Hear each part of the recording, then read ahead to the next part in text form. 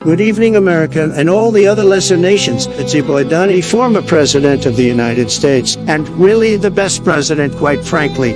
I'm here tonight to tell you not to be like China and instead donate to the OCA podcast. But don't just take it from me, the greatest and most loved president of all time. Listen to these other satisfied customers. I think of the host of the OCA podcast as my 5.5 additional children, and like a good American father, I support them by donating to their OnlyFans. If only I had started donating earlier, Uncle Ben might still be alive. I've never met my real dad, but that's okay. Because after donating all my savings, the host agreed to be my new dads.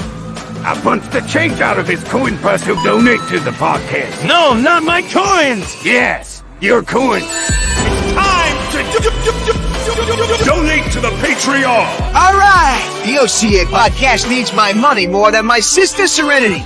Donate today.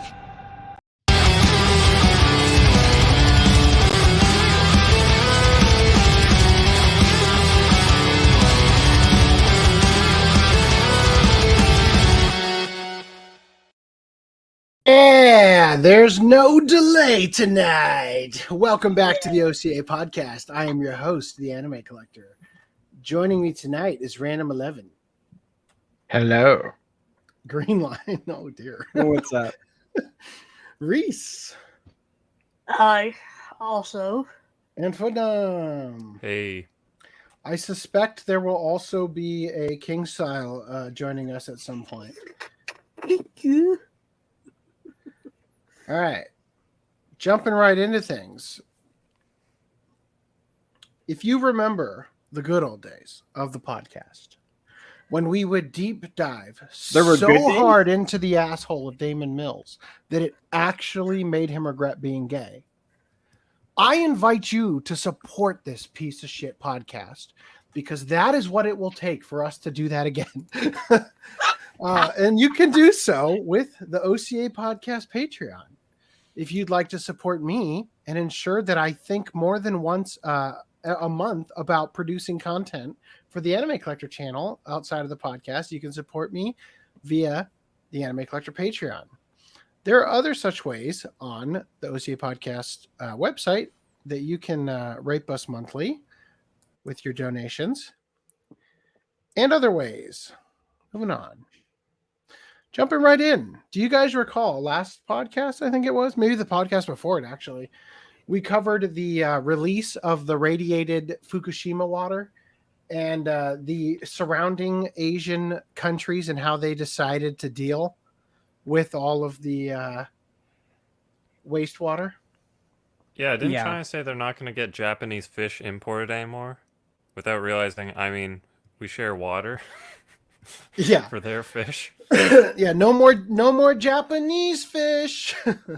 only the fish China fishes out of the Sea of Japan, right? Yeah. So Korea, a Korean politician went on a hunger strike. You remember that? In protest of Japan's water release. It's been a month. This was September 1st. And now Korean politician hospitalized after fasting in protest of Japan's water release. That's a cell phone. Well, at least they stuck to it. Yeah.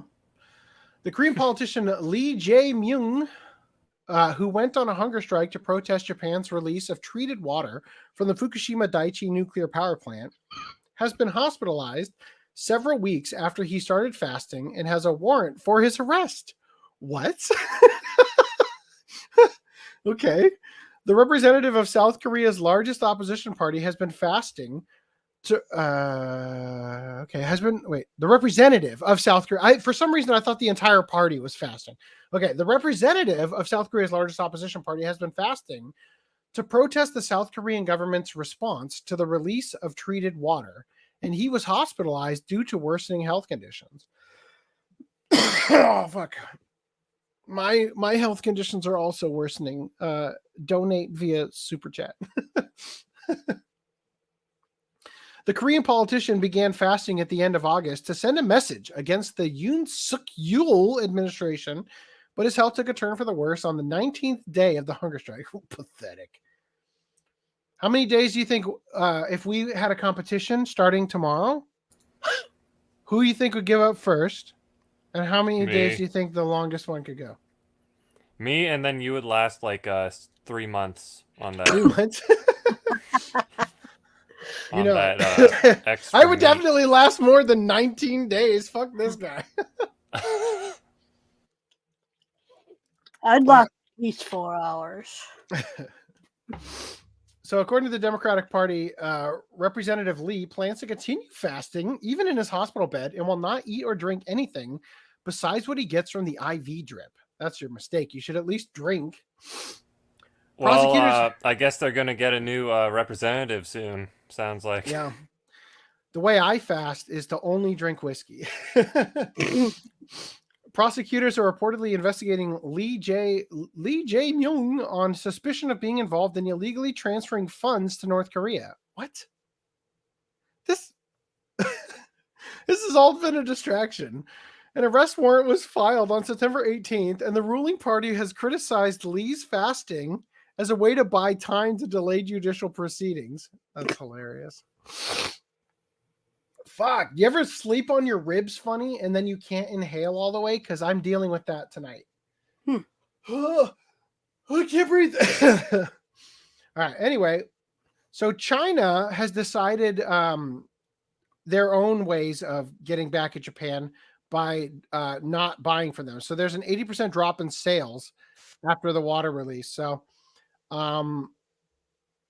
that's about it. There you go. Moving on. That's China's thing. Also, China's angered over a German foreign minister calling Xi Jinping a dictator. Ain't AI art wonderful? China has complained after the German foreign minister referred to President Xi Jinping as a dictator, calling it an absurd and an open political provocation for the offense. The remarks come from the German foreign minister Annalena Baerbock last week during an interview with Fox News regarding Russia's war on Ukraine. If Putin were to win this war, what would that be for other dictators in the world? Sorry, what sign would that be for other dictators in the world? Like Xi, like the Chinese president, she said. Chinese Foreign Ministry spokesperson Mao Ning called the remarks, quote, extremely absurd and said that it infringed on China's political dignity. They are an open political provocation, said Ning of the comment. Annalena Baerbock is known as the outspoken critic of China. In August, Baerbock said China posed a challenge to the fundamentals of how we live together in this world and described her trip to China as more than shocking, as she felt China was becoming more of a systemic rival than a trade partner. Any thoughts? Not really. What about you, Random 11? What are your thoughts on these fingers? It's unfortunate. So previously, do you think that in China they call him Xi Jinping Jesus Christ? So previously, when we were going over this, Random 11 had brought up a good point that because of how the West has become, it becomes very difficult to call out actual dictators, because for everything that we would call them out for, they would just hold up a mirror and go like, what the fuck, you do that? You know? Oh, yeah. Yeah. So. At the same time, though, that makes it easier to call out ourselves because, you know, they're going to push it back at us. And highlight it. Well, unfortunately, when a Chinese person, like a Chinese governmental person or whatever, criticizes government and says, well, you know, put people in jail for being a journalist or whatever, poo-poo to you, then the government like would look at that and be like, instead of self-reflecting and saying, oh yeah, I guess that is bad, they just like double down like, oh no, well that was okay, but what you do is wrong. It's like, you know, just insaneness. So rules for thee, but not for me. Yeah. Da, da, da. Don't expect justice. Currently, I missed some messages getting deleted because you put JT in timeout. Well, yeah, he's still on probation of his timeout, so therefore, is this Facebook user? Fuck yeah, it actually is probably. So I just wanted to say, I need a moment. I have to go to YouTube to do this. An angel. Do your thing, big boy. Now he's on Twitch. God damn it. He's everywhere.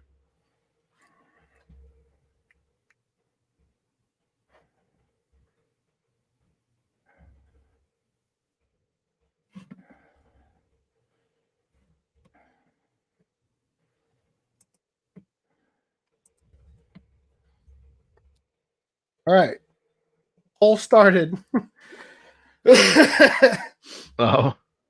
There you go. I didn't open that yet. I'm drinking this.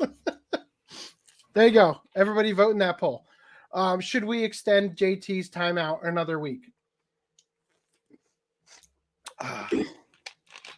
We're going to let the viewers decide every podcast if it just will extend indefinitely.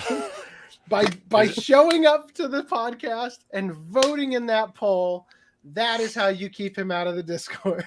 Is it ban evasion? Is that why? Mao Ning, like the Mao Ning, like morning. I don't like that comment. I can only sleep on my back. Any other position in bed, I feel like I can't breathe. Yeah, well, lose some weight. I'll start out sleeping on my left side, but roll onto my right side at some point. Hey, it's Facebook user. No attention to get here. Yep. The Oxma podcast was on time, but we weren't. We still have to breathe though? Yeah, just not well. God, it hurts. All right, anyway. All right, cool. I'm caught up on chat. Just want to make sure I didn't get too far away before we went back to the next thing, which is this thing we're supposed to cover last podcast. The Great Wall of China was damaged beyond repair by lazy workers. So, did someone break down Chun Li's walls? Yeah, I'm really studying those walls right now. They seem pretty sturdy. 2 people were arrested in China's Shanxi province for causing damage beyond repair to the Great Wall of China using an excavator while looking for a shortcut. According to the state-run China Central Television, a 38-year-old man and a 55-year-old woman were detained after having admitted to using an excavator on the city wall to create a shortcut to reduce time traveled around the area. Hey, the Kotuti gave me the on-time tax. Nice. $20. Holy shit. I read that as $2. I got to be more on time. Oh my God. Did he slip and hit an extra 0 this time? Like, oh. Well, thank you nonetheless for your What happens mistake. when you're like a minute early? This is the second best thing that's happened to me today. Thank you for your mistake, Cool 2T. What's the first best thing that happened to you today? Oh, it involved a straw hat. The section of the, hold on, let me finish this before we talk about it. The section of the Great Wall of China was built under the Ming Dynasty, and it's been relatively intact for many years, but it is now considered irrevocably damaged after being excavated by the 2 individuals. A news report shows the wall in the area that has been damaged. Look at this shit. First of all, the fact that news in Asia is apparently a TikTok, right? Like, look at that. Stood for 2,000 years defending When you said China that it was from the Mongols. like and irreversibly one damaged or demolished. whatever it was, I thought you meant the whole thing got like, Yeah, they pillaged. went the No, wrong just way. the section. Just push down one section, it just goes down like a fence. I like the idea that the way, I mean, let's be real. There's no way they're going to get any, they're not going to get a slap on the wrist for this, right? Like, They're gonna get. I like the idea gulags. that they put him up against the wall with a firing squad against the Great Wall. You know? Anyway, the man and woman remain in I custody like while the idea investigation that continues. they put up the cement forms and they just push them in and then fill in the wall with their Yeah, it's like they're built into it, like Jimmy Hoffa. Yeah, like they're still alive. When they're still... their head is sticking out so that when people ride their bikes, they bump them. Right? Oh, I don't have to do shit because I am but a mere observer of Reese's wrath. All right, so let me tell you about the funny thing that happened to me today. I got a call from Augie, if you can believe it. It took me by surprise. Random 11 and I were on a call on Discord, and all of a sudden my phone started ringing. And Augie asked me very kindly what it would take for me to stop using him in thumbnails for the podcast or something. And I was like, what are you talking about? Like, first of all, the contract states that you can't call me. Second of all, it states that I can use your likeness. Third, I haven't used your likeness, right? So I let him, explain to me what his gripe was. And I'm like, are you talking about Luffy? And I'm like, you talking about the red thumbnail? Literally, I had just made the stream, not 15 minutes before. Augie thought this was him. And that is the funniest thing that has happened to me in over a month. Like, honestly, that made my day so good. Yeah, so that was wonderful. Thank you for that, Augie. You're definitely going to show up on the thumbnail now. All right. Anyway, back to the topics here. So continuing in the KyoAni arson, we've got some interesting updates. Fuck, I can't breathe. So first of all, Kyoto Animation Arson Trial, Day 7. Suspect answers further questions on intentions. Claims the light novels were rejected by those involved behind the scenes. So the conspiracy actually predates them using the scenario, the vague scenario he wrote about that was in the part of the novel he didn't even submit, that he somehow thinks they hacked into his like Dropbox account to see the version history and steal all of his wonderful ideas. But even before they knew that he existed and that his novel existed, it was rejected even by those people back then because they knew they were going to steal it. So September 19th marked the 7th day of hearing for the trial of the Kyoto Animation arson attack at the Kyoto District Court with the defendant, 45-year-old Shinji Aoba, who was detained by police close to the Studio One. Discussing his feelings on the day, he was questioned by the prosecution on the finer details behind his novel, which he claims Kyoto Animation stole his ideas. At the time of the attack, Aoba said that he felt, quote, Kyoto Animation were all equally guilty of stealing, all of them, the ideas from his novel. According to the Sankei News, screwed that, who cares? So the prosecution asked Aoba to explain his novel more and the influence behind it. Aoba explained that he was emotionally affected by the melancholy of Haruhi Suzumiya anime, which aired in 2009. Quote, there was something as interesting as the internet games I was addicted to, he added. After the anime ended, Aoba bought the 10 light novels released at the time and read them all in 2 days. How's that for speed reading, Reese? How fast do you read? I don't want to. This was when Aoba thought that he could come up with his own light novel series. According to Aoba, he imitated the writing style and worldview of the Haruhi Suzumiya light novels in his own work. What? So sounds like you're guilty. Realistic Weapon is the name of his work. Cringe.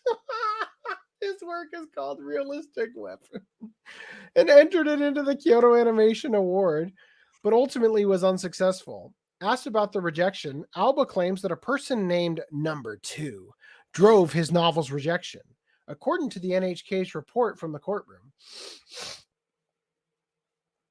Oh, come on. There it is. There's a fan. Awesome. Okay.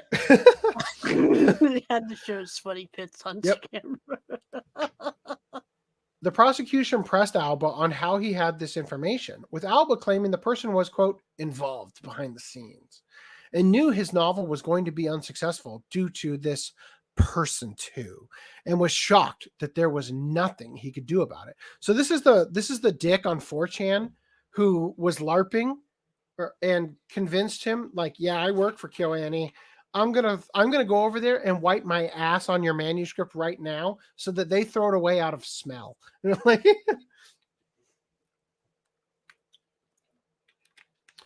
the prosecution also asked Alba to go into further detail on his statement on the first day of the hearings, where he said, quote, "There is no doubt I did what I did.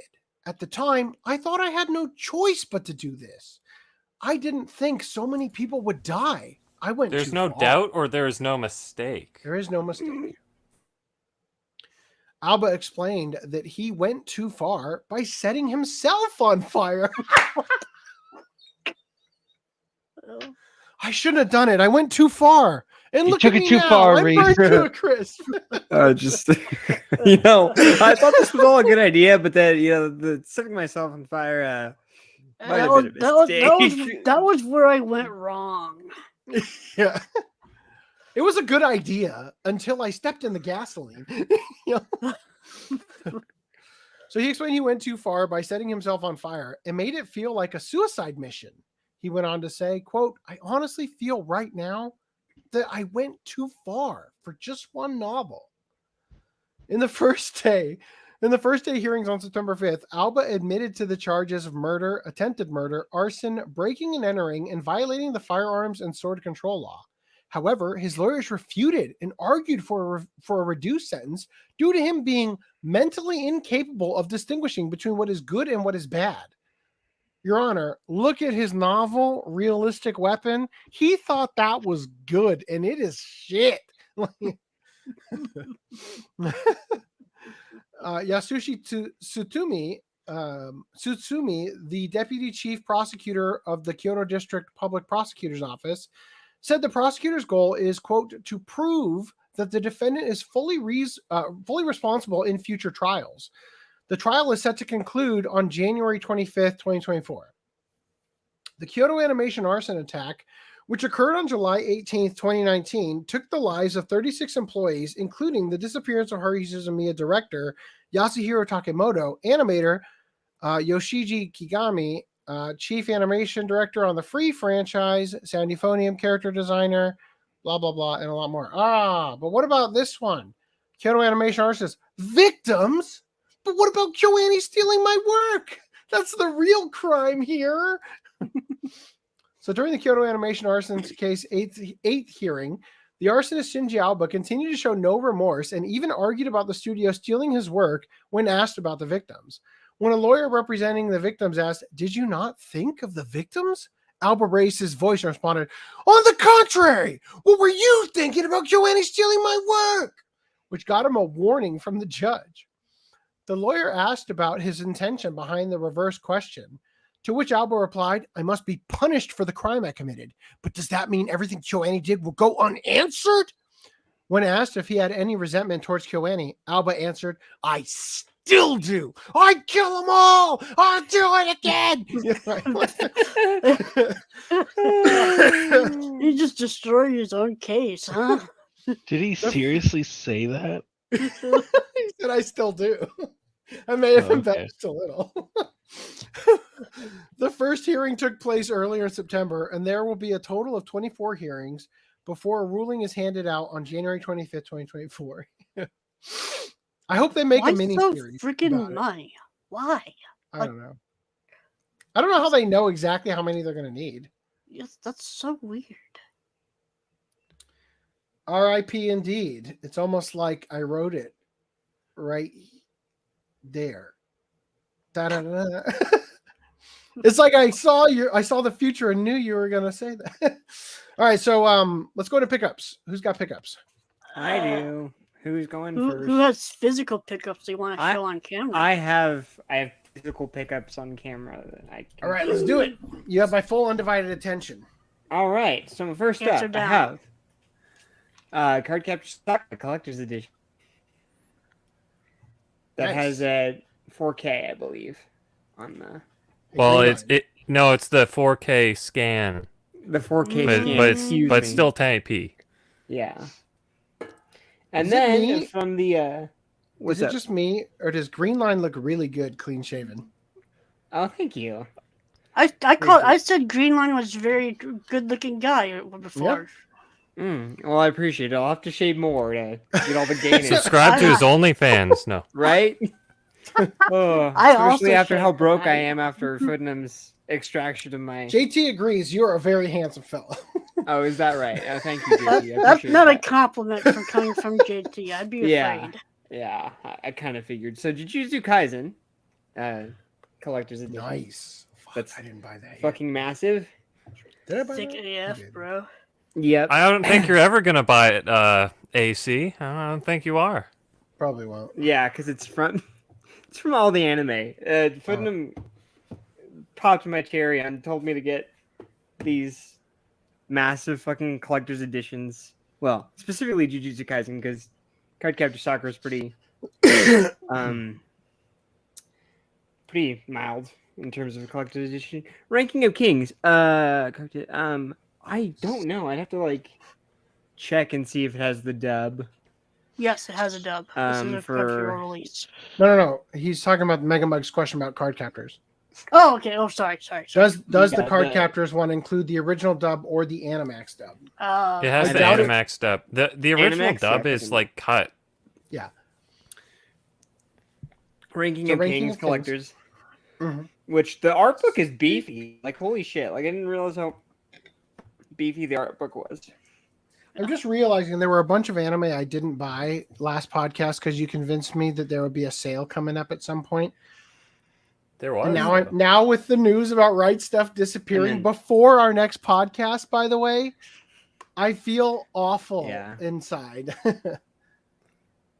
We can And use then that from code. Right discount Stuff, code. quite possibly my last Right Stuff pickup. Got Gundam 8th MS Team, which is what is this 70 or is it 81? I think it's 81 or 79 or something like that. It's in the Gundam timeline. I'm not sure. And then Re Cutie Honey. Mm-hmm. Nice. Super good one from Discotech. That one's really blurry. Is the alternate? Oh no, there's no alternate cover. I thought there was. And then Sorry lastly, to interrupt you. Footnum. Oh no, finish. Footnum's favorite Tenchi in Tokyo. To add to my ever-growing Tenchi collection. Nice. Now, what were you gonna say, Random Malone? To the person who is impostering the anime collector, if you're gonna reply to someone on Twitch, reply to them on Twitch. Kill me. he's still watching. Oh god, wonderful. Well, who did he technically respond to? Mug? Oh yeah, technically, yeah. This is Does the last... Cardcaptor Sakura include the original dub or Animax dub? I know you're douche, and that's enough for me. It was meant for this. This is meant to reply to this comment. I can't breathe. Fuck. Oh shit. Okay. Hey, GT, come back to YouTube most so I of can my time out you again. Pickups. All right. So I'm sorry. I can't believe how badly we cuck Green Line every time he does pickups. I'm used to it at this point. I'm used to I just the need to leave the cucking. room. What is the anime collector's collection? Not with him currently.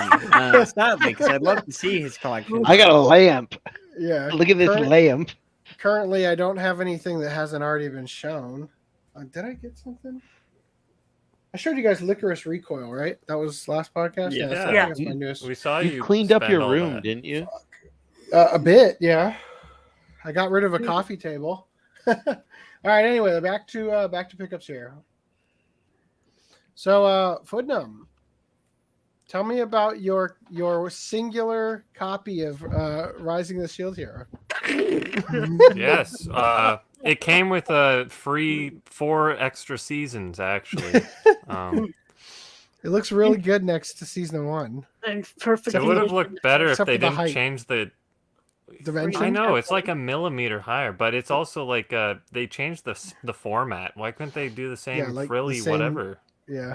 It's like they got the same text, but they couldn't be bothered to keep anything else. Yeah, well, at least the text more or less lines up.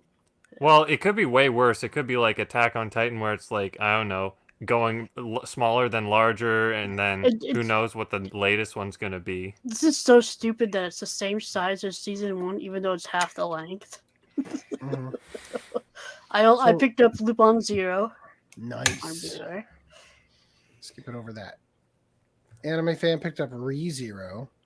Wow, 2 Zero things picked up today. Season 2. Right back to back. Oh, Oh, looks like You someone picked up got the Reese King of stuff order. Breasts. Nice. No, I didn't. Reese just shoved that in there. Imposed it. He snuck that in there. I was done with it. It is Oh, the only one that's open. you got your mileage out of it? Oh no, I didn't even realize that. I hope you have a black light handy. Oh no. All right, so It to might get not into the fit on actual thing for the holds the disc quite right. It's a little bit worn out in that area. Very private lesson got a Blu-ray. Here, I'll go over it. So we got Our Last Crusade, Something of the New World, Too Small to Read. Then we got Dr. Stone Season 2 Limited Edition, which is half the episode, so it's half the size, apparently. But, you know, it matches, so it looks good. King of Boosts. Then we got 6 Lupin things. What the hell? Yeah. Lupin. Wow. So yeah, we got 6 Lupin releases. This inflates my collection of Lupin. I'll tell them what they all are, just so they don't question it. Mystery of Mamo. I can't even read. I that can small. tell them what they are because I Oh, know you what can. I they thought you are. said I should. I said can I do can't. it.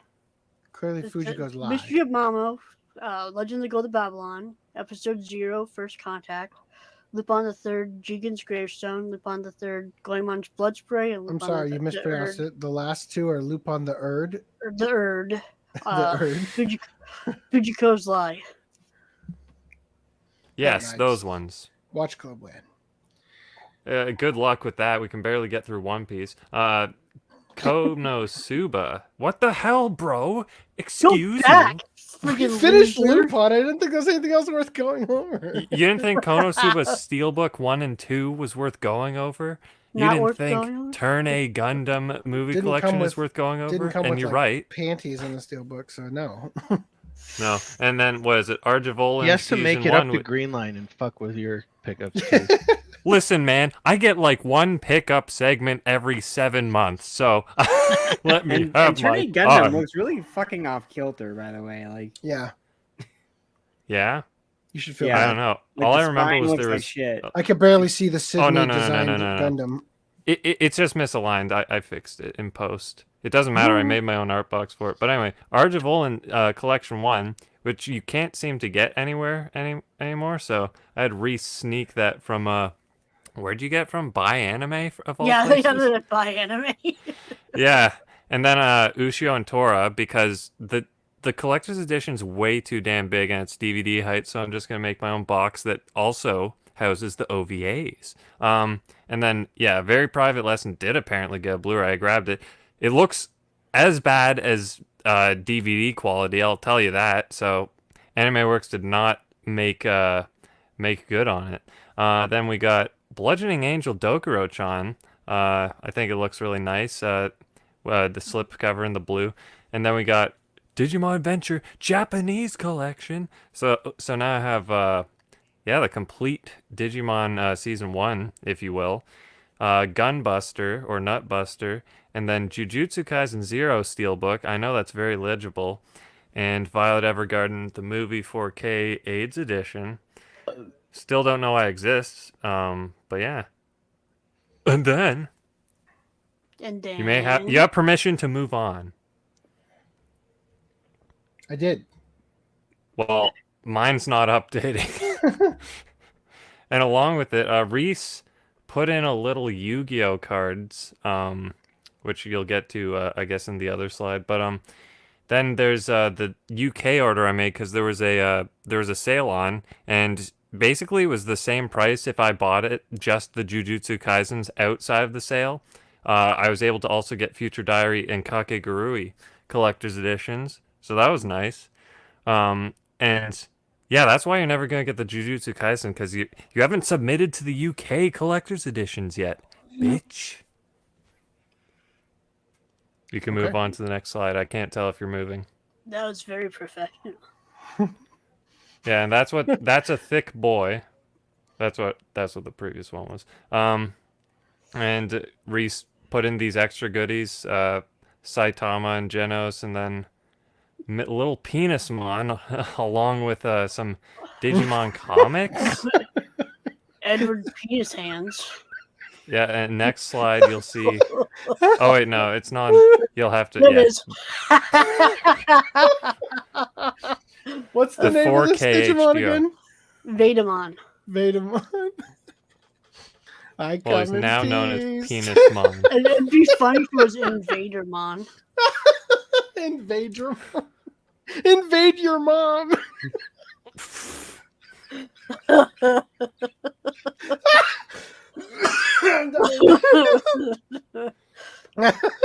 His attack is fisting attack.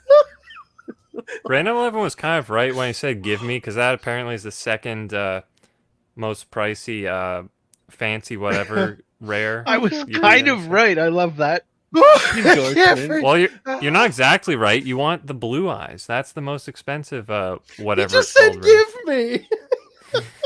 No, you're not. You're not right. You don't want that one. You want the blue eyes. No. Oh. Keep going. Uncoda, there is an anime called Rape Man. The motherfucking Rape Man. I'm the fucking Rape Man. Oh, I love that. Is that Detroit Metal City's sequel? Yes. Here's your 25th anniversary watermark. Nice. Scrape it off. Yeah, that'll retain the value. And then Reese wanted to see the thickness of the set. Oh yeah, he rigged my packs. He stole all the rares. Oh, I got hosed. You didn't mention that I nutted in the bottom of them before I put the cards back in. Yeah, you gave a good luck little cream. Give that extra sheen. Oh, are any of these explicit? Wow, you're so paranoid of Yu-Gi-Oh. Just the upskirt goblin. Yes, upskirt goblin. That's exactly what it says. Wow. What's up? King Style makes his entrance. Kingu? Got any pickups? He's muted. Okay. Let's let him sound. Cool. Oh, he missed the talk. No, I have to do it again. I should have saved it for when he got here anyway. Here's more Jujutsu Kaisen. I think that would have looked cool on the bigger box, but the bigger box does have like something that looks like it's meant to be a cover, so that's fine. I started watching it with my wife, and we have not been sucked in yet. You haven't been sucked off yet? Every night. ADV previews just came with Shadow skill set. Huh. Your Shadow skill set looks like it's been through war and back. New Dominion Tank Police, Hack, Legend of the Twilight, and Akira. I cannot tell what I am looking at with this leg. Oh, dude, that was so confusing. It looked like her right leg or whatever got turned click into that little the button left that says leg. open in browser. Open in browser. It legit looks like she has that's her right foot. I know, right? It looks like it turns into a boot my on the right leg. God. Like she has this really mangled right leg. Jesus, I thought she was like a centaur or something, and those was like her first legs. Yeah, that looks terrible. Oh my God. Well, it would They look must have been terrible rushing if on the artwork. that was the actual case, but no, it's just an optical illusion. No, we got to talk about how awful art is if you don't do it right. Well, it's called rushing, right? Is that what it is? New Dominion Tank Police. We could watch that. Can we if it's out Random of print 11 and sees $79? $80 price tag and thinks, "Oh, let me know if I should have bought those." I also picked up Bludgeoning Angel Dokuro-chan and The Eminence in Shadow Season 1. And Lance picked up One Piece card game Judge. Boa Hancock. Boa Hancock? What? All right. This was shared. Writers reach a tentative deal with studios to end strike after nearly 150 days. And it was shared with the accompanying message. In your face! Anime collector! In your face! You gotta spit when you're saying all that.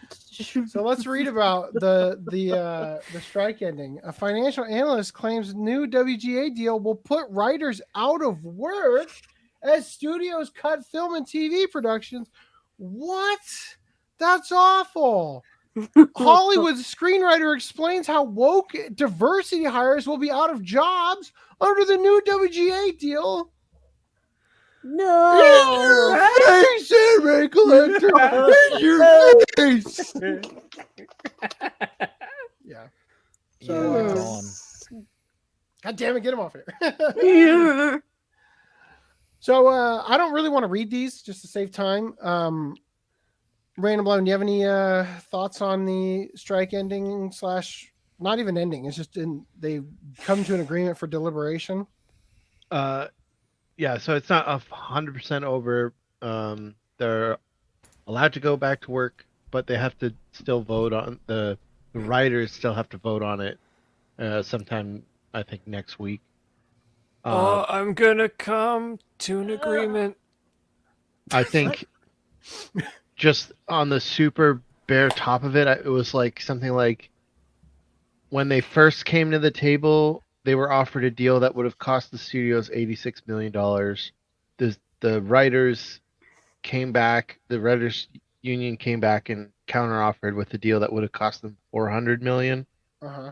And then they ended up settling for something that ended up costing $200-something million. So I'm going to slip a wild card in here real quick. It seems like it was pretty much a down the middle type of negotiation. They did end up getting some of those minimum writers in writers' room clauses, but I'm not sure how many. I didn't look into the fine details on the numbers. Hey, AC, I got a quick question for you.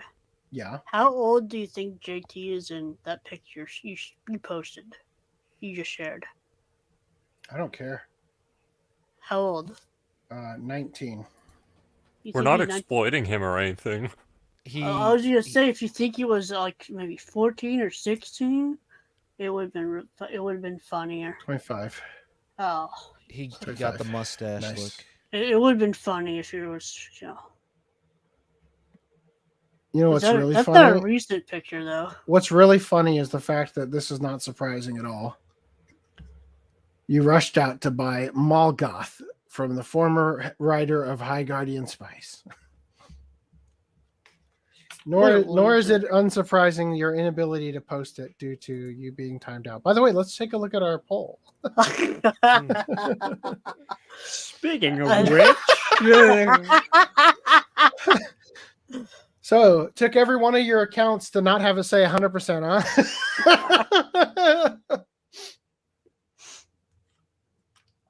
All right, so I have to pull an audible right now. I know we talked about this before the podcast, and I thought we would not cover it tonight, but now is the time. Now is the time. Let's talk about this. What time is it? Let me stop screen sharing. Shh, I have to share it with audio. Fuck. All right. Let's watch The View. Watch with your family. Oh, God. Should you wish to call One Piece. But it's not what you think on It's a pirate show based on a graphic novel. So Whoopi Goldberg endorsed the live action One Piece, which means she's going to be thrown out of The View? The Union. SAG. Yeah. She said that was like a graphic novel. That's like saying an anime is a cartoon. Oh my god. So we're just drawing attention to the fact that under their own rules, she cannot promote it. Seriously? Yeah. They're not supposed to. Yeah. So Random 11, you were telling me that people that you follow who are members of SAG, but also have like YouTube channels and stuff, even though the live action One Piece is one of the biggest topics to be talking about right now, a lot of people that otherwise would be talking about it aren't because they're members of SAG. Some of them are members of SAG, but then all others aren't. But the way the SAG their thing that says like don't do all this shit, the way they worded it is even if you aren't in SAG, if you ever want to be in SAG, don't talk about this shit, otherwise you won't ever get accepted. Yeah. But Whoopi for sure, she's in SAG, so it 100% applies to her. Doesn't sound like a cult or anything. Unions. Who needs them? All right. But yeah, like Rogers Base isn't talking about the thing. So there's a couple TikTokers that I watch who aren't talking about it, and it's all because SAG said don't promote the work. So I look forward to reporting on Whoopi becoming destitute because she wronged the union and the union fought back. Yeah. That'll be coming next podcast, I'm sure. All right. In other news, U.S. Actors Union members have voted to authorize the strike for video game performers. Let's read this one so we can say we at least read one of them. And it's also short. SAG-AFTRA members, including voice actors, motion capture performers, and stunt actors, have voted in favor of authorizing a video game strike if negotiations fail to reach an agreement on a new labor contract. While the Writers Guild and Hollywood studios reached a tentative deal to end a historic 5-month strike. Now keep that shit going. Come on. The video game industry could see its biggest strike if negotiations fail. Voting closed after Monday, and according to the SAG-AFTRA union, 98.32% voted in favor of authorizing a strike for the video game industry, which, much like the film and TV industries, is facing concerns about pay and the use of artificial intelligence. Artificial intelligence use is the only way you're going to continue to be paid. The only way you're going to be able to continue to be paid, because they won't be able to produce the amount of shit that keeps your bloated, over populated industry afloat. It's worth noting the vote doesn't guarantee a new strike, but it gives the union the power to call for one if negotiations fail. It's time for the video game companies to stop playing games and get serious about reaching an agreement on this contract, said SAG-AFTRA President Fran Drescher of the Nanny fame. That's a weird way to phrase that. Anyway, there's panties. Moving on. Okay, in other news, Nippon TV acquired Studio Ghibli as its subsidiary. Or as Crunchyroll wrote, Nippon Television to acquire Studio Ghibli. Or as Sword News 24 wrote, Studio Ghibli to be acquired by Nippon TV as subsidiary company in stock purchase. I have read all of those articles. Not one of them felt the need to mention what CNN Business chose to. Studio Ghibli sold to Nippon TV after finding no successors for Hayao Miyazaki. So we're going to read this one. So the two companies' board of directors met on Thursday and approved a resolution for Nippon TV to acquire shares of Studio Ghibli, making it a subsidiary of the television network, the company said in a joint statement. Quote, with director Hayao Miyazaki now 82 years old and producer Toshio Suzuki also 75, Studio Ghibli has long been struggling with the issue of their successors. Nippon TV will, quote, permanently protect Studio Ghibli's craftsmanship and brand values, and intends to honor Studio Ghibli's autonomy so it can focus on filmmaking.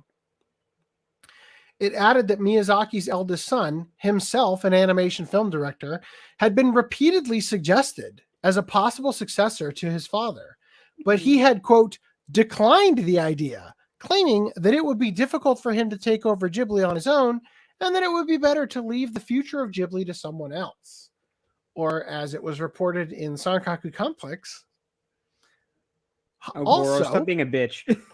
Hayao Miyazaki was said to have been against his son Goro taking over as another reason for why Goro had to refuse.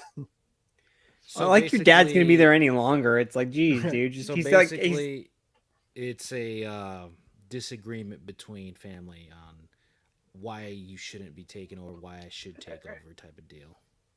I hope when Hayao Miyazaki finally dies, that Goro's like, all right, I'm ready for this. Let's do it. He can't stop me now.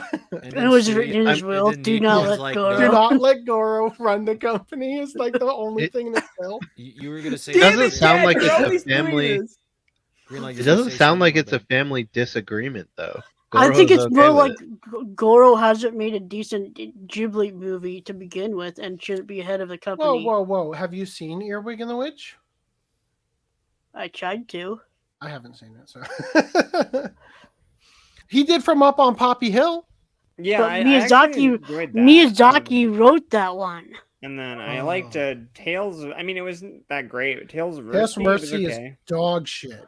It is dog shit. Yeah, the story was dog shit. Yeah, the story was like, I kind of was like, your mouth will be agape at how bad it is, and you're like, they're This shoveling. guy wants to more run shit into my Ghibli? mouth.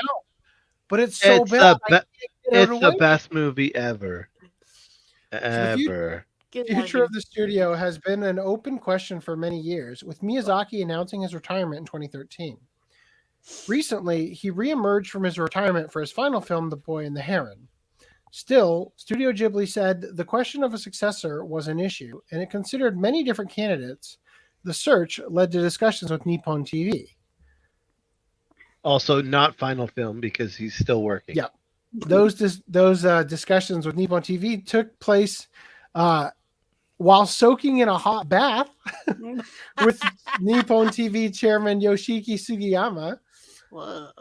Quote, would it be possible for Ghibli to have Nippon TV help with our management and operations so that we can focus on movie making? Asked Suzuki, to which Sugiyama replied that his company was eager to support Ghibli's works and protect their movie-making environment. Nippon TV and Studio Ghibli have long worked together, with the former broadcasting Ghibli films on air, investing in Ghibli movie productions, and even helping fund the Ghibli Museum. Under the new management, Nippon TV will become the largest Ghibli shareholder with 42.3% of the voting rights. Now, the only thing worth bringing up in the Crunchyroll article, because Crunchyroll is such dog shit, is that they could not get the proper fucking number and said 43.3 instead of 42.3. The only one who got it wrong, and this is like the shortest article, fucking go kill yourself. No, don't. Anyway, any thoughts on Studio Ghibli being I mean, it was already kind of in, like, not the shitter, but, like, it was already kind of going downhill. A bunch of its animators have left to do other stuff. I thought they Studio formed their own Ponok? studio, but yeah, Studio Ponok. yeah. So it's like, okay, cool. Like, Ghibli's done. It's what's that parable ship of Theseus or whatever? Yes. Anyway, the whole point is that what is a ship and how, like, if you replace all the parts of the ship, when is it still the ship? Yeah. Is it still the band Kiss when you swapped out every member but Gene Simmons? Well, what happens when you swap out Gene Simmons? You know, There's no Kiss anymore. For sure. There's literally some bands that all of the original members are gone. Replaced. Yeah, for sure. Like Paul Stanley. Is it still the OCA podcast when I'm not here? That's a good question. So, is it still the OCA podcast without Augie? If everyone's, it's reached its final form. We did make the most in super chats when you weren't here. That's true. Yeah, Pimp Daddy AC made bank that night. if they've if a lot of the animators have moved on, and then Miyazaki is gonna eventually, he's got a timer on him. Then it's just a name, and they're just buying a name. Watch he lives to over 100 and produces 2 more films. Well, great, that'd be awesome. Well, it's a timer. Miyazaki is the first one to get Neuralink and it turns out that it makes him immortal. And then he learns how to use AI art generation. He's in his hundreds. He's making more movies. This is like 20 years later. Would you? This is a serious question. Would you rather Hayao Miyazaki continue to live and produce the kind of movies that he's going to produce for eternity, or resurrect Akira Kurosawa and get him to make more samurai movies for the rest of eternity? Oh, that's a tough one. That is a tough one. I'd probably say Miyazaki just because I've only seen Seven Samurai, but yeah, I've only watched Seven Samurai and it was boring as shit.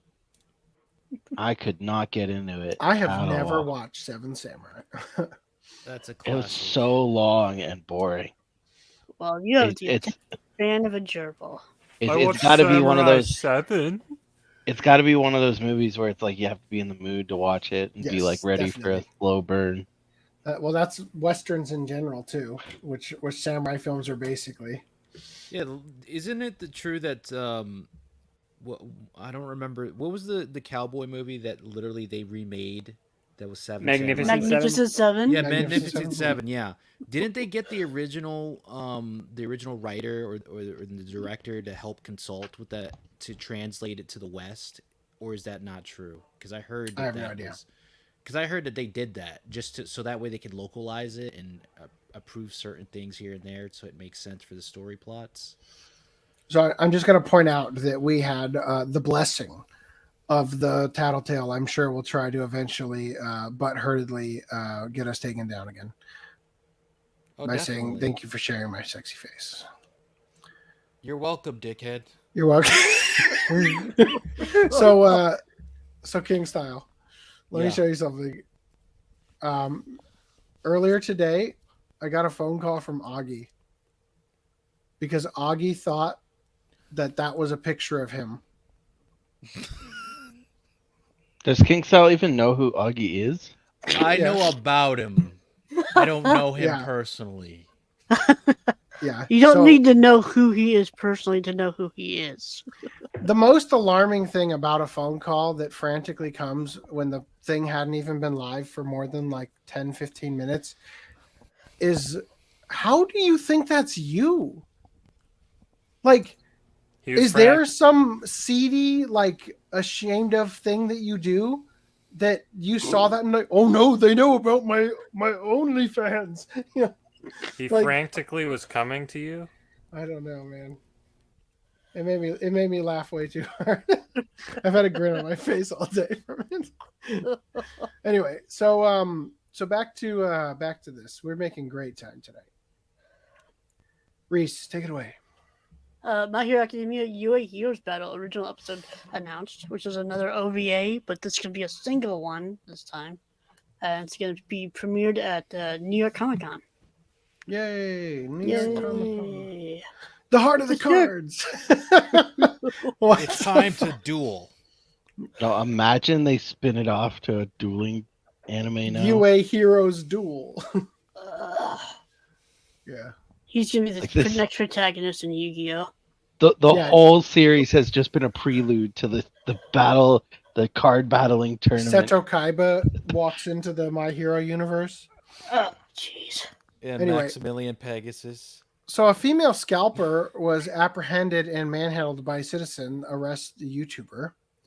And oh no. I'm just gonna boy. And they cut it at the wrong time, damn it. Hey Greenline, are you a member of the Discord? Yeah. You should go check out the Velvet Room. Thank you. So there's been a growing trend of citizens arrest YouTubers pretending to be vigilantes, stopping petty crime to make content. And the latest viral video by such individuals shows them apprehending a female ticket scalper. Here is the video in question.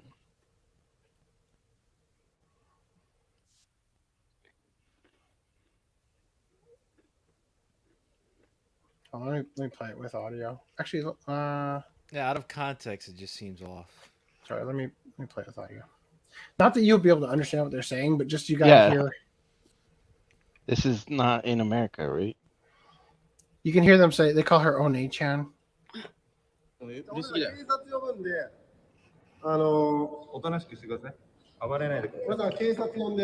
So if I were her, I'd scream like, "Don't grope me, you hentai!" Right? You know, like, hentai, hentai. I would literally start running, but look at that. Who's the like? Who would you? Now I know how Augie felt about scalpers, but how do the rest of you feel about scalpers versus some guy randomly accosting some woman? Which one burns you up a little bit more? A guy accosting a woman. I mean, a scalper, like she's just buying stuff, free market. Yeah. Stop bothering her and stop grabbing her like she stole like thousands of dollars worth of jewelry. Open market, you can buy as much Like as you shoving want. her to go back to return the items so they can buy them or something. It's like fucking ridiculous. I was in line before you were. Look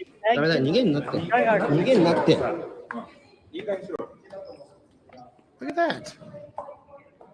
I hope our next podcast we get to report on them going to jail. Yeah.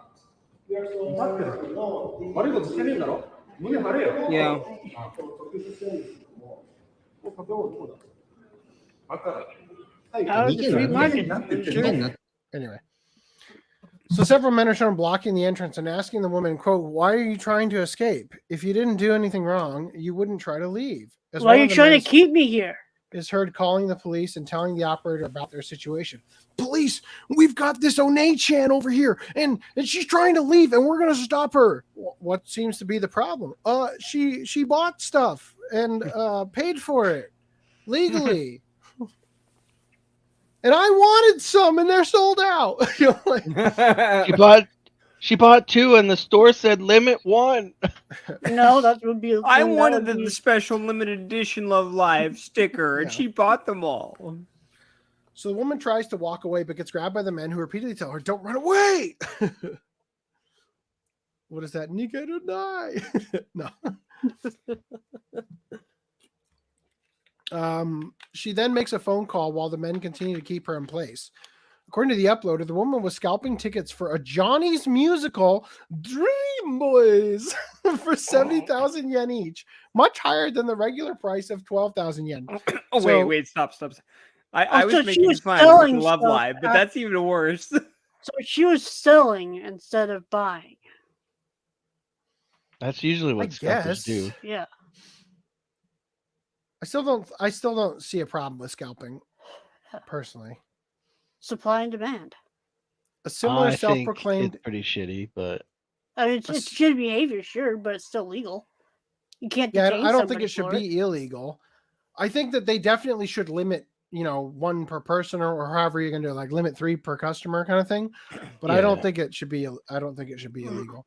I don't think it should be illegal. I think if you have like an extra ticket or something, and like they're going for 70,000 yen. You're like, okay, I'm gonna go sell one, and that's fine. In my opinion, that's not what a scalper is. But like, in my opinion, a scalper is one who purposely buys up during COVID, good tickets and then waits until they all entirely sold out, and then sells them at like 5 times the value. Scalping is the lube of the economy. Philosopher the Cool 2T says. Specifically, my definition of a scalper is anyone who goes out of their way to buy a lot of. Like, if you buy 1 or 2, okay, it's fine. But if you're buying, 5, 10, 20, 30 of this thing, and then you're flipping it right away, you're not holding on to it as, an investment. You're just... Who bought all those damn PS5s? Yeah, you're just flipping it, then yeah. That's... No. I remember scalpers at a concert I went to ages ago. They were literally just outside the entrance or whatever, and they were selling their own tickets. So if I was... selling the tickets or whatever that were getting scalped, I would keep tickets available. Like you would date them by, when they were sold, right? And then after the event has started, if there's people still outside who wanted to get in and the seats aren't filled, you just sell more for the normal price. So the scalpers have no, collateral to to be able to sell them, right? Because people can still get in and at the normal price instead of at the exorbitant rate. Yeah, maybe take $1 more. Out scalp the scalpers. Yes. Anyway, so according to the uploader, she was selling similar proclaimed. No, we're not looking at that one. I couldn't show that. Oof, that one has a rough image.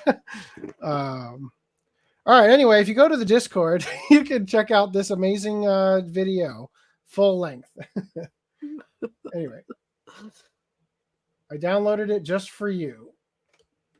Legally. No. Just for me. All right. Here we go. All right. Greenlight, would you like to tell us about FLCL Shoegaze? Oh, sure. Yeah, that premiered this last Saturday. It's better than Grunge for sure, because Grunge was solely CGI, and it was like there were some parts of it that looked like decent as CGI, but most of it was just like ew, rough I on heard the there's eyes. some pretty bad localizations in the dub. Well, I didn't notice because I didn't know what the original. Like, I'd have to look at the original. Do you have any examples for them? But no. Okay. I was honestly shocked to find out about Shoegaze. I was like, really?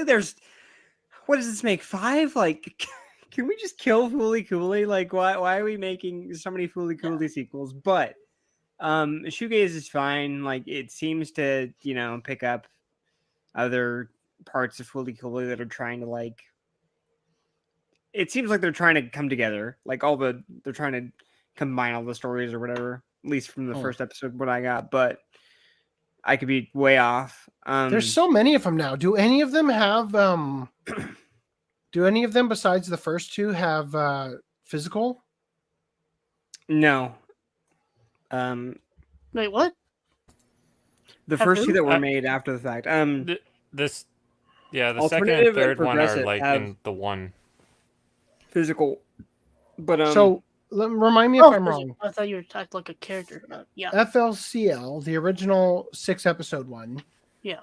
The one that came after that had the girl with the cat earphone things. Yeah. Progressive. That was done by the original creators, or that was done by Toonami stepping in and like forcing it to be done? Toonami stepping in. The original creators might have been involved, but Toonami stepped there wasn't in right there after. wasn't any sequels that were like the original creators came back after all these. Okay. And Progressive was so boring, just in my opinion. It was weird that they didn't include the kid from the first series. Like they Naota? they just excluded him as if he, other than a cameo at the end of one of the sequel series, right? He's shown as a cameo at the credits at the final episode as an older guy. You don't see him. Just a cameo. He doesn't speak. It's weird. Cool to see. Says FLCL is only like 6 episodes, so all combined is like 2 seasons in length. Okay. No, not even. Yeah, more like 1 So, season. And I didn't understand why. When AC asked if I wanted, I said yes, just because I was surprised to learn that both of these are only 3 episodes each, instead of 6 episodes each, like the 3 previous. Oh, okay. So he's saying. Okay, hold on. Are you saying that because these combined are 3 and 3, that makes 6, which means it's almost like I guess it is second season in length basically 24 episodes entirely. Yeah. Okay, cool. Gotcha. Nice. Didn't quite follow. We're gonna make fun of you, but we saved it in the end. Yeah. We good to move on?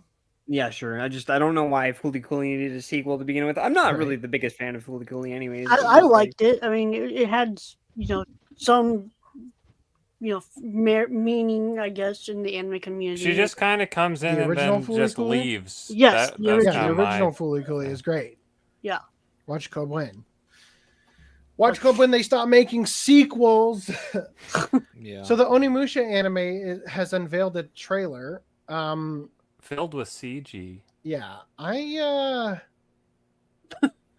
Hold on.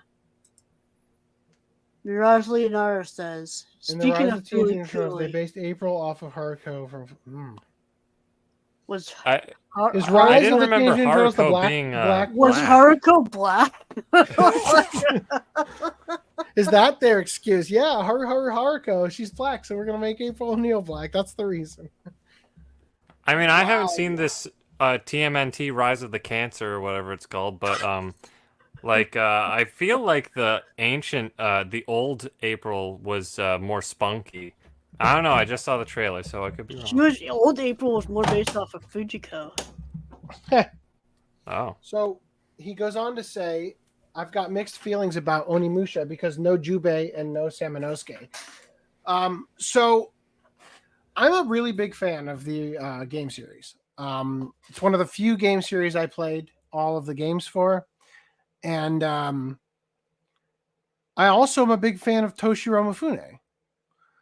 I don't know why we needed to mix them. It feels so fucking out of place. Now, correct me if I'm wrong. I can't imagine he's still alive, right? Like, no clue.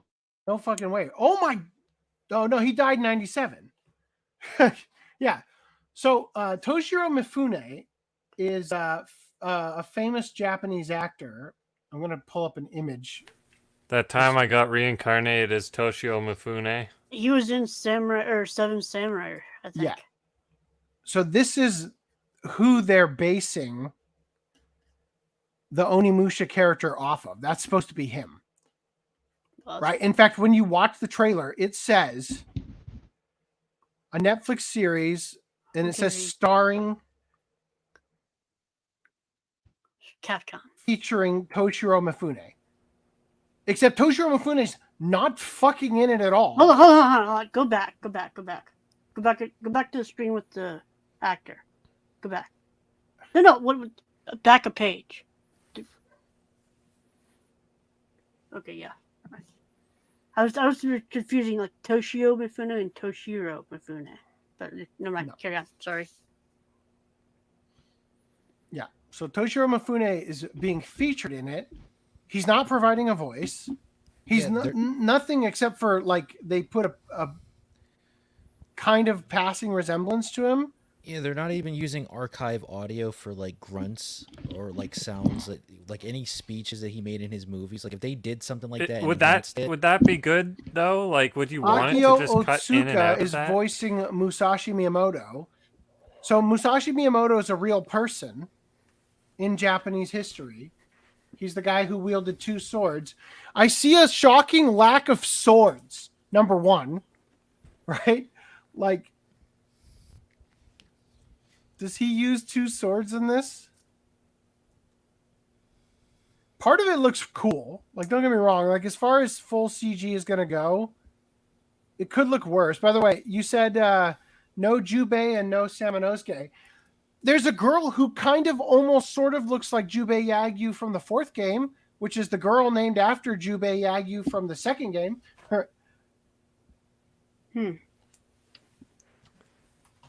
Villains are not nearly flamboyant enough for it to be based on the 4th game, though. Seriously, it's fucking Musashi. 1 sword, 1 sword, 1 sword. Right? So it's like featuring Toshiro Mifune. No, featuring fucking Musashi. Like, he's not in it at all. They should just say his likeness, not him. All right, let's read the article. It's like saying Christopher Reeves was in The Flash, right? I mean, maybe they're just saying it's in the series at some point, and they're not actually showing it in the trailer. I don't know.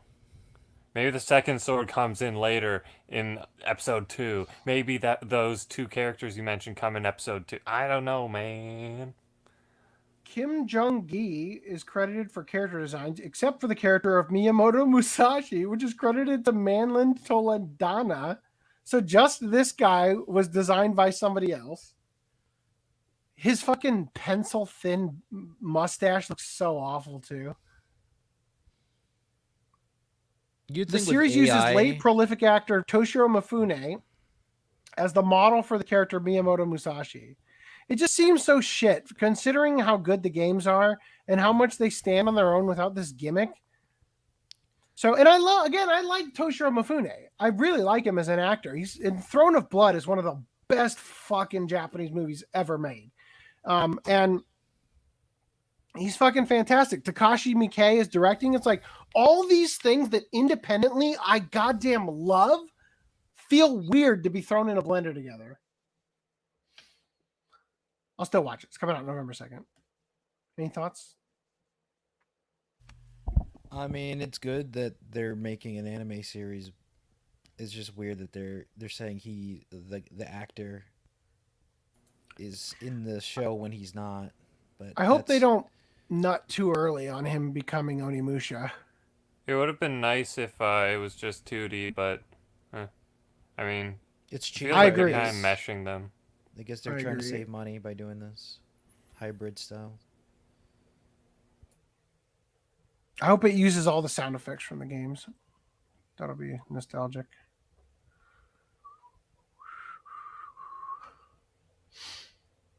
All right.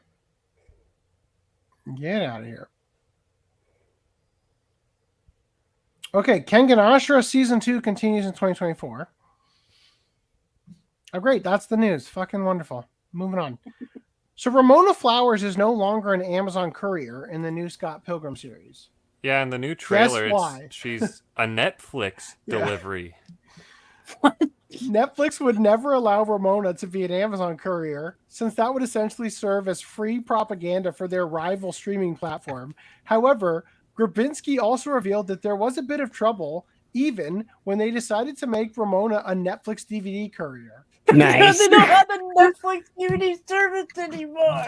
Nor did they ever have it in Canada, where the series takes place. Yeah, we never had that service. So they're basically bullshitting, essentially. Yep. Well, look, I mean, it makes sense enough. Well, I mean, it makes sense that they change it from Amazon, but yeah, it's just kind of like, unfortunately, jank. I think it's funny. The thing that's sad though is we no longer get that joke about hey, what's the website for Amazon.ca? Amazon.ca or whatever. That was in the movie, right? Well, they might still do something like what's the website for Netflix.com? Netflix.com. Netflix.com. They might still do something like that, but we'll have to see. So gaijin streamer Johnny Somali was arrested in Japan days after getting beat up. I didn't see him get beat up like that. I didn't either. I just saw the construction site footage or whatever. I want to see the Deportation seems imminent for the controversial gaijin streamer who goes by Johnny Somali, who was arrested in Japan for one of his previous pranks days after getting beat up by another gaijin he pestered on the streets. Oh, shit. He's yelling Unit 731. What? You know, the one that they canceled Horikoshi over? Yeah. Yeah, so... Well, he might as well be saying kind of like... What? I wish I was streaming that with audio. What did he say? Oh, boy.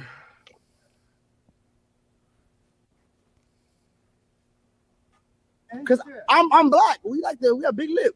I don't care your brother. I don't care your Hold brother. on, he said. What? Because I'm black. We have big lip.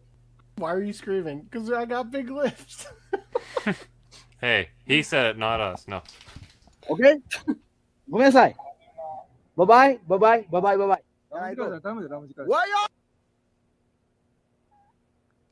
Thank you for muting it. Oh, did you want to hear? I don't know. I don't know why. It literally just doesn't have audio. Okay? Yeah, it just cuts out the audio at that point. Anyway, so my wife follows a Japanese YouTuber who speaks really good English, and she was telling me about what happened because she watched a video about it. Apparently, the police had been stalking him for weeks. Oh my god. Because in order for them to deport him, they needed to get him on an actual, like, chargeable crime. So they've been stalking his streams and being where he's going to be for weeks, so that when he finally slipped up, they could arrest him. Isn't that illegal, though? In Japan? In you don't have anywhere. rights in Japan if you weren't born there? Of course you don't. That's why people become famous celebrities there when you're not Japanese. He hates being called by his full name, Ramzi Khalid Ismail, as it demonetizes his streams. You just call me Ishmael. Why does it demonetize his streams? The nuisance streamer muted the audio when the police called him by name. Oh, so they called him that. That's why it's muted. They dead named him. Johnny Somali was recently kicked out of a go-karting establishment for reckless driving. September 11th, Johnny Somali was harassing a woman. This time he was punched in the face by another guy. Y'all racist. Y'all racist. We know you. Hey, you racist. You racist. Down there. Malcolm X. Martin Luther King. I don't give a fuck about. Yeah, down man, nigga. Yeah, and what? Just don't. All you have to say don't is grab nothing. Nagasaki, Hiroshima, Nagasaki, Hiroshima. Holy. You hear the chat? Oh, that was the best part. grabbing my camera. So does he get punched in this one? Yeah, and what? Just don't grab my camera. Because the other guy's the one who got punched. Anyway. While his arrest for trespassing likely won't get him booted, no, Japanese social media users have since made accounts dedicated to canceling and deporting Johnny Somali. There you go. There's the news. So I'm going to make accounts deport and cancel JT. All right. So let's get back into anime news here. Present share screen. All right, cool. Making fucking amazing time tonight. Watari-kun's bleep is about to collapse. Manga gets anime. His now dick is about to collapse. Based entirely on her facial expressions. What is the bleep? Erection? His anus. But you keep confusing collapse with prolapse. Yeah. That's so anal, right, guys? So Naoto Watari has had his share of struggles. His parents died 2 years ago, and now he and his sister live at his aunt's house. There, his desire to protect his sister earned him notoriety as the guy with the sister complex, which never mattered to him, as his sister always came first, which never mattered to him, as they were correct. But when Satsuki, a childhood friend turned enemy, becomes his schoolmate, Naoto's ordinary life is thrown into chaos, and Satsuki may just be the beginning. What? Well, tell me about his anus prolapse. Knowing Japan, I don't even doubt that that's what the story is. That it's about his prolapsing anus. His prolapsing penis. Reborn as a vending machine. I Wonder the Dungeon gets a TV second season. You want to talk about it, Reese? That's it. What's the girl's name? I can't remember. Knew it. Too busy looking at the tits. It was too memorable. Oh, dear Lord. She was too memorable. Twitch lets you say that, Mirage? You kiss your mother with that mouth?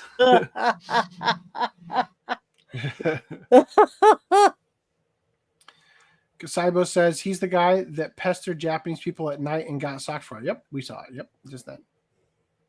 It's not illegal to watch streams. Nope.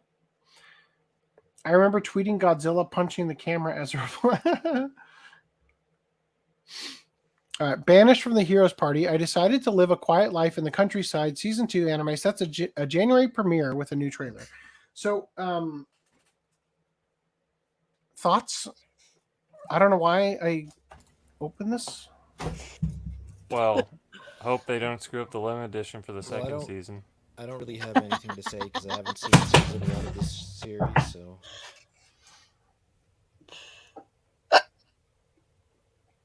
All right, moving on. Magical Explorer light novels have anime in the works. Oh, what else is new? You can't talk about like fucking anything. They're all lame and stupid and everything. What's this? Living in the world of Magical Explorer, the legendary erotic game, sounds like a dream.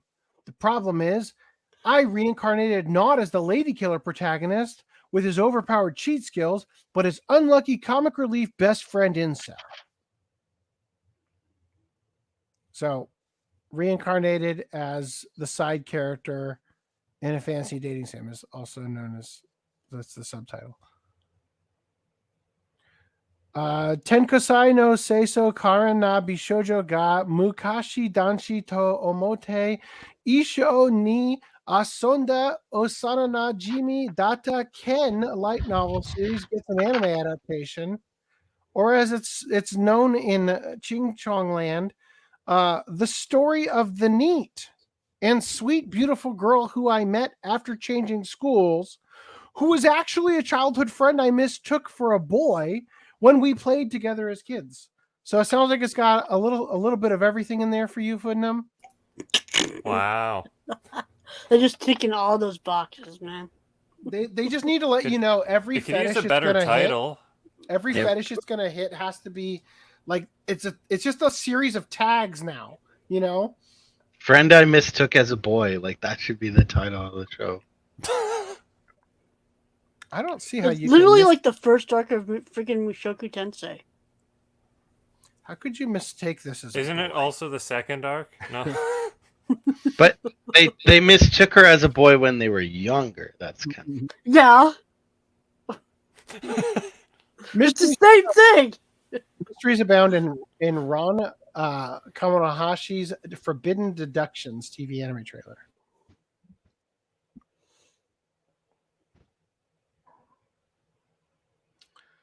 She looks like a Down syndrome patient who midway through the lobotomy.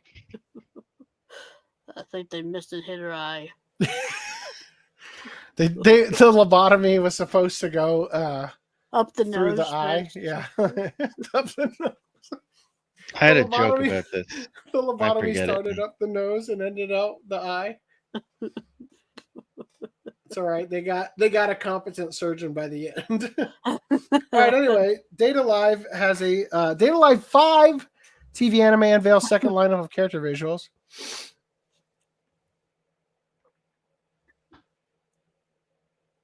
What's her name again? Kurumi. Thank you. What's her name again? I can't wait for there to be a 5th season that I have to make a limited edition for to match the first one.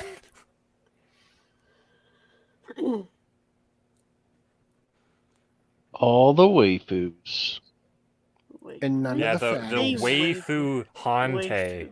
All right, tell me what you think about Hokkaido gals are super adorable. Tee, only 3 inches. Tee.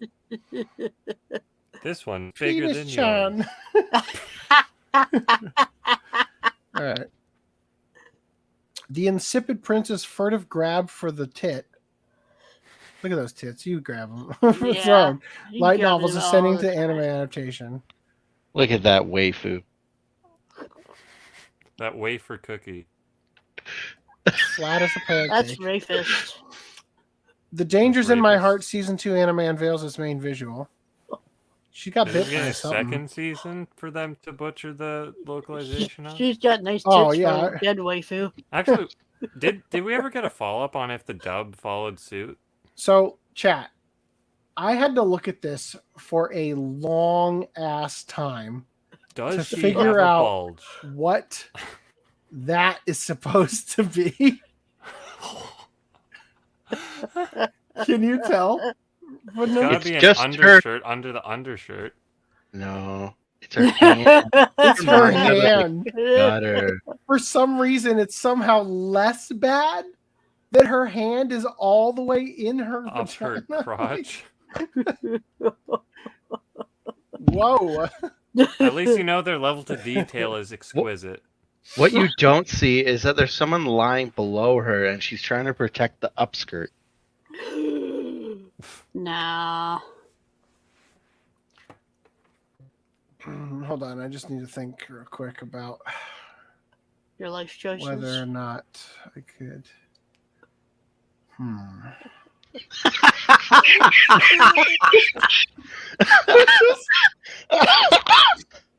just thinking about this thumbnail.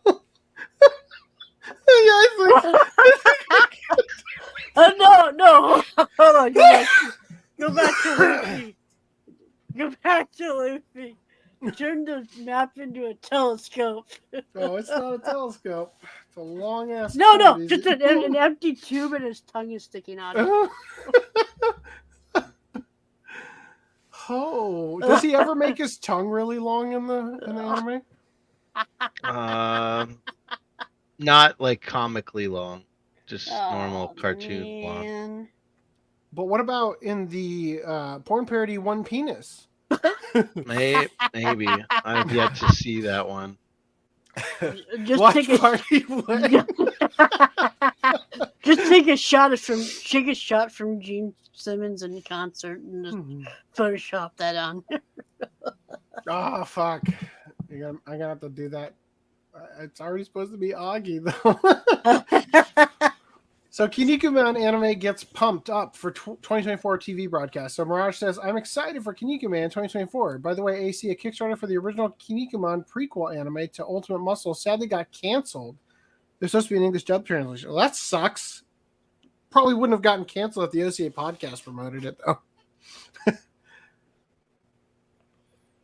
So Kinnikuman... For $1 a day, save Kinnikuman.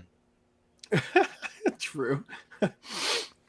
Yeah, you know it. We have power. For $1 a day, you too can support this podcast. So apparently it's not about Kid Muscle in them. I was seeing they're saying like, oh, it's nobody's gonna like it in the West because they're all hyped up that it's gonna be the thing that they watched on Saturday morning cartoons, and it's not gonna be that because they're gonna dub it properly this time. Also, Tales of Raping My Husband in the Church, Wedding Rings TV anime saves the date with the new character visuals. You don't see this on the first episode of an anime that often. Yeah, usually they wait till episode 2 to rape. Yes. Look at my Trump-sized hands. God, they look so tiny. Those are some limp-wristed fists. Limp-fisted. Limp-fisted. Write that down. Somebody. The Vexations of a Shut-In Vampire Princess TV anime reveals 7 more cast members. Let's see them. Something about maids, man. She's got maids. Maids for days? Something about furries, dude. What? Something about posers, man. What up in the house? It's going to be hard to stand out in this cast, I think.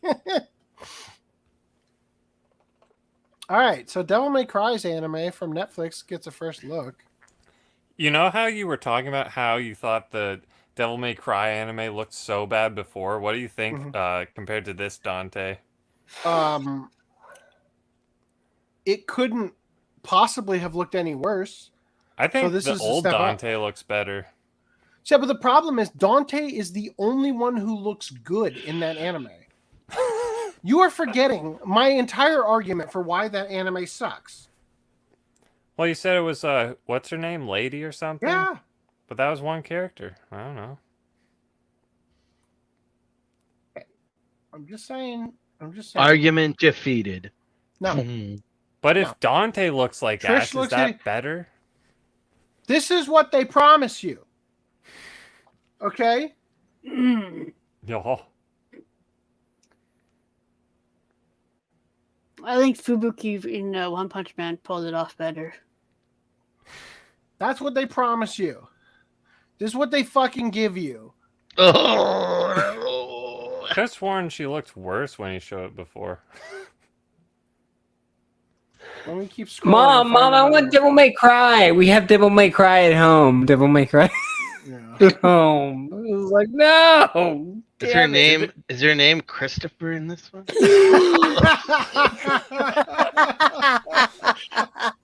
So, did they show her in the new trailer? Not yet. Well, what if she looks even worse? Well, What if she's not even in it? We'll cross that bridge when we get there. All right. Well, My current bet is the old Dante looks better than the new Dante. All right, I just need to look at her one more time just because fucking gorgeous. Damn. For All right, research moving on. purposes. Yo.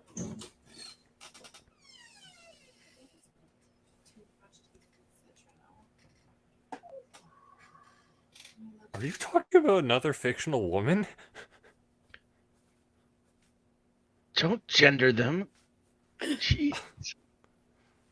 Are you talking about another fictional Caesar? So I'm just waiting for when Dante gets it up the ass. That's what I'm waiting for. Castlevania style? Yeah. Yeah, the Clearly. same friend who denied that happened is the one who told me, like, literally everyone's gay in the new one or something like that. The new Castlevania, yeah. Like, and this looks like it's from the same studio, right? As Castlevania, people that made Castlevania. We'll have to Complaining that her toothbrush tastes like an essential oil that I put on my kids' feet to stop the mosquitoes from biting them. That's gross. Yeah. Anyway, this studio. Devil's May Cry is done by the same people Studio that Mir. did Castlevania. Yeah, Adi Yeah. Shankar and all. Oh, Yeah.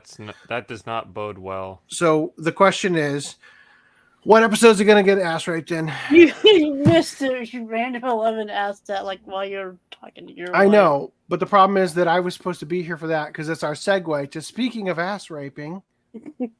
Family BL manga Tadaima Okairi gets anime adaptation. That's like the worst oxymoron for a title. Yeah, because Tadaima Okairi is not like No, it's I'm the home. no, it's the and- family and the BL part.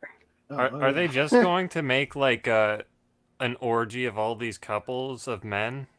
Like I'm pretty sure they're just one long train. they're one human BL They're a human centipede centipede. One BL connected dick centipede. to ass. Oh no! Oh no! All right, my wife came at the wrong time. if she had been 5 seconds later, like, Can we make a shirt with the BL centipede? BL or do you think- centipede merch when? Yeah, okay. I mean, All right. not can we work, but can we act? I mean, is it actually something that we think would we be I'm not gonna draw it. So McDonald's Japan's ad went viral thanks to family values over Western politics. So Yeah. the ad got like 110 million views on Twitter. They're corrupting everyone. Yeah. So a 21-second animated ad by McDonald's Japan went viral worldwide. So Japanese users wondered why an ad targeting Japan would blow up in the West, and quickly found out that it was likely had to do with it being something wholesome in the midst of the polikare or political correctness fatigue. So here's the ad. Like, I'd like to believe that they're sitting there one Houston and be like, oh wait, it's the United States. Like, fuck, that's probably why. Because they're fucking weirdos and like, yeah, super cute. Like, They didn't race swap the gingers. Yeah. Justice for gingers. Justice. They actually race swapped the Japanese to be gingers.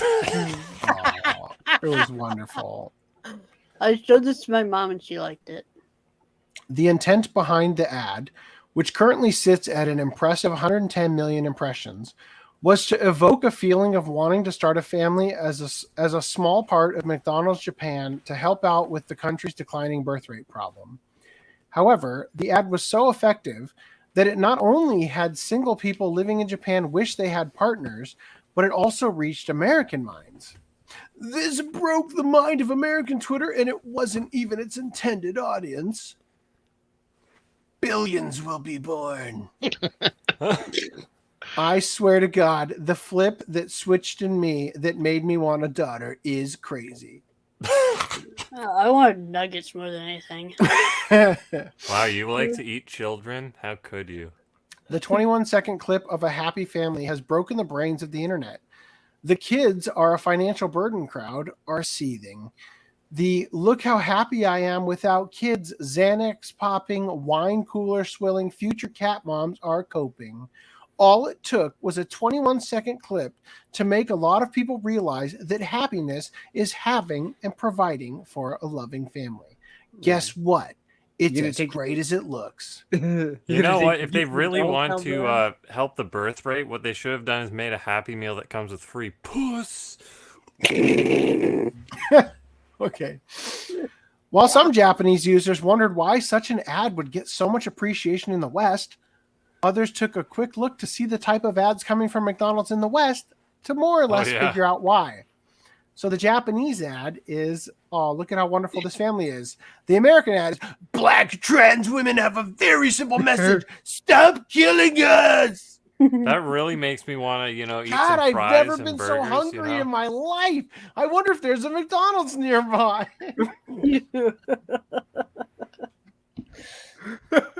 I feel very proud of myself for holding This ad back makes the me joke I want was to gonna- just fly to Japan just to get nuggets from Japan. What's the rest of that other ad, though? When does it say, McDonald's, we like black trans people? Is that Have what it this your slogan way. is? Da, da, da, da. This person's loving it. The American ad gives you a hankering for like a lynching instead of the French fries. Wow. Quote, I was wondering why it was becoming such a big deal overseas and found that McDonald's ads in America were more politically correct than I expected. This is going crazy viral in the United States because it doesn't have any politically correct elements. It's just a few seconds, and you don't have to feel the pressures of social justice, such as BLM, LGBTQ, ecology, women's empowerment, toxic masculinity, who is weak and strong, good and bad. It's nice to see a nuclear family depicted happily. America is sick and tired of political correctness. I love how the Japanese can see it so clearly. This advertisement from McDonald's Japan is blowing up overseas because of left-wing propaganda. People in the West are forgetting about regular, non-political advertising. In recent years, there's been a trend of forcing characters like a fat, black, disabled, transgendered refugee without context, and everyone is tired of that. Yep. So anyway, I couldn't help but notice that Sora News 24 covered this, and they quoted...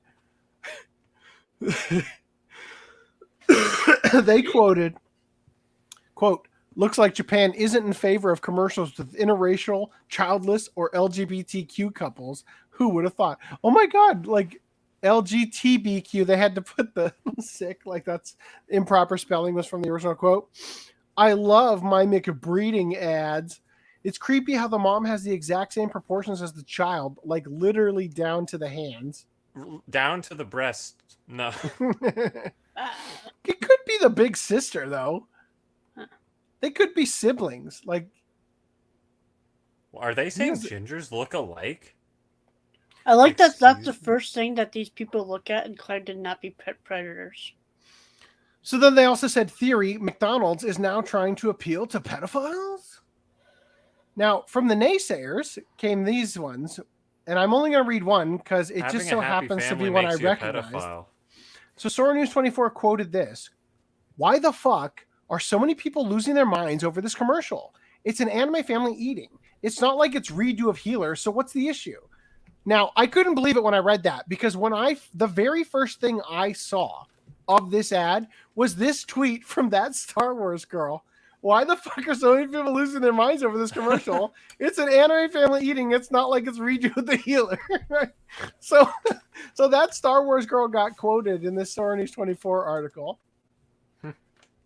So then the real reason we're covering this in manga news, however, another faction of viewers saw something different in the ad altogether, pointing out the likeness between the character on the left and a well-known character from the manga world, Chihiro from Kagurabachi. The McDonald's ad was released just as memes overhyping Kagurabachi as the best thing of all time were flooding social media. So it didn't take long for people to notice the likeness.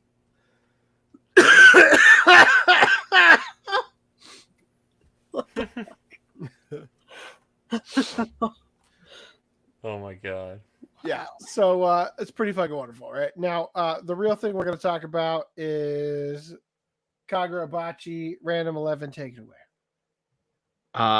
Basically, if you haven't heard, this is a new Shonen Jump manga, and someone on Twitter decided it would be funny to just say, "This is the greatest manga of all time," and before the first chapter even came out.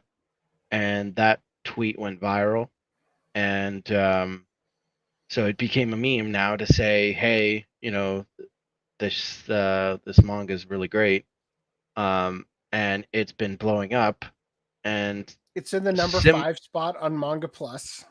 Yeah, similar to that ad, Japanese people were like, "What the fuck's going on here?" The chapter's not even out yet, and it's got such a following in the West. Kagurabachi becomes the best-selling manga of all time, with over 1 billion copies sold worldwide after only 1 chapter. And so much so that people are even messaging the mangaka saying, like, your story has changed my life. Yeah, so I just thought it was funny. Kagurabachi reading order. Read chapter 1, then read chapter 1, then read chapter 1, go back to chapter 1. Yeah, so now chapter 1 is out, I believe. Yeah. The Jeb meme. It's now the number one. It's about to make Kagurabachi $1 billion. It's Kagurabachin time. Oh, yeah, the one we just saw. Honored to voice the Kagurabachi himself from Alex Lee. Anyway, so yeah, there you go. That's pretty funny. Let's move on. Making excellent time tonight. All right, Girlfriend manga author is releasing an essay book about why he made a debt of 50 million yen to purchase watches. So there you go. He likes the watches. That's like when I made a channel to talk about how I had an issue with hoarding in my tip videos. Oh, great job, Reese. Motherfucker. Had to leave at the worst possible time.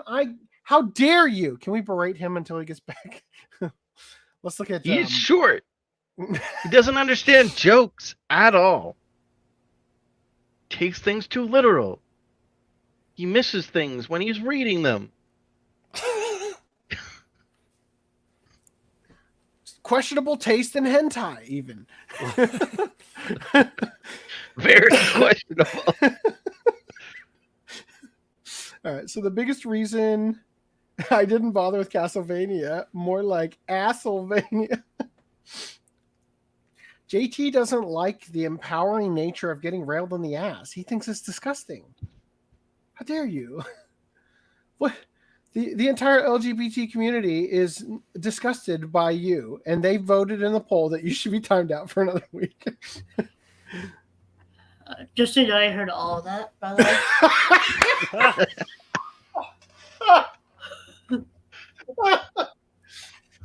Tell us about Haruhi Suzumiya franchise. Before you do that, I just want to say, Frosties are from Wendy's, not McDonald's. Come on, bitch. Everyone knows that. Everyone knows that, yeah. Go ahead, Reese.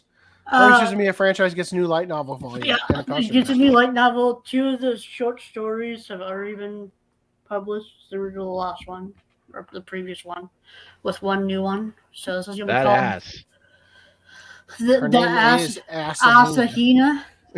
The Melancholy of Asahina one. The Melancholy of Dad-Ass Wen. The Melancholy of Dad-Ass Merch Wen is what I meant to say. I gotta go get the rest of my stuff. Was that all that we were going to talk about? Yeah, is that all you needed? Is that what you... Yes. Okay, great. I'm glad we're getting a new novel, of course. More Haruhi is great. Yeah, I hope it doesn't cause any more deaths of their director. Yeah, just wait till they reboot that. They're I not don't going think to you. reboot it. I don't think you can make a merch of that though, because it literally hinges on that image existing, and you can't use that image. So good luck Who with said that. we need to have that image? We can make Yeah, our own dude. ass. It's just gonna be. Then the it's gonna joke be- has no meaning. It'll You can be- say it'll be anything your else. ass. You can take any show with "of" in it and be like, what is it? Redo. It's gonna of be ass. It's gonna be a picture of Reese in that pose, with his ass out. Come on. Yeah. All right. Nintendo It'll be now when Megan supports. stuff. I'll be like, All right, a get minute. out of here. Nintendo now supports passwordless sign-ins. So I don't really want to read this. It's just a heads up. As we roll into the new world order, The future is now. Nintendo is using biometrics as a way for you to log in. So they're going to scan your face or your fingerprint, and you're going to be able to log in quickly. Now, I would just say it's really fucking nice that my phone logs me in by looking at my face, but also it's a tremendous invasion of privacy that it's taking a photo of me every like 5 seconds or whatever. It's a good thing you're such a loyalist to Apple. You know? Yeah. Insert that. By the way, for another You example, say that like Google doesn't do the exact same thing. you could use what's that called? Graphene OS on your Google. Cool. All right. Final Fantasy VII Rebirth will still let Cloud date the girls. Ah, yeah. Oh no! Director confirms same-sex dating. Ooh, you get railed by Barrett Wallace over here. What about interspecies dating? Chocobo Can I when? date Kate Sith? Oh no, Chocobo. All right, so Final Fantasy like Rebirth won't Choco-Blow. carry over your remake save. So what the fuck is the point? Like literally, there's no point in grinding, I guess. What the hell? Yeah. Idiotic. Although I will say, Dot Hack had PlayStation 2 game called Dot Hack Infection that carried over your save data. And I never moved on to the next game because I was afraid I wouldn't be able to go back. Wow. So I just kept grinding up my levels and stuff, and then eventually I was like, this is pointless.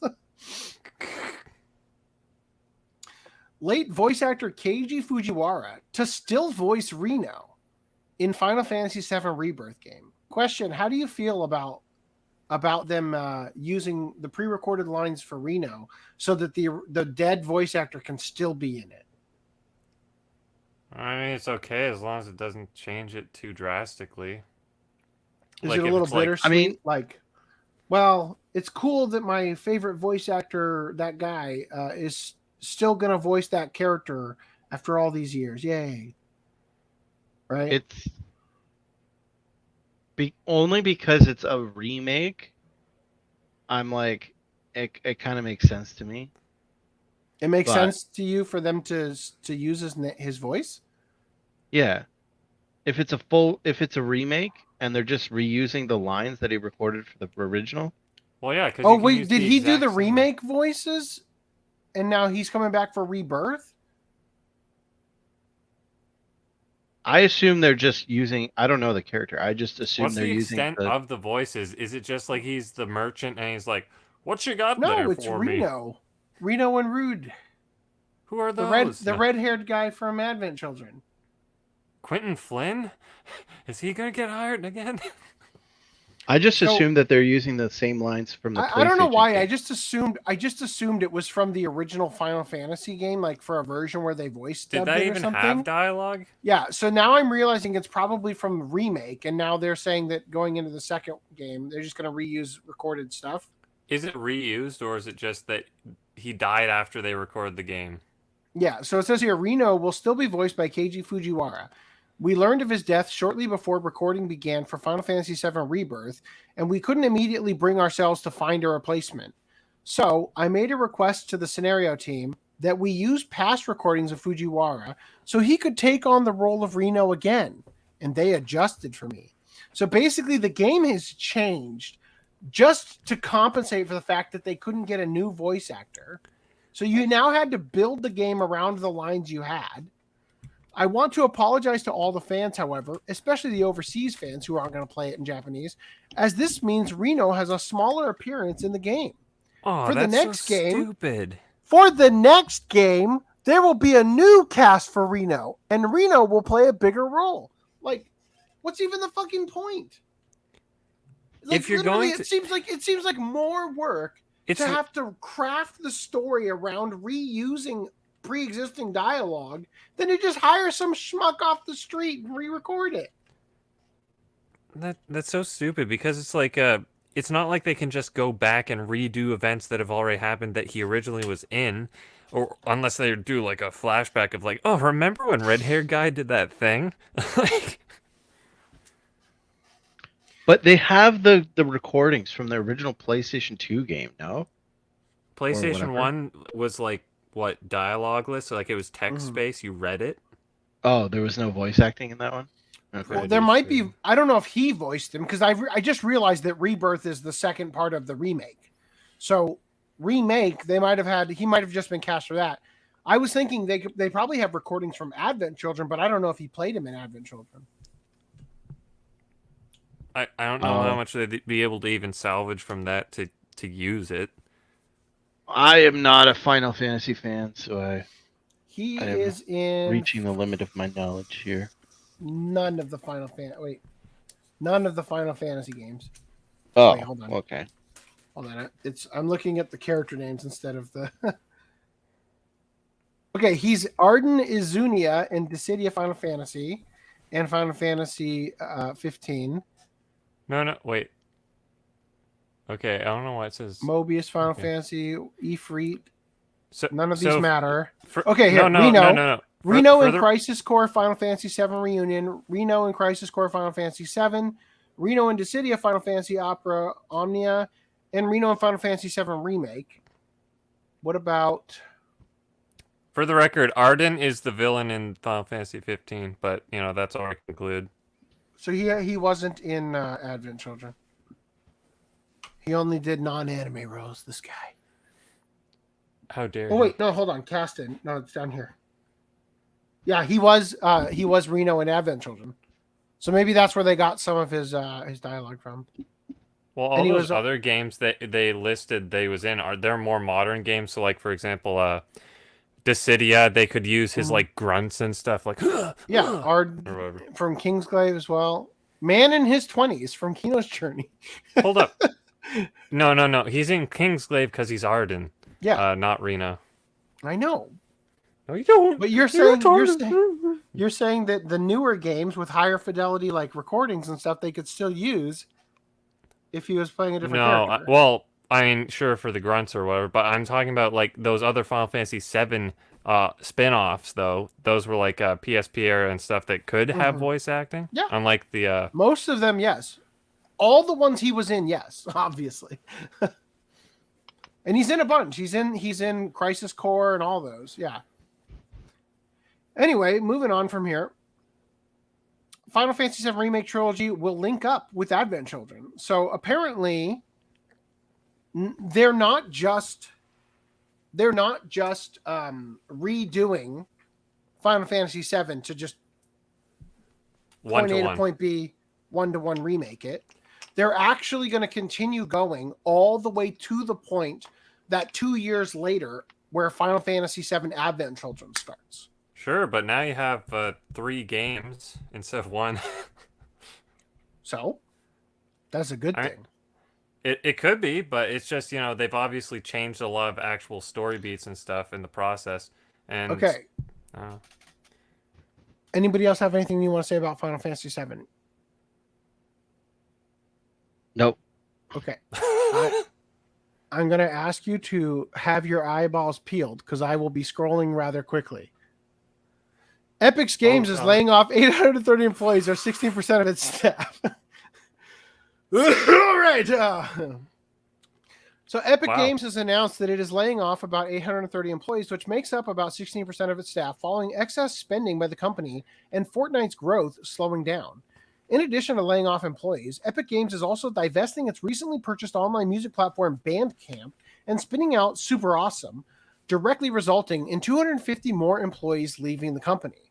CEO Tim Sweeney shared the following message in an email to employees. Quote, while Fortnite is starting to grow again, the growth is driven primarily by creator content with significant revenue sharing. And this is a lower margin business than we had when Fortnite Battle Royale took off. Sweeney also noted that about 2/3 of the layoffs were outside of core development teams, and the cuts would help the company get to the other side of profitability. The video game industry is reportedly struggling with a slowdown in spending as gamers have become more selective in picking popular titles and becoming more wary of inflation. Game publishers have also seen more competition, with new entrants like Warner Bros. Discovery getting key releases, such as the 2023 Hogwarts Legacy based on Harry Potter's Wizarding World franchise. So, also, oh yeah, we could strike at any second. You know, like, get fucked, video game industry. So, Random 11, you were telling me about this, about Fortnite's the most successful one, and even it's doing poorly. Well, they're definitely in decline from their peak, and because you would assume that they're laying off all these people for a reason because they don't have the fucking money anymore, right? So, and you see just in general in the live service games like a decline across the board of games going out of service because no one's playing them anymore, or the companies don't want to support them anymore because they're not bringing in money. Okay, so hold up. JT was disgusting by the oil and feet comment. I don't remember making that. But basically he's saying, I am super pro sticking it in my ass. No, he's talking about like my wife said the my butt is toothbrush. sexy. What about my butt? How about no? You thanked me, actually. You thanked me for it. Maybe you didn't remember. Where is it? Motherfucker.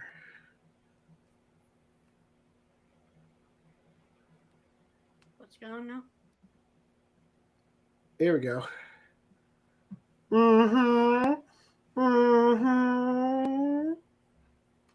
How about that? How about that? That was a thank you. Thank for sharing my sexy face. You say that's not me. That's a different account. All right. So anyway, Mirage says Jessie is best girl. Oh, from Final Fantasy VII Remake.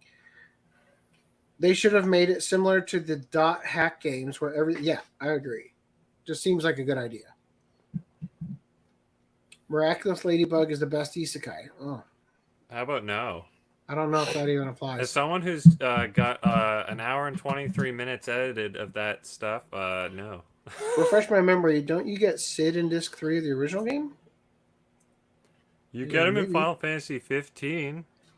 No. Oh, that's true, Footnum. Now you've got 3 games. You mean discs the original Final Fantasy 7 was? Yeah, but you bought one game. It was all in one experience across 3 discs. But So hurry up and get through all these so I can put time out on JT and delete all these comments. Reese has got his priorities straight. They said Remake Part 2 will change the story events that happen in Advent Children, supposedly. Yeah, Zack is going to be a playable character. I don't know if the characters from Crisis Core will be referenced in Remake. I don't know. I mean, they redid Crisis Core, or remastered, I think. Good. Epic Games should not own Bandcamp. Are they talking about Bandcamp or like another Bandcamp? No, they're talking. They actually own Bandcamp. Oh, JT lets Taylor Swift use his account to thank us for using his face. Taylor Swift is a JT impersonator. Right, I forgot. Right. That makes perfect sense. I believe it. Moving on. As your lane, moving on to 2 very more important. It is overflowing. Topics. Overflowing. Not to be outdone, by Azure Lane, Goddess of Victory Nikkei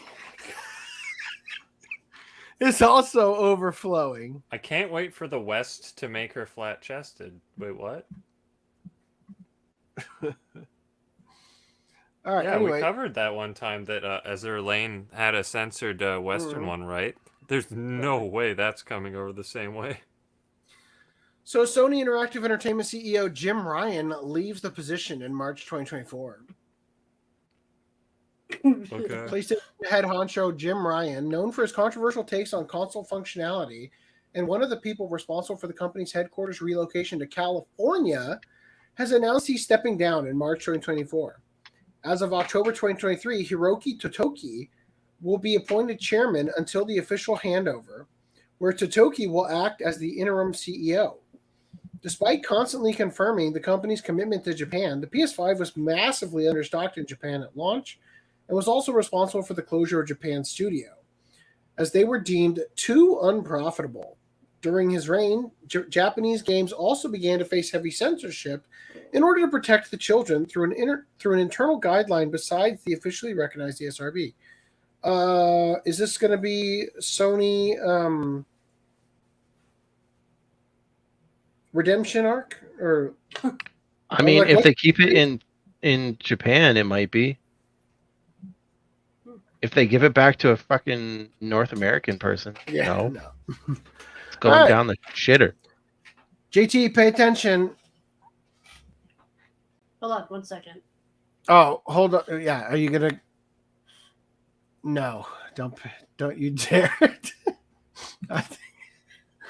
I'm watching with bated breath. And JT loves Code Lyoko. Oh! So, the OCA podcast is not censoring you. The fans of the OCA podcast voted. Yeah. And we are but a humble dictatorship, democracy. So, anyway, moving on from here. League of Legends is under fire for using trans gamers in esports for women promo. Scroll. Riot Games has come under fire for its League of Legends Championship Series video featuring trans gamers to promote a Game Changers program that aims to open more opportunities for women in esports. League of Legends Champion Series, the top level professional League of Legends league, shared the following video with the caption, quote, "We had to ask the players, what does LCS Game Changers mean to you?" Does it start with Christopher? No. Are we supposed to hear this? No, thank God. You can play it if you want to hear it. Don't. Please don't. Should probably hear their voices. We don't right? want to hear it. What is it, nail and chalkboards? Nothing against these fine individuals. Every iteration of the program since 2021. Except for the part where you're supposed to be promoting the women in gaming and you're not. Experience. Now, and so that was really... Look, clearly they need to show, natural-born females. LCS Game Changers, to me, means... I think it's just an opportunity. I think it's for a second there, I thought it was a redhead Michael Jackson. To show everyone what we are capable of. Instead of punching each other, we lift each other up. That's how we show everyone that we are. To me, LCS Game Changers means uplifting. Okay, I just... Every single one of them. They all look like Michael Jackson. According to this... Hey, we didn't say that. You did. Well, I did. They do, though. Did you see? Jamona. I'm just saving our channel. It's the best compliment you could give them. Yeah, they should sing like Michael Jackson covers. That's a compliment. What? That's not an insult. So while Game Changers is intended to open more opportunities for women in esports, they got to do the moonwalk and crotch grab. I'll allow it. While Game Changers is intended to open more opportunities for women in esports, the promotional video shared by Riot Games featured 5 out of 6 trans individuals with she/her pronouns to talk about the program and what it means to people of marginalized gender. So they say it's 5 out of 6. I think it's 6 out of 6. 1, 2. No. No, One's she, they. It was 4 out of 6, I think. 3.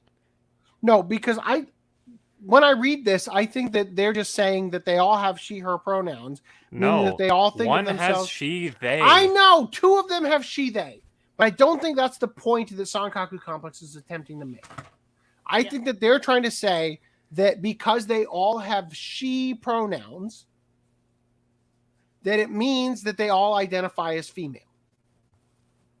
Okay? And they're claiming, I think, that one of them is an actual woman, and I am claiming that none of them are an actual woman. Instead of how this people, it's for me, it's like this light at the end of the tunnel because, especially women and especially like. I just can't. Maybe the hands are pretty small. Yeah, but the voice though. The voice with the list, that's not a good sign. It's if any deeper, and it's regular Michael, but you know, genders are doing in esports. But Michael Jackson's awesome, guys. You can't Right? hide that Adam's apple at all. Michael Jackson's awesome. Am I right, guys? Wink, wink. Yeah, but Michael Jackson identifies he, him. Yeah. Michael Jackson identifies as dead. Dead. The pronouns are she. She. All right. So anyway, I just thought that was kind of crazy. The video was met with so much criticism that Riot Games had to hide several posts in response. There are 11 male players and only 1 female player. So they just opened up more opportunities for males. But when the males pose as females, it counts as diversity, equity, and inclusion hires. So the future is female. Got it. People of marginalized gender. That is rich.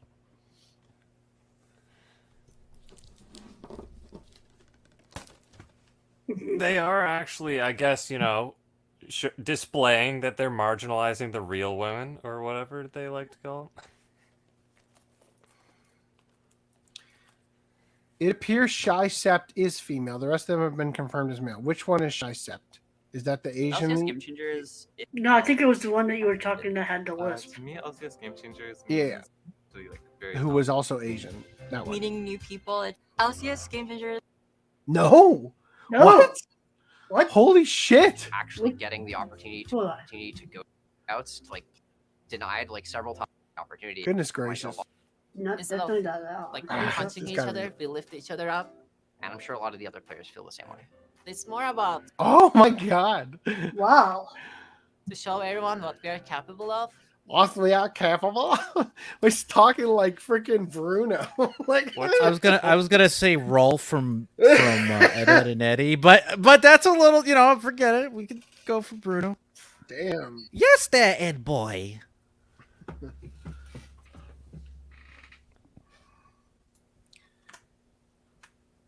I Awkward just silence. I know I'm just processing. I'm sorry. I'm just processing.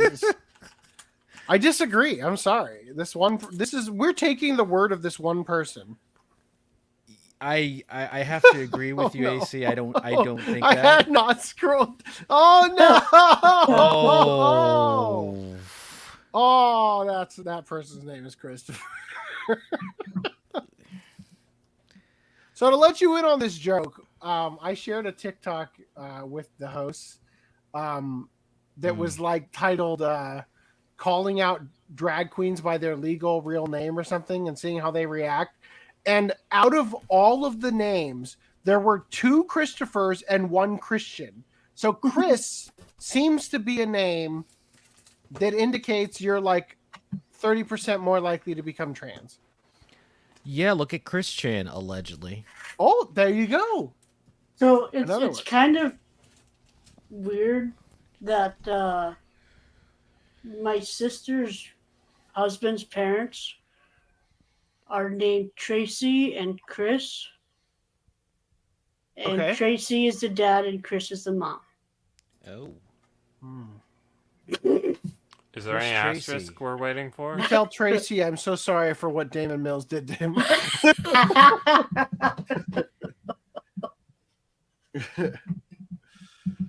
All right. Back to this. Into release news. Look how many release newses there are.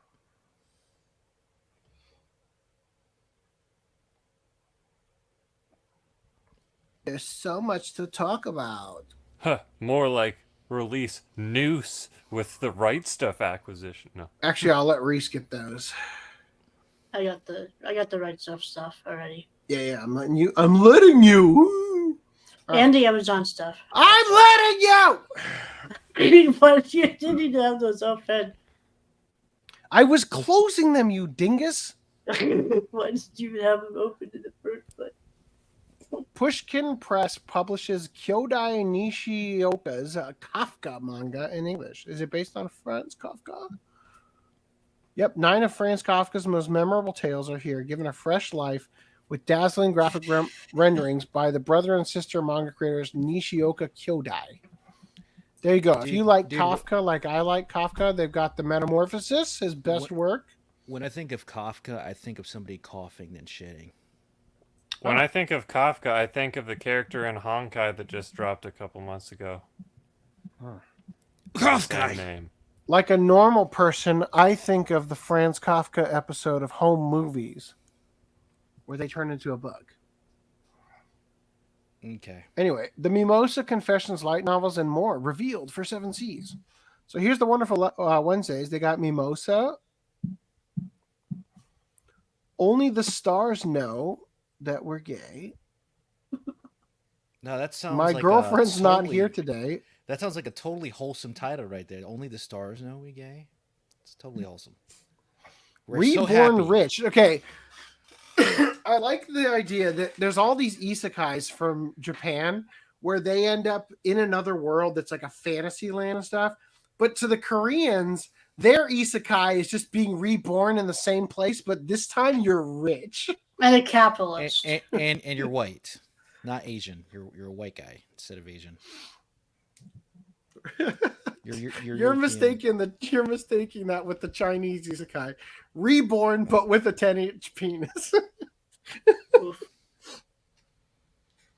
Oh, that was it. Okay, move on. He reborn with a 10-inch penis, but no idea how to use it. So they also got monster cats. I can't fucking breathe. Ah, ribs. Wow, a unicorn is now a monster, huh? Yep. Yeah, when was that a monster? I thought it was. Oh, I just know. a I guess that creature. was in Cabin in the Woods.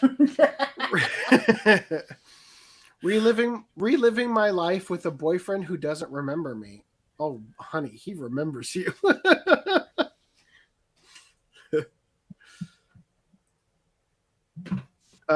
Marriage to Kitsune-sama. A lot of gay shit coming out. It's not even gay month. Also, in collaboration with Chika Umino, Haku Sensha and Studio Gaga will be releasing a limited edition dust jacket for March Comes in Like a Lion Volume 2 that was drawn by Kentaro Miura.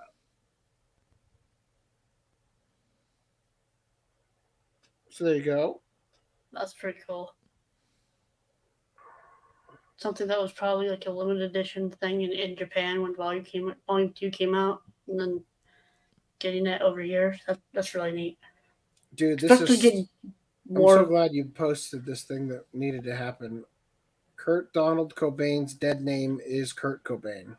Wow. Donald It's Duck? not really. You didn't have a middle name? Wow. Fuck. Are you saying because that's his dead name is the one in the obituary? I don't understand. Yeah, but by that logic, then Michael Joseph Jackson isn't Michael Jackson. It's ridiculous. Yeah, his dead name is Right. Jack. Oh, by the way, AC, they actually used false advertising in the Super Mario Brothers 3 DVD re-release. Oh. We'll look at that in a minute. We'll look at that in a minute. Let's start that. Even the clothing store I used to work at got wrong on t-shirts. Okay, we'll come back to that. Okay. Wow. All right, let's get it off of the screen. Okay. All right. Chibi Reviews, shout out to Chibi, says the fact it's not even worth buying Blu-rays anymore. The Blu-ray version actually looks a lot worse I'm sorry. The BD version looks actually a lot worse by a long shot. Hopefully this isn't the new norm. How do you like that? This is the Blu-ray for Ayakashi Triangle. In Japan. In Japan. Oof. How can you sell this with a straight face? They don't care, dude. They're like, we're making money. You know, that's it. But you just left it as is. Yeah. I mean, it's like the Mr. Krabs mindset. Money, money, money. That's it. They don't care. They have no shame. It's a good thing Televeru was made when it was. I think Mars Leonardo says it's from Malaysia. That actually might make sense. Oh. Well, I don't know about the VDs, but let's hope that's the case. I don't know. All right, so Right Stuff phases out. Migrates all products to Crunchyroll store on October 10th. Wow. Going up for what Right Stuff. What a surprise, right? It's almost Don't like that. It's almost like their plan to take over was always going to be a thing. And just so Crunchyroll revealed on Friday that Right Stuff is phasing out its store and migrating its products to the Crunchyroll store on October 10th. Customers can still find all the products that were previously listed on Right Stuff. The Crunchyroll store will have a 2023 holiday sale similar to the one Right Stuff regularly holds. However, there will be some changes to how the sale operates. The company did not reveal the changes for the Crunchyroll holiday sale. It just sounds disgusting coming out of my mouth. Crunchyroll holiday sale. Disgusting. And Crunchyroll store sounds even worse. So what's going to happen to, what's her name, Ritsu? Is she going to team up with Crunchy Hime, or is she gone? She's gone. She's going to be like worn as a fur coat by Crunchy No, Hime from now on. I think they'll give her a new outfit, and then and she'll be Crunchyroll Hime's pet. yeah, no, they'll be like a sister duo team now. Have you seen all the anime's mascot? It's like the Ebichu to the Hamtaro. Hamtaro. Yeah. They should just give it over to that branch. Just in time, Unkono. We're talking about Right Stuff. Yeah, which I don't get. Like, subsidiaries exist, so it's like, why not just keep the brand? But Sony wants. What is the point? What is Crunchyroll's? It doesn't. Does Sean Schemmel run Crunchyroll? Like, yes. I've never met allegedly. some company that is this obsessed with proliferating its own name.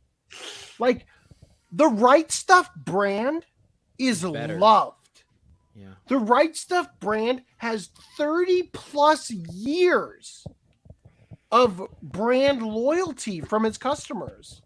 Well, the same thing Don't with Funimation. fuck it up! The same thing happened with Funimation. That was like Yes. over 30 years, and they killed it for a brand newer brand. I understand when you want to hide shit, allegedly. Like, I could at least understand with Funimation because they had brand loyalty problems over the fact of what happened with Vic.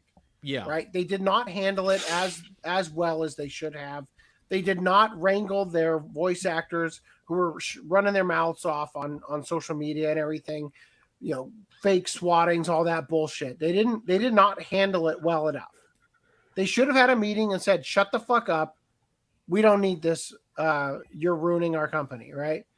Instead, Sony had to buy for 10 times the amount of Funimation Crunchyroll just to steal the fucking name. And now they're doing the same thing to Right Stuff. Now, granted, Right Stuff is a shit name, except that they earned our loyalty. Yeah. You know, it's a terrible name if you think about it. Yeah. With one F, you know, you but you understand the pun of it, right? Like right The stuff. right We got stuff. the right All the stuff right stuff. here. We Yeah. got all the right stuff here, right? Yeah. So it I makes mean, sense. It's a lame name. Not exactly a shit name. It's a lame name. It's just like, and it's not But a it's great a loved name. one. Yeah, it's but a loved it's a one. name that we actually like. It earned There's its power praise. behind it. Yes, it has a great logo. You know, all that shit is gone.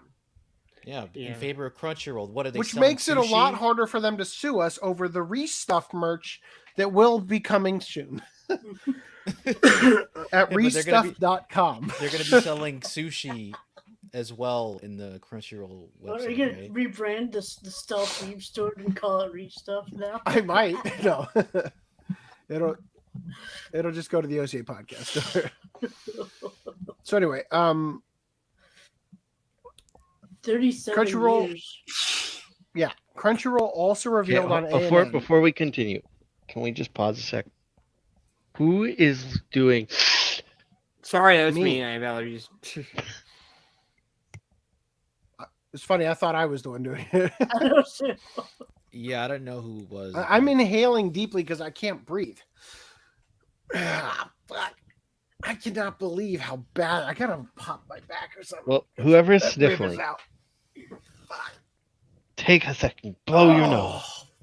For the rest of us, thank you very much. Stop chopping a line and just get back to the Oh, much better. Okay. He does. He sniffles right away. Welcome to America. Mergers are good. Mergers are great. Mergers Mergers are are bad. the most American thing there is. Except competition's the most American thing there is. Make that face again. It's too late. Mergers are wonderful. Mergers are lazy because then you don't have competition. So we're tired.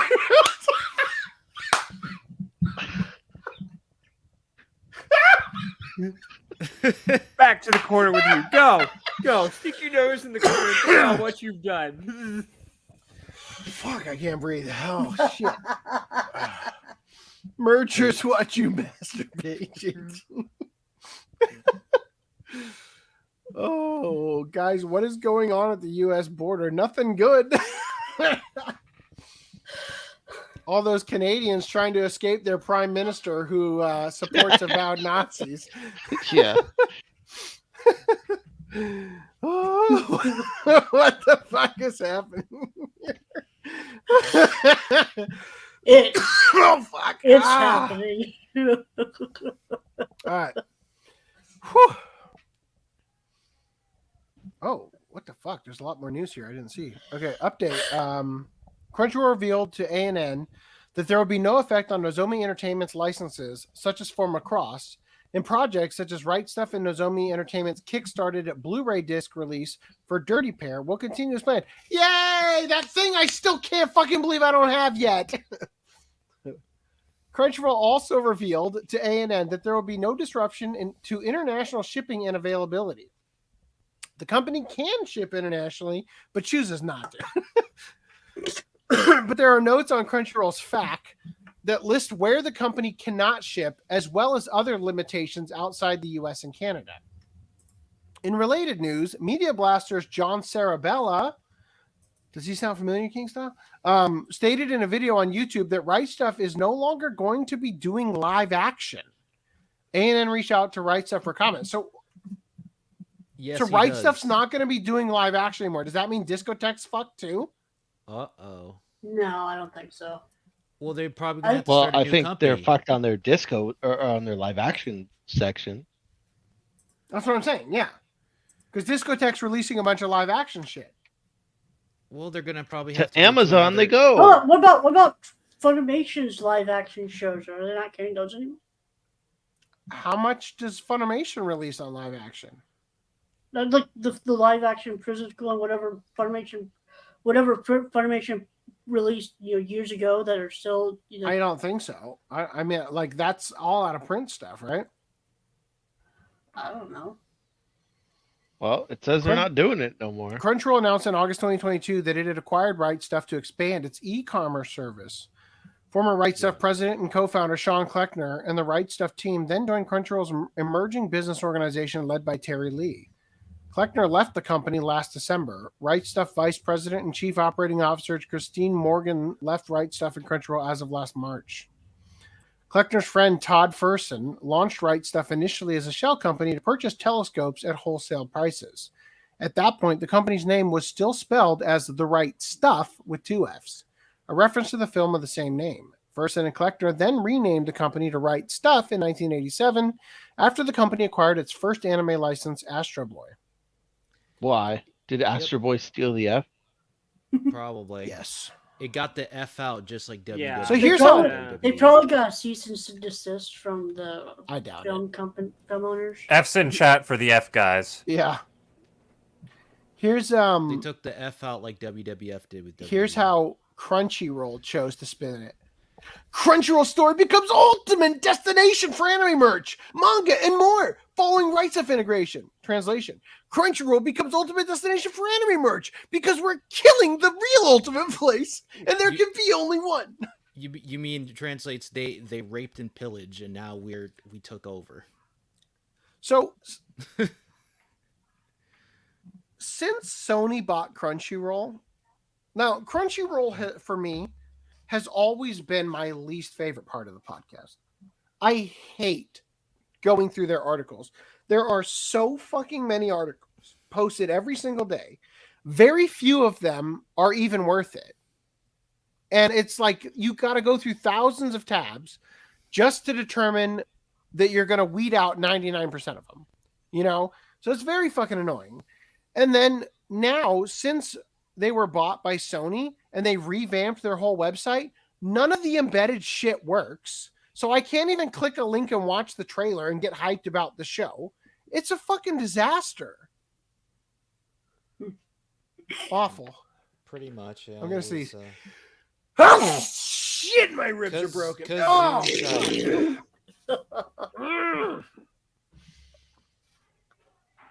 Anyway, Mike Toole said the right move would have absolutely been to shut down the Crunchyroll store and shift retail operations 100% to Grimes, Iowa. But that'd make too much sense, huh? Mm-hmm. Yep. I agree with you, Michael Toole. That would make too much sense. Now, yeah, but they're not in the business for making sense, right?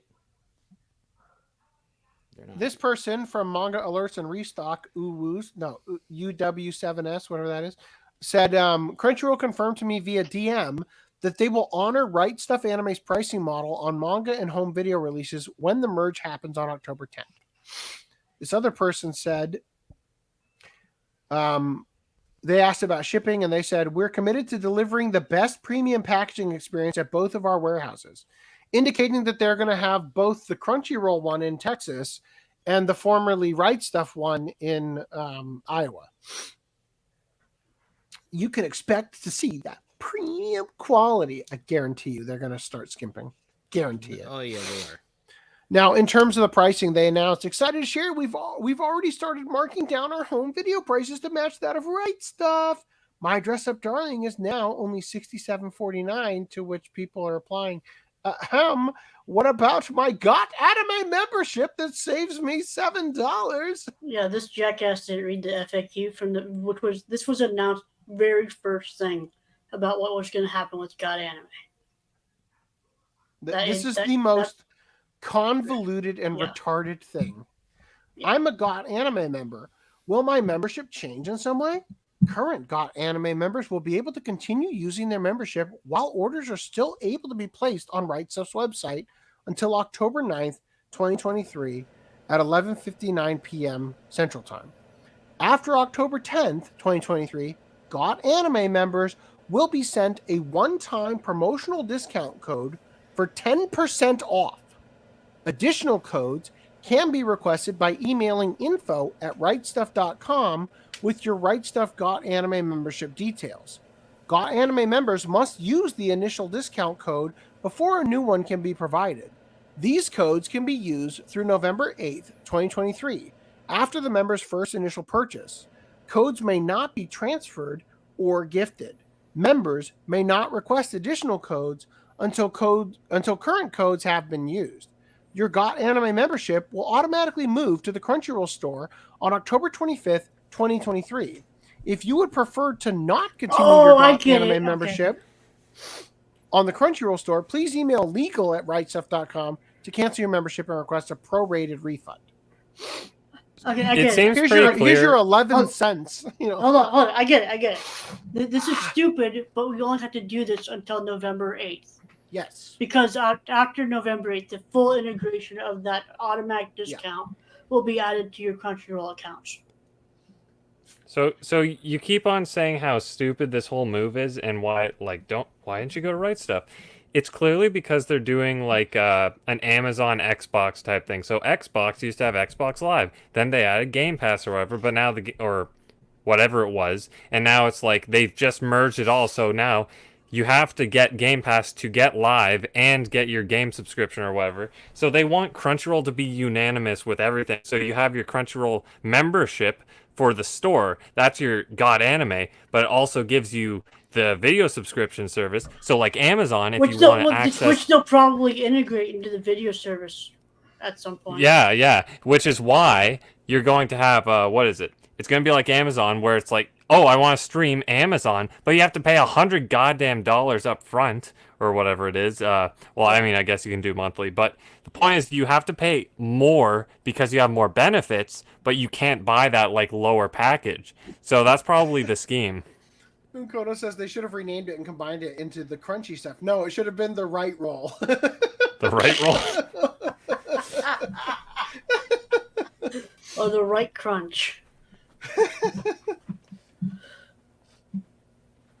Crunchyroll's online store looks like GameStop's online store. Pretty much. Or they could have brought back the Funimation thing and Crunchy fun stuff sounds like a euphemism for STDs. Sony is still. You know what? That actually is a good Sony idea. driver. Fun stuff sounds like a good name. One benefit, at least for me anyway, now I don't have to pay Iowa tax on. Right. Well, actually, I don't know. See, I think I tried it. I already tried it. So, what we'll see after November 8th is what I mean. Yeah, that's true. Because I think what this means, actually, this is kind of cool.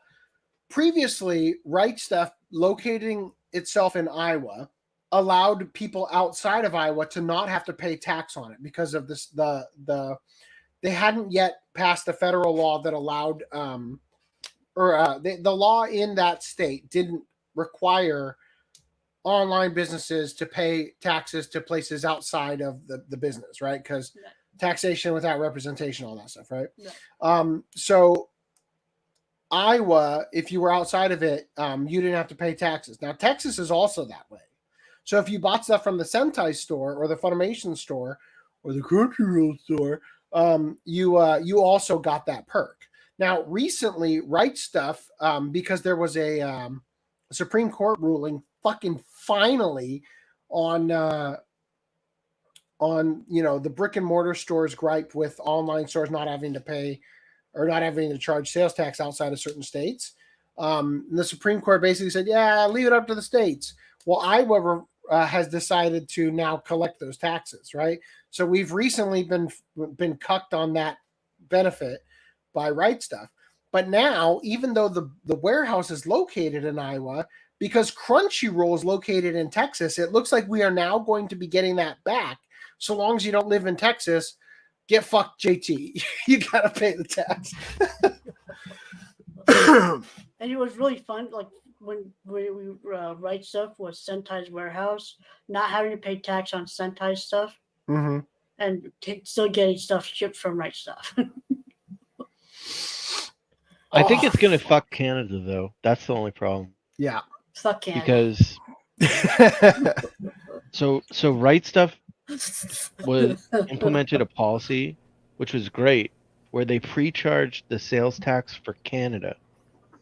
And that would mean that because if you don't if a company doesn't pre-charge sales tax when we import stuff into Canada, not only so the government looks at the value and then charges sales tax, but then not only charges that sales tax, but also the handling fee. Yeah, because they have to upfront cost the tax at the border.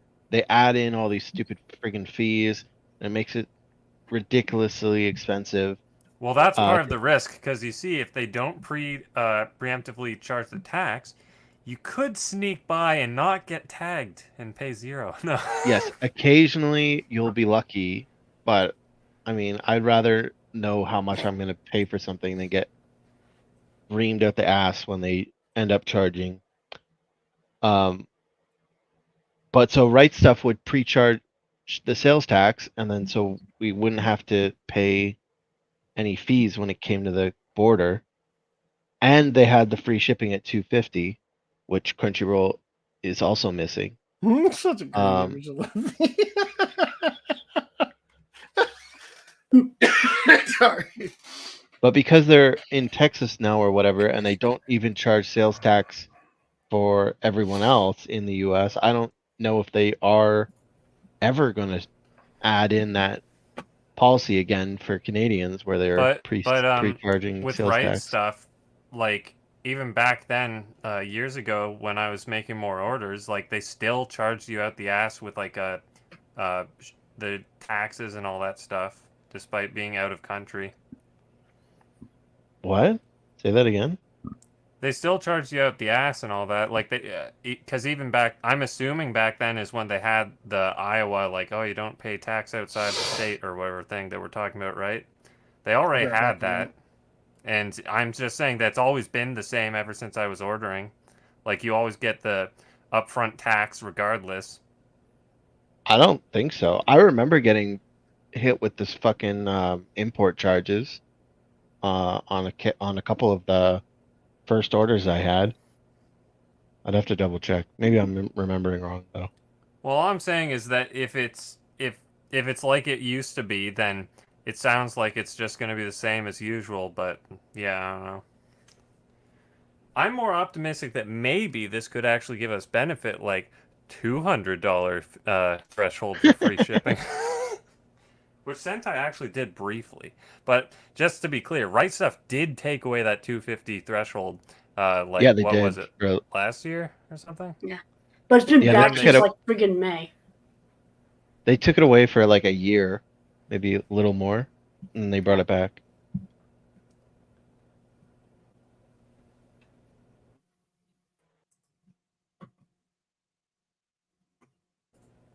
Speaking of bringing something back, let's bring back that host. Why don't we? I just wanted to clear my cache so I could make sure my recordings are going to be good, which they've been going really well. I closed like 200 tabs before starting the show tonight. You made sure to like upload your you made sure to like finish uploading your thing before you. Yes. Okay. Thank you. Have faith. So another question here. I'm a Right Stuff affiliate and/or in the partner program. Will this be affected by the transition? The Right Stuff Anime Affiliate Partner Program will end on October 10th, 2023. Fuckers! God damn it! Yeah! Oh, current affiliates and partners will receive further information in the coming weeks on how to sign up to become Crunchyroll Store Affiliate Marketing Partner. Oh, okay. Well, I don't want to fucking do that. You. Oh, man. Anyway, so any more thoughts on this? As far from me right now, my only gripe is gonna be if they ever make like a newly added items page, like Right Stuff has, because that page is so fucking useful. Yeah, like it lists for sure. It lists everything that was added on by the calendar date they were added to the store, like even stuff that had been like out of print or like not available on the store. This makes me so furious. What will happen to my Right Stuff order history? Anyone with a US Canada Right Stuff account will be able to see their Right Stuff orders placed from January 1st, 2020 through October 9th, 2023 in their Crunchyroll order history. That's yeah. Basically print out every single order you made for the last 15 years. Yeah, I've been using Right Stuff since like I was a kid. And they're just gonna be like, yeah, all that's gone. Fuckers. Anyway, so did You can anybody opt out of migrating your account and just create a new one. You can, which I still. I mean, the Which whole means you point is lose I want to- everything anyway. Yeah, lose everything, or lose only lose 20 years of history, or lose all of the history. Well, maybe they can keep a portal open to log into your account to No, write stuff. they're not going to do that. They're not going to continue to pay for that URL. I So guess not. Savakis, what's the Future server- Shop did for a little server- bit, but then they got server shut side down. Stuff they don't want to commit Yeah, to. take Did it. anybody archive the old Right Stuff Anime Today podcast? It seems to be completely gone, and there are some important interviews with people no longer with us. Well, Anime Herald did it, so it's in the doc. If you guys are interested in hearing these, they're varying lengths, significantly shorter than the OCA podcast, therefore not as good. But it's there, all 92 episodes. I'm guessing, or why is this 120? I don't know. Anyway, they did it, so that's the thing. I let you know about it. Okay, Reese, Yeah. your turn to screen share. Oh, Oh, are you not ready? yeah, I'm ready. I was looking at the scarecrow thing. I was like, wait, am I Yeah. supposed to talk about that? All right, so moment of silence for us. This is the final podcast where we will be doing this. Yeah. On Right Stuff. On Right Stuff. I'm gonna go get alcohol. Oh, that's yuck. Yuck, Reese. No, Yuck. no. This is the final one. It has to be ultra cinematic. No. So I'm gonna grab some going. alcohol Hold on, right before you go, I'm going to ream you from last podcast because I thought it was necessary to mention that you went over this one last podcast, but this is another Crunchyroll one that is a 2-core release right out of the gate instead of being a part 1, part 2. Damn. It's even slightly more. It's like 28 episodes. And also still being priced as if it's a part 1, part 2. Yeah. Nice. And then we've also got My Hero Academia Season 6 Part 1. And I even talked to you about this, AC. But this one is also including the OVA Make It Do or Die Survival Training, Parts 1 and 2, which is the Season 4 OVAs. So unlike the Season 5 Part 2, which was supposed to have Season 5 OVAs, but then got delisted, I think these are actually going to stick because the disc art that's shown on Crunchyroll has 3 DVDs, and the third DVD is exclusively for the 2 OVA episodes. So fingers crossed that the Season 5 OVAs are going to be on Season 6 Part 2. And then we've also got Rascal Does Not Dream Series Season 1 Blu-ray. Now with a dub. Get cucked. FDDM. Yeah, so this has the series Rascal Does Not Dream of Bunny Girl Senpai, and then the movie. The movie Does Not Yeah. Dream of a Dreaming Girl. Rascal Does Not Dream of Dreaming Girl. I don't have that one yet because the UK didn't release that, but with any luck, they're going to re-release or release just this, but cheaper in the UK. So I'm hoping as Satan that happens. So is this going to be on Crunchyroll store now, or is this going to just... It's assumed, yeah. Aniplex? Does Aniplex have their own store? Aniplex is owned by Sony, so... Well, I know, but Sony owned them before like anything else. It would be funny if they That was had to a while honor ago. their Right Stuff exclusivity or whatever. So, anyway. Next on the brand new things. Magical Witch Puni-chan Special Edition Blu-ray. Nice. Punier. Whatever. Media Blasters. Oh shit! Hold on. Wrong button. Wait. Do you say that as Media Blasters? It's Medea. Medea Blasters. Alright, and now we've got The Adventures of Super Mario Bros. 3, the complete series. And what? Go. Yeah. there's They actually used false advertising in the Super Mario Bros. 3 DVD re-release. Yoshi is on the back cover. Yoshi was in the Super Mario World game and cartoon. What's this? Not Who's- Mario 3. What? Who's this douchebag? What? They're saying that's from the Super Show or some shit. I don't know. Explain to me. He says he even at the clothing store he used to work for got that wrong on T-shirts. Mario and on Yoshi with the Mario Is 3 the logo. closing store the one that printed the T-shirts? or they So what he's saying is, so could it be that it's called The Adventures of Super Mario 3, That's which the is third brother. which is the third game, the last one that was on the NES. The Adventures of Super Mario 3 Brothers. So Yeah. it's, Koopa's the the hell third is- brother. He's the adopted brother. There were 3 seasons or series. There was I really liked this show growing up. I had it on VHS. there was the Super Show. There was the Super Mario Bros. 3, and then there was Super Mario World 1. That had Yoshi. I never saw that one. Anyway, I'll have to buy it. Find out. 2 DVDs. How long was this show? Oh, there's one. 26 episodes. Man, there's so much Yoshi in there, dude. Bruh. That sounds like 13 episodes. I don't know, man. The box said 26. Where's the box say 26? So they're like half length episodes because isn't it American cartoon? Where's the box say 26 on here? The one he has. Remember we were talking about this? He has That doesn't count. Well, this is the one from End Circle. No, click on the back of the box, you dumbass. Chosen Circle. Featuring all 26 cartoons in big ass writing at the top. Oh, that's cartoons? I thought this was an anime.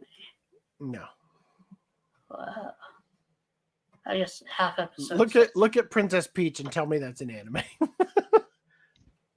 Is that Peach or is that Daisy with the dick Toadstool. lips?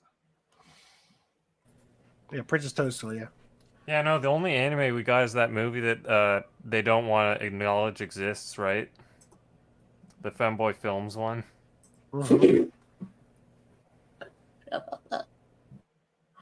Moving right along. We got Masaki Yuasa 5 Films collection coming from G Kids. At Reese's dismay. Reese's dismay.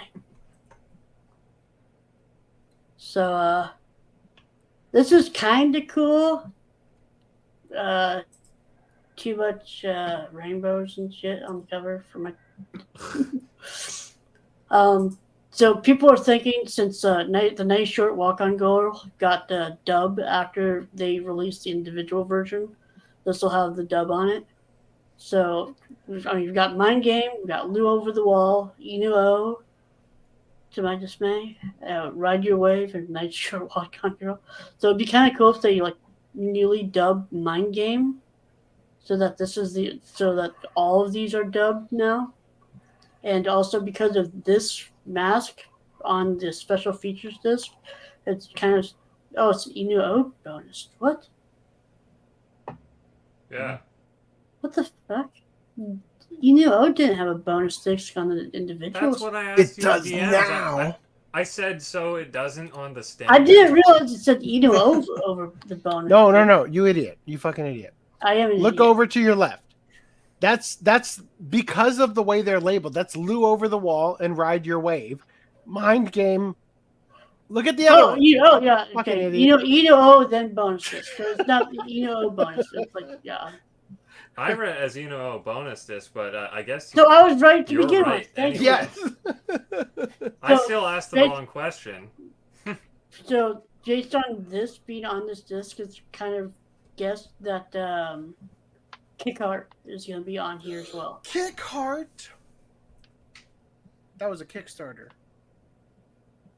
Andrew 11 apparently never heard of it after I mentioned that. So I That was me who never heard of it. Or yeah, fucking A. Same thing. Jeez, Stolen Valor. We're the same people? We're not the same people. Come on. Random 11 Although I don't also steal have my not heard of it. valor. As not knowing what that was. And yes, I'm aware of the thing I just did. whoever. You should be ashamed. On Twas I. that was Random 11 this time. Nice. Okay. Are you It's done? almost right. And then Are we've you also- done, son? Not yet. We got Spirited Away live on stage. On Does it Blu-ray. change for everyone else? No, because he's a fucking idiot. There you go. Okay, it changed. It was just slow. Okay. God, who do you think you are? AC's internet? It burned, I know. But do they have the budget for the dragon?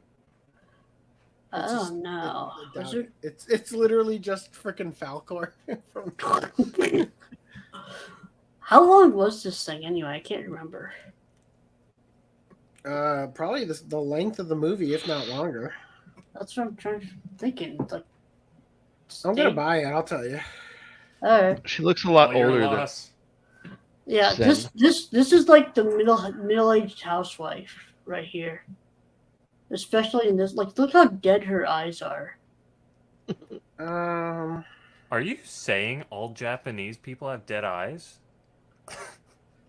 Like, that doesn't look like the bright, sparkly eyes of a child. That's for sure. Well, but that's kind of how she looked in the real world before getting like. She looks kind of the same here too. No, she looks very different there. Co-adapted. She's perfectly bangable. You shut up. How old She's is 12. that depiction of the Wow. Is your name what's his name? Luigi? Yes.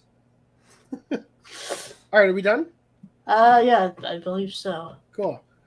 As Netflix ends its DVD rental services, a Scarecrow steps in. Whoa, Scarecrow! After a quarter of a century of mailing out DVD rentals to customers across the U.S., Netflix recently announced that it will be ending the service later this month. While most Netflix customers are happy these days streaming their content from the company's library of online offerings, there are still some folks using the long-running mail method involving physical media. Is one of those folks in the audience tonight? I mean, in the ring of hosts tonight? What'd I do? Crickets chirping. Does any Renus use the Netflix service mail? Yeah. We just put the last one in the mailbox before we left. You put it in. Oh! It was a shitty End of an error. Do you shop on Amazon JP sometimes? No. Do you need to make a new account for like all the different Amazons, or can you just use like the same one and sign in? I think you have to do like an initial like logging in, but then they like basically merge. Huh. Yeah. Most Something of like them are all the same account except India. Well, I don't know about India, but it's like North America. I think Japan's different. Like I'm I not sure tried. what you're No, you won't. No, you won't. The democracy chose another week of you being. Hold on. Where timed are you out. getting the idea you'll be on the server tomorrow? Your timeout doesn't end until like 2 in the morning on Wednesday. Yeah, and the chat voted for you to not ever make it back. So I'll be up at 2:00 on Wednesday morning, waiting for you to get like half a minute of on timeout. So you better use that time wisely. You better think of how you're going to make it up to us. Anyway, all right. So, convinced that there's still a call for such a service. Scarecrow Video, the biggest movie and TV rental store in the U.S. that nobody's ever fucking heard of, just stepped up. 35-year-old Seattle-based business announced this week that it's making its vast library of content available across the country as part of a mail-based rental service. Once you sign up online and been approved, a process that takes up to about 2 business days, you can browse Scarecrow's library or DVDs and Blu-ray disc, I think you mean of, and make your selections, ordering up to 6 titles each time. Each shipment costs a $12. Great. Which includes return postage and needs to be returned within 14 days. Scarecrow actually started its rent-by-mail service during the pandemic, according to the Seattle Times, testing it with 600 customers across 25 states. With Netflix recently announcing its intention to close its mail service, Scarecrow decided it was the right time to take its own service nationwide. Scarecrow's collection is bursting with an astonishing 145,000 titles. To put that in perspective, Netflix only offers around 14,000 titles globally. And 90% of them are fucking Bollywood shit. Unbelievable. With that in mind, a good number of Netflix subscribers may find themselves signing up for Scarecrow as well, so they can pick up the more obscure titles they can't find online. However, while the vast majority of titles are available for rent, excluded from the mail-based services are rare, out-of-print, and irreplaceable videos that require a security deposit. VHS and Laserdisc formats, new releases as they have short rental period, and adult titles. Oh, that's Can't something rent, Netflix can't doesn't rent have. porn. So when is It's not better than Netflix, then is it? when is Ramona getting swapped out as a for Scarecrow employee? There are a few other places besides Scarecrow where you can still rent DVDs and Blu-rays, though their libraries aren't as big. Now, if you decide to dabble once again in the world of physical media, then don't forget one important thing: a machine to play it on. With that in mind, there's some advice. Oh, great. You're just going to promote your other articles. Okay, cool. Scarecrow, maybe we'll talk about them again. Maybe they'll never get brought up on the podcast again. We'll see. All right, Lego creates Braille bricks for blind and visually impaired children. You'll notice they didn't put any pictures of kids on the box, because that just looks weird. They don't even look like they're having a good time. They can't look, okay? They're blind. I think I know why you put this in here. Do you? Do you really? It, The Lego it might blocks. have a connection to something we can sell. Each of the Lego block studs correspond to numbers and letters in the Braille code.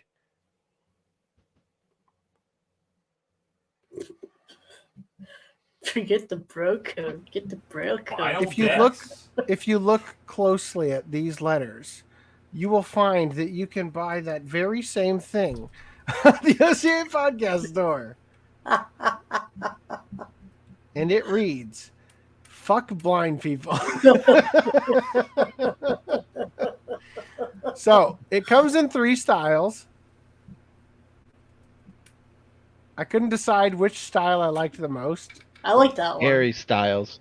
So that's the one with the tiny one. I like this one the best. But I don't like it on black, or I don't like it on white like this. I like it on the black shirt. On the white shirt, I think it looks best to just be the plain one. Fucker, god damn it.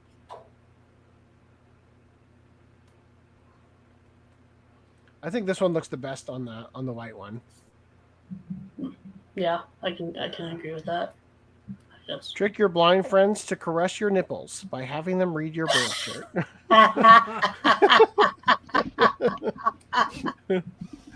All right. There's other ways. There's other amazing merch on here. Are we still working on the other version of it? Yes. I will get an embroidered version. Oh, not that one. I'm talking about the other. Oh, the colorblind one? Yeah. I haven't quite decided how we're going to do that yet. All right. For the blind person in your life. Now, there's also Stealth Weeb. You can enjoy many such great things and enjoy them sexually. Can you send us a link for the blind Fuck blind shirt? people? Sure. It's only in the doc. You know, like yeah, I can totally do that. Here you go.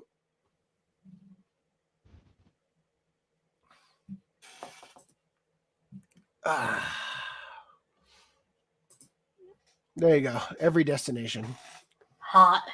I hope the F word being in it doesn't get me banned.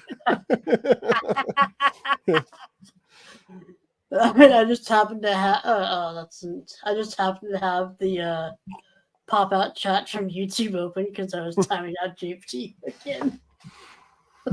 All right, details of the Pokemon Van Gogh Art Museum crossover are just as adorable as we'd hoped.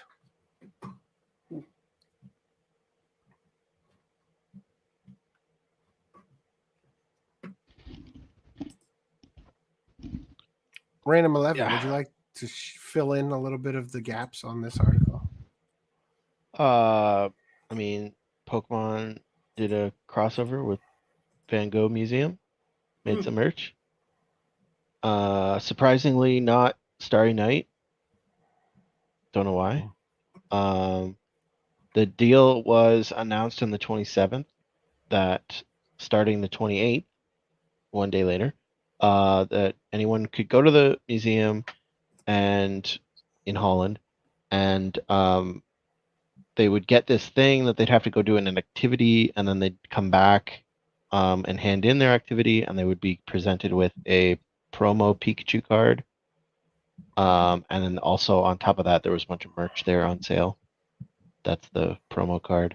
Mhm. And shit hit the fan on the 28th when they started it. People were rushing the merch section, trying to buy up all the shit.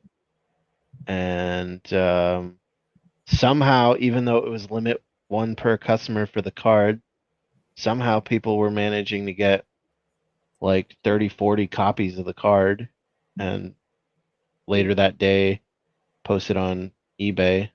And some of them were selling for like $200. It was kind of stupid. I don't know why people would pay that much money for the card, but because they also announced that the card and the merch would be available on the Pokemon Center website at a later date, which ended up being the 29th, Friday. However, that was also a shit show because the people that they put up the web, or all the product pages had a sequential number for the item number. So before they actually put the products live on the site, like so that you could find them, they put the products, the pages on the website and turned it live so you could purchase stuff if you knew the URL.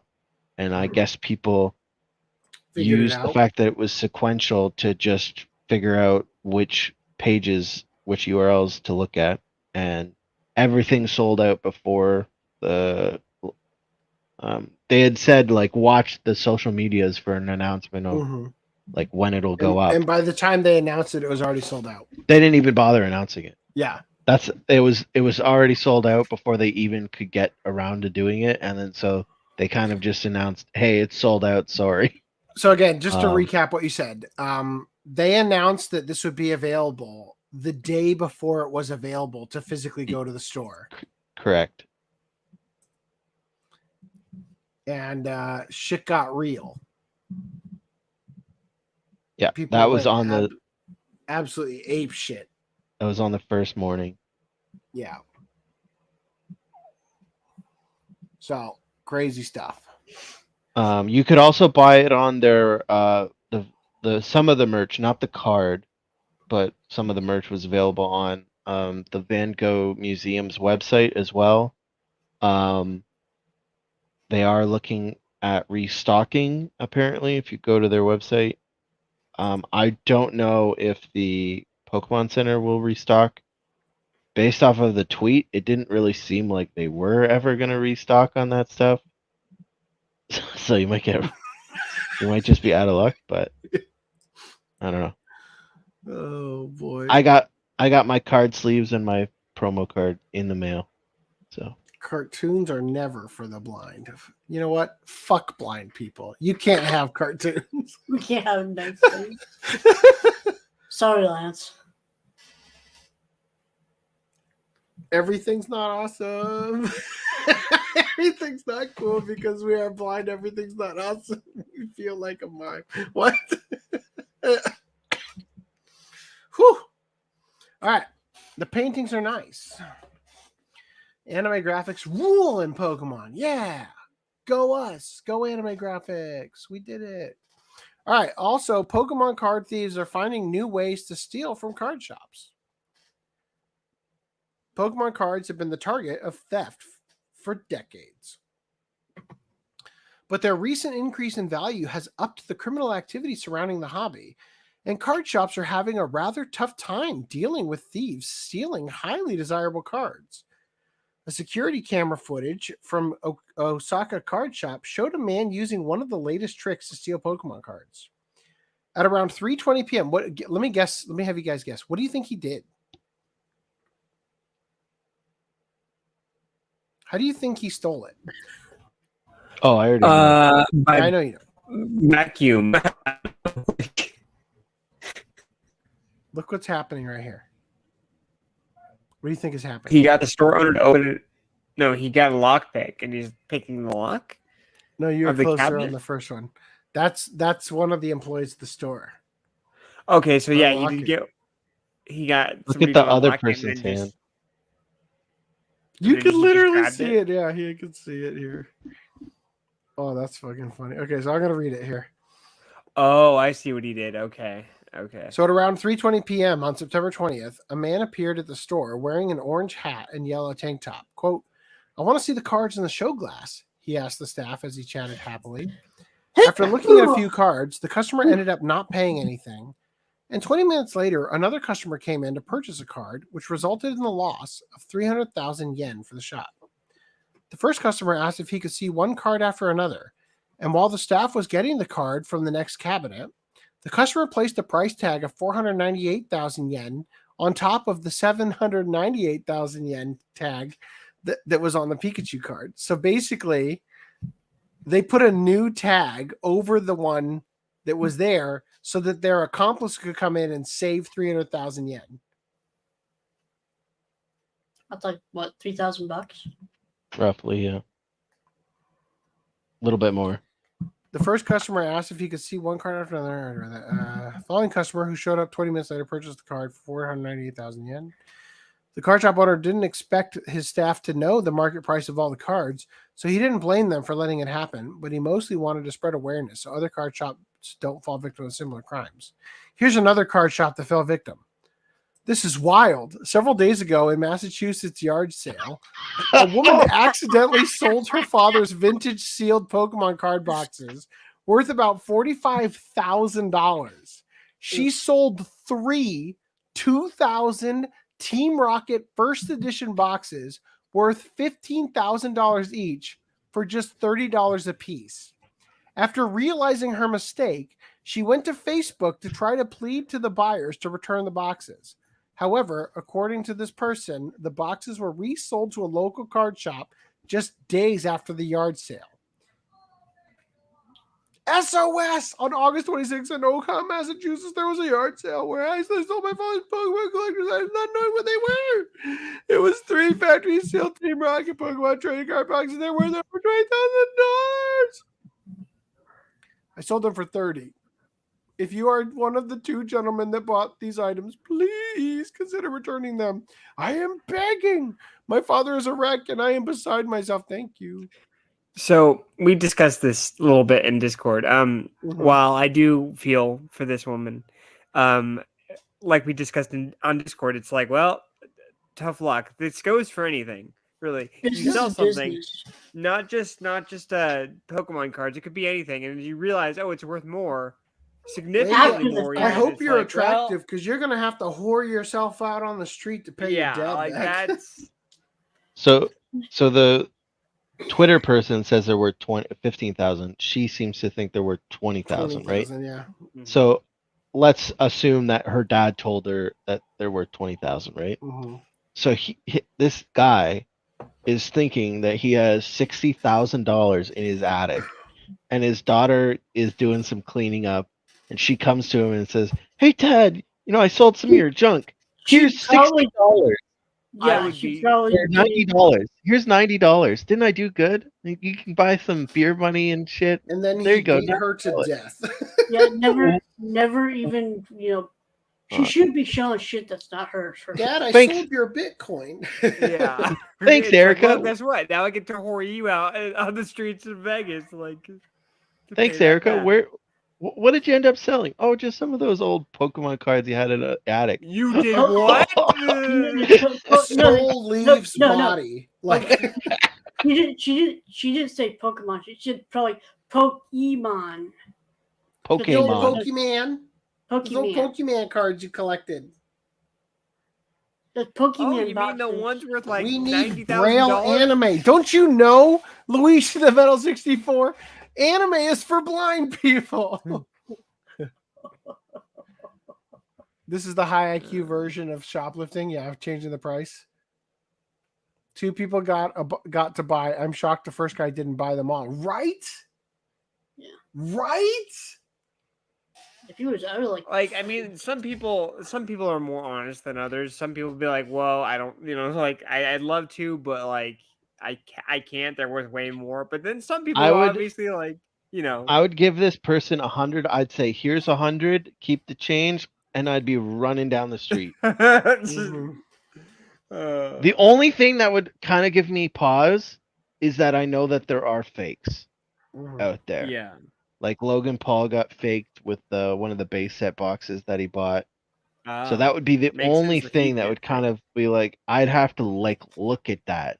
And by me like spending a minute looking at it, that might tip her off to be like, Is this something worth money? yeah, maybe I should look that up. So That's apparently the only thing. my copy and paste of the Crunchyroll article did not actually come through. I'll be back. All right. So now I guess we're going to include both. Come on now. Oh, I see. My my article wasn't good enough. We have to do No. shitty article. No. You shared this one. The images are bigger on this one, though. Oh, fair enough. So I would like to share. Really share for the record. I'm not filling up the the Discord with articles. But I don't know. Just some interesting pajama and cosplay and just clothes. Unisex pajama. Yeah. For the blind, For the it's blind. a picture of Ramona, 1/2 collab. Ramna. Ramna 1/2. Is that in the Finger Things Club? Ramna 1/2. Ramuna. We commissioned some artists to draw Ranma as like a shitty trans fucking character. Hey, you know what? If it was written in Braille, maybe I'd pronounce it right. Fuck blind people. So we got some socks, some fucking shoes. I think there's you can buy you can buy the dad as like a. He's kind of cute. Like I'd buy that. This is one ugly model. Yeah. Wow, Greenline's admitting that an old man is kind of cute. I'm admitting that a stuffed animal is kind of cute. Were there any extras here Genma. that- I have a review on you edited the review and my feelings towards Genma. Like who's a piece of shit. But you think he's cute. You're like, Yeah, he's a 'cause he's bad stuffed. boy. He's a stuffed. I can bad put him on boy. my wall. All right. Yu-Gi-Oh! Blackluster Soldier figure coming from Bandai Spirits. That gives me some. Wait, hold up. Figure? Yeah, figure. Hold up. Model. Is that an amplified? He's cooming right now. Meanwhile, I've already bought some Yu-Gi-Oh! No. figures. If it's amplified, it will invert. Ramen 1/2. If it's amplified, what? If it's amplified, His penis it will invert. I detest the it's amplified. That time, we're in the retail price of the release date of the figure rise standard amplified. See, it's a model kit. Blackluster. So It is it's a model kit and it is amplified. No PP Oh, my penis is inside out. It's gone soft. It could have been that's good, nice. but they insist on goddamn ample.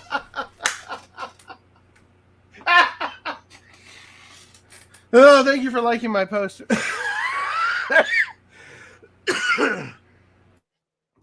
All right, so we talked about this previously when it was in like a prototype stage, but the actual physical model came out of this Lupin Part 4 figure. Pretty cool. Only problem is Mr. Goyamon is not involved. Oh no, he's being run over. Anyway. Renus, do you have anything to say? No, you're not even in the call. God damn you. Leaving. What were you supposed to update? Was I supposed to update? Oh, never mind. Is this about the Rama thing? No. It was about that, but then that also reminded me, there was some voicemail that you messaged before the podcast started. Did you ever do okay. that? I already okay, right. Yeah. Okay. Statue maker Gaming Heads claims Sony told it to destroy all PlayStation-themed stock. It's now telling pre-order customers to contact Sony about refunds. Seems to me like we're in a recession. That we are. Video game statue manufacturer Gaming Heads claims it has been told to destroy all its licensed PlayStation stock. According to the company, this includes items currently in stock, including The Last of Us Part 2 Ellie statues, Jack 3 statues, and God of War statues and busts. It also includes pre-order items such as its Sly Cooper statue, The Last of Us Ellie and Joel diorama, Bloodborne statue, and Ratchet and Clank statue. No Ogloy statues? What? An open letter posted on the company's Twitter account suggests that the decision was made by Sony, but doesn't explain why it made the decision. It also name-checks PlayStation's group manager of commercial partnerships, Judy Ward, gives out her email address, and tells pre-order customers to contact her about your now canceled order, payments, refunds, etc., and what they will do for you. We have worked with Sony PlayStation for more than 10 years to bring you some of the best video game collectibles and have been trying hard to get them to change their mind, the statement claims. This is how passive-aggressive this is. They know you have paid your hard-earned money for items that are ready to ship to you or that are in production. But unfortunately, after doing all that we can, they have told us not to ship your orders to you. Our business priorities remain unchanged. A recent direct quote from Sony. It also tells pre-order customers that Sony, quote, has already received royalty payments from you on your orders that Sony PlayStation now wants us to destroy and not ship to you. It adds, we remember Sony PlayStation's old tagline that they are, quote, for the players. But given their recent decision that they know adversely affects those in the collecting community willing to spend more on Sony PlayStation merchandise than an actual console, we are now not so sure. It should be noted that Sony has not delivered its side of the story yet, and as such is not clear why it decided to end the partnership. Some customers have reacted with anger directed at Gaming Heads itself, particularly its apparent attempt to direct customers towards Sony for potential refunds. Quote, when I pre-ordered the Joel and Ellie statue, that was a transaction with Gaming Heads, not Sony, one customer replied. You need to refund the money we all gave Gaming Heads to produce these products. Don't tell us to go to your licensor to get it. Some collectors in a Facebook group dedicated to Gaming Head statues have also responded to the open letter with cynicism. Quote, to anybody wondering, this is just Gaming Heads destroying a ton of stuff for a tax write-off and hoping you won't sue, which you won't, or file a chargeback, which you should. Definitely file the chargeback ASAP and get that refund.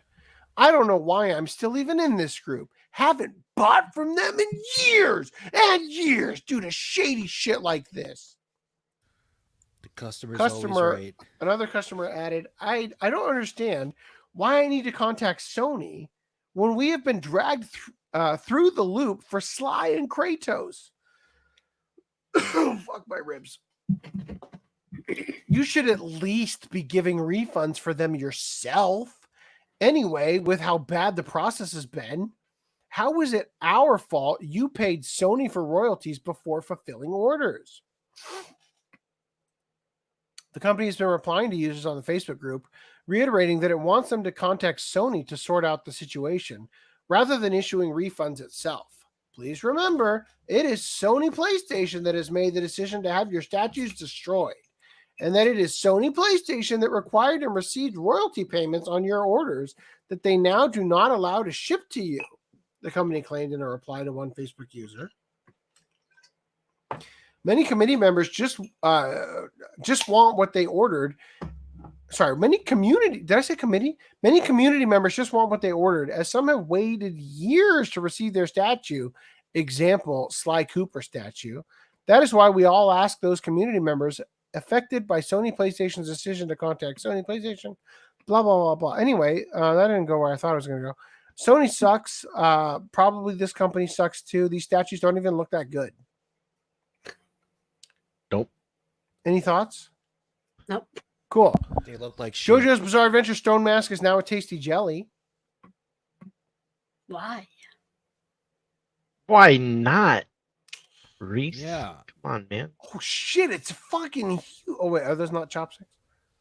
Probably tastes terrible. Let's all eat. Yeah, I was going to ask, eat do you want me to Phantom cancel your Mask. order? I'm sorry I bought it for you. Super Mario Brothers Wonder insulated cups coming to 7-Eleven Japan. I hate these kind of cups. Because you want them so badly? No, I hate metal inside cups. It gives me the willies when I use when I Taser wash on it? them by hand. And then the outsides always get scratched the fuck up. Yeah. Can't put them in the dishwasher. How would I even know this is Super Mario Brothers Wonder? You cut off the part where he's an elephant. Fuck you. You gotta buy the lid separately. Yeah. Hold on. Before we get any further, is anybody here buying Super Mario Brothers Wonder? Yeah. My son will probably buy it. I don't own a Switch, so I can't say yes to that. So no. I'm not going to be playing multiplayer with you if that's your. There's multiplayer. I'll buy it. Does anybody want to eat that burger more than drink out of that mug? Yes. Official microwave cup noodle use measuring cup is now a reality. Could be yours if you act fast. So yeah, you could buy a cup noodle measuring cup that tells you. Fuck, God damn it! No, don't load. That tells you how to for the big cup noodle, the regular cup noodle, or the cup noodle mini, exactly how much water you need. How cup noodle mini? Yeah. I've never seen that. I agree. It should be cup noodle big, and cup noodle extra big. There's so much wasted space. Kind of a cool idea though, because you can just stick it in the microwave. Is it? Yeah, mini cup noodle. Okay, cool. I'm not blind. Anyway, all right. You can now stay in a Japanese hotel room with a train inside it. Why are we doing this with the camera? Well, why am I getting kicked out? Fuck you. Full screen my thing. I don't want people to see how red my face gets when I'm drunk. To match my shirt. Oh my god.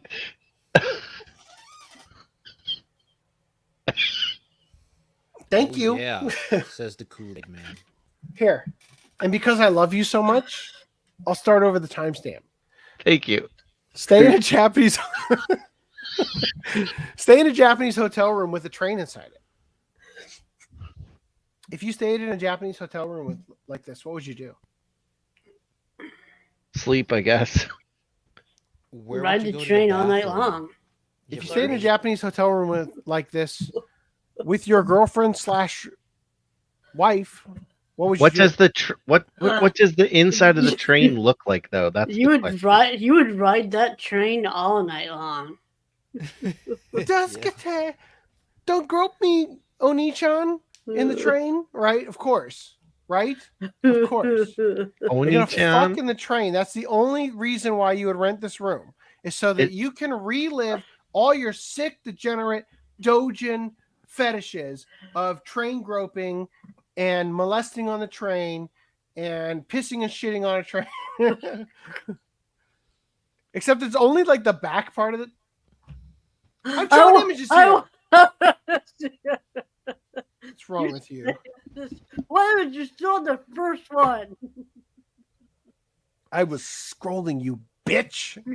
So the key card reads Fuji Sanroku Electric Railway. Oh, Jesus Christ. Apparently it comes with a microphone stand. Anal Destroyer 9000. What is this? It looks like a pipe. What the fuck is it? Or it looks like a one piece. Is this a key? Like, This gun. is the ticket puncher. Oh, you can live that part of your fetish too, where the high school girl you're gonna molest doesn't have her ticket, and therefore she has to pay for it another way on the crowded train where you rape her. Oh God. I accept favors as payment. Man, whatever you want to live out in your fantasies, just keep that in your head, man. You don't have a ticket to punch? What about your hymen?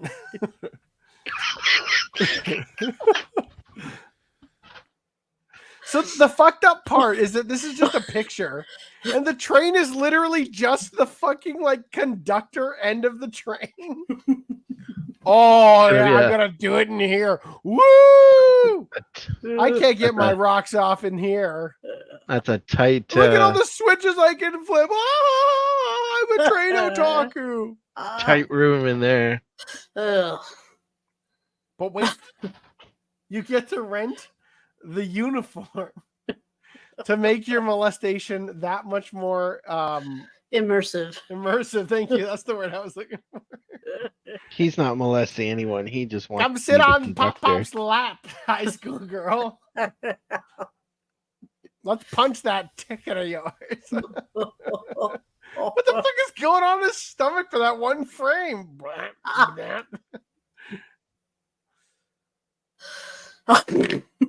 Doing it on a train, not doing enough for you?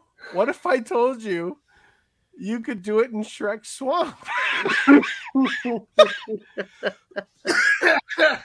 As Shrek Swamp is now an Airbnb stay in Scotland that is creepily authentic. They even have the outhouse where you can kick the door open and sing All Star. That'd be funny. That'd be funny if that song they got like a stereo system. Yeah, it's like and when you whenever open the you door, open the door, it's like just connected like a greeting card to a little player. Yeah. Every time you open the door, it starts playing All Star. Take a shit at 3 a.m. Somebody was.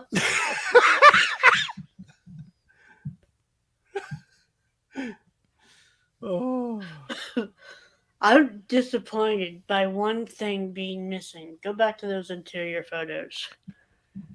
There's no donkey or Pinocchio or the No, three little not even pigs? that. There's no bring your waffle own donkey. maker. And there's no Puss in Boots, but he's in the second movie. But who cares, right? They show the swamp. I'm anyways. disappointed at the lack of waffle maker. We're How are gonna you make supposed some to make waffles? They even have the earwax candle. Anyway, that's I'm the thing. making waffles. If you needed another like daring place to have sex, Japanese prison will become a luxury hotel managed by the country's premier resort company. So, I mean, it looks exactly like the one from Golden Kamuy, right? Is that just a thing? That must, yeah, this must be a common like schematic or design for prisons.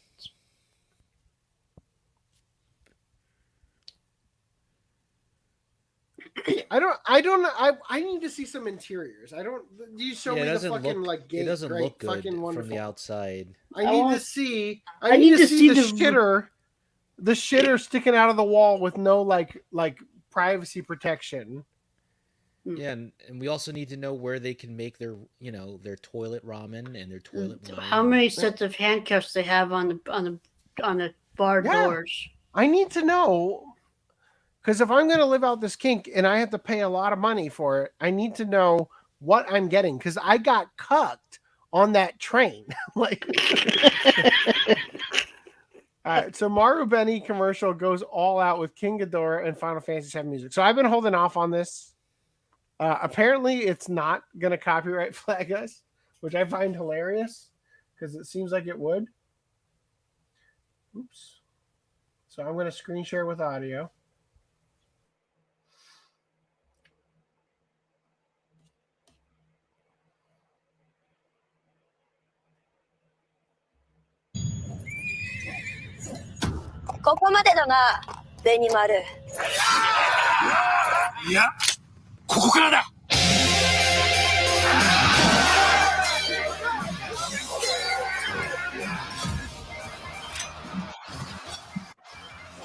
Modern day zombies come out.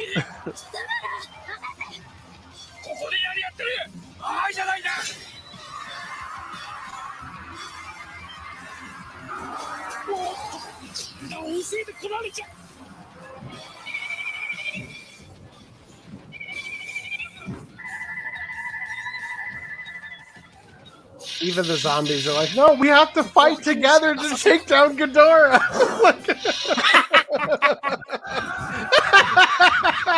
I would totally watch this movie.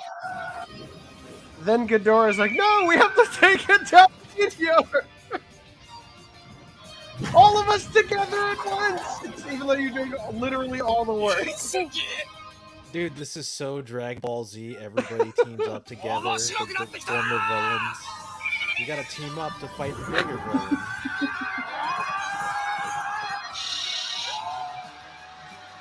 What is this an ad for again? What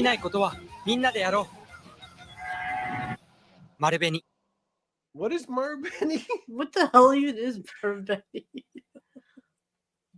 Trading company Marubeni made one of the most excellent commercials in history. Trading company. Whatever the fuck that means. Is it like Robin Hood's app, like commercial? Don't cry. I'm almost done. He's just sleepy. Anything good in the chat? People can get in the room. Any ladies interested? Or is this in getting fucked in the train? or taking the train. Yeah. So, woman rescued from outhouse toilet after climbing in to retrieve Apple Watch, Michigan police say. Who found her? A woman was rescued. Yeah, imagine going in to take a shit in the outhouse, like, and then you're shitting all over the face of some woman who got stuck down there. A woman was rescued Tuesday from an outhouse toilet in northern Michigan because nobody, be real about this. Nobody goes into a toilet only kind of sort of needing to go to the bathroom. When you settle for a roadside outhouse, it's because it's coming. It's already coming out. Yeah, you got turtle. You're trying to mitigate the amount of streaks in your underwear at this point. You're not stopping just because some woman's face is there. It's like 10 you hours. Don't even look. You didn't even look at that point. Your pants you're unbuttoning them as you open the door. You're like, I can't even lock it. Ah! You sit there with diarrhea spraying everywhere. Imagine she was like getting hit with Taco Bell. So yeah, she climbed in to retrieve her Apple Watch and became trapped. The woman, whose name was not released, lowered herself inside the toilet after dropping the watch at the Department of Natural Resources boat launch at Dixon Lake in Otsego County's Bagley Township, state police said Wednesday. Yeah, definitely. Just said boat landing. You getting off the water. You got shit, dude. So So, did someone open the door, hear a woman saying help, help, and that's like, oh, okay, and then they call 911 or whatever. Hold on, then, let me take a shit first. And yeah, exactly. I was gonna say, and then they're just waiting. They're like, you know what? I'm I know you're sorry. in there Stand and to the stuff, but, like, side. do you mind? No. Just hug First the wall. First Here, responders. I'll clean your face with my piss. No. I'll try not to pee while shitting so I can save it for your shower. Don't stare at my dick while I piss on your face. First responders were called when the woman was heard yelling for help. The toilet was removed and a strap was used to haul the woman out. If you lose an item in an outhouse toilet, do not attempt to venture inside the contaminated area. Serious injury may occur. The police did not stay Wednesday if the woman was injured or if the watch was. Does she really want her Apple Watch covered in excrement? Do you think Apple would give her a new one? No. Apple wouldn't even repair it. They'd say it's water damage. Water? No, Moisture. This isn't water damage. This is piss and shit. It's damage. shit damaged. That's not stipulated. So a mental hospital was ordered to pay 3 million yen for forcing a hikikomori into care. The Tokyo High Court has ordered a hospital to pay compensation for the illegal forced hospitalization of a hikikomori taken from his home by a private company. So they're just going out there and kidnapping them now? The hikikomori in his 30s was at his Kanto region home when individuals from a private company arrived claiming to support the independence of hikikomori people. However, he was forced to stay in the psychiatric Seijin hospital for 50 days. So for anybody watching who doesn't know what a hikikomori is, it's a NEET. For anybody who doesn't know what a NEET is, it is a neckbeard who lives at home, never goes outside, and masturbates all day and plays video games. If you fall into any of these categories, be warned, for private companies may arrive and take you off for 50 days to a hospital. What the actual acronym stands for is not not employed employee seeking education or training or yeah. Hey, if you want to pay me $300,000 for 2 months of my life, I might just do that. I might. As long as you don't inject me with anything. If I could podcast from the Seijin hospital, I might. The Tokyo District Court decided on September 21st that the hospital must pay 3.08 million yen to the victim after ruling that the hospitalization was illegal due to lack of examination by a designated doctor. So it's just because the doctor didn't give him a doctor's note to kidnap him? Such business practices are considered I'd take the extortion. money and then file criminal charges and take some So the funny thing about this is that a hikikomori, they need money to be able to not work and just waste their life away playing video games and masturbating. Mhm. So now this guy's got 3.08 million yen to continue to be a hikikomori because they try to kidnap him as a hikikomori. Yeah, he's set for life now. Yeah. $300,000? Because those lives are short and tragic. Well, as a hikikomori, you're not like, you have a small little apartment. You're not buying a lot of shit. You're buying some food and internet. Like, that's all you have to pay for. $300,000 is gonna last you until you're at least 60. Such Get that business old age practices pension. are considered extortion in Japan for having a rather opaque relationship with psychiatric care. Quote, I believe there are people who are being forcibly hospitalized in the same way against their wishes. There needs to be a better system in place for the government to check on such cases, says the hikikomori's lawyer. Hoping for more business. I don't think that $300,000 is going to last him 10 years. Okay. Yeah, dude, he's gonna get that $300,000 and blow it all in a month on gacha games. Japanese adult video actress, among others, busted for prostitution in Hong Kong. Busted in the. Were you gonna say something, Random Evan? Give me a minute. Continue. He's got a nut real quick. Yep, that's getting off. So I just noticed the arms. Are they AI generated? Are they Augie's eyes? Yeah, I was gonna say, do you think Augie thinks this is him too?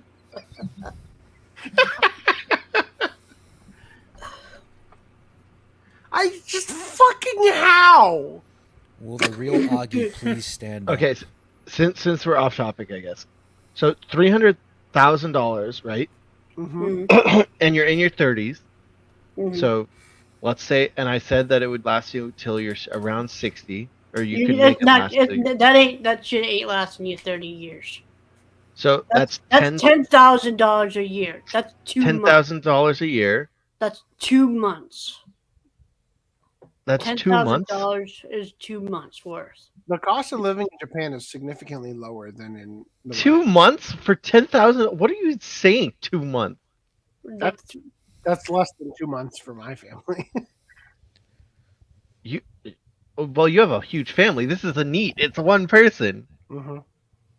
Nah, $10,000 is easy. That's 2 months of right stuff purchases for me. if you're in NEET, you don't go out, you don't spend money on anything. You have a tiny little apartment. You have no room to put anything in the apartment, so you're not buying a bunch of shit. $10,000 a year, no problem. I'd say $20 would be a more comfortable number for if you're going that way for a year. I'd say $20,000 a year.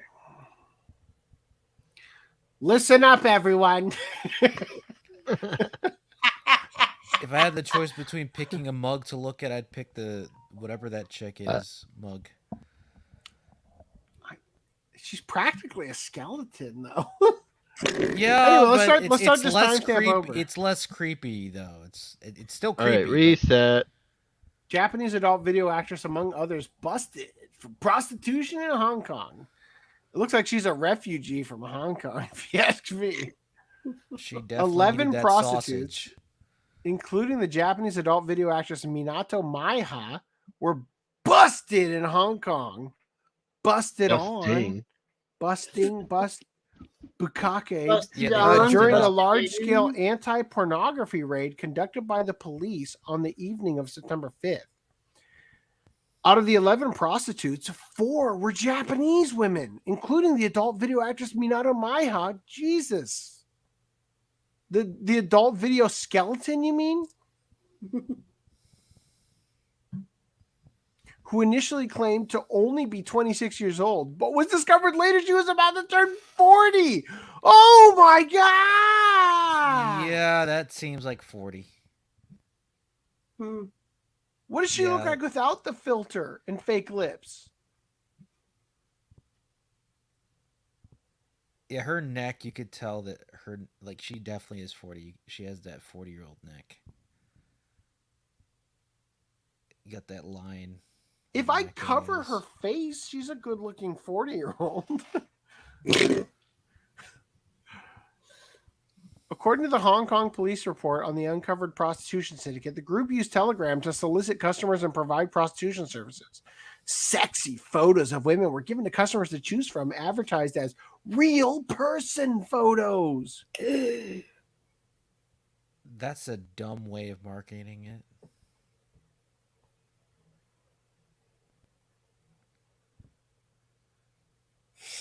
That did not happen.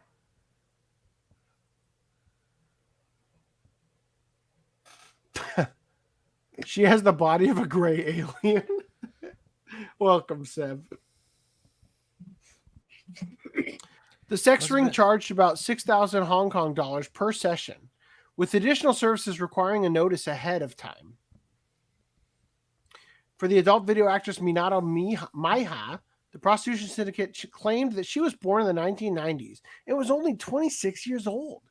But she attracted plenty of customers thanks to her hot figure. And J-Cup? Yeah, maybe they used the worst photo of her in this picture because I don't see it. I don't see.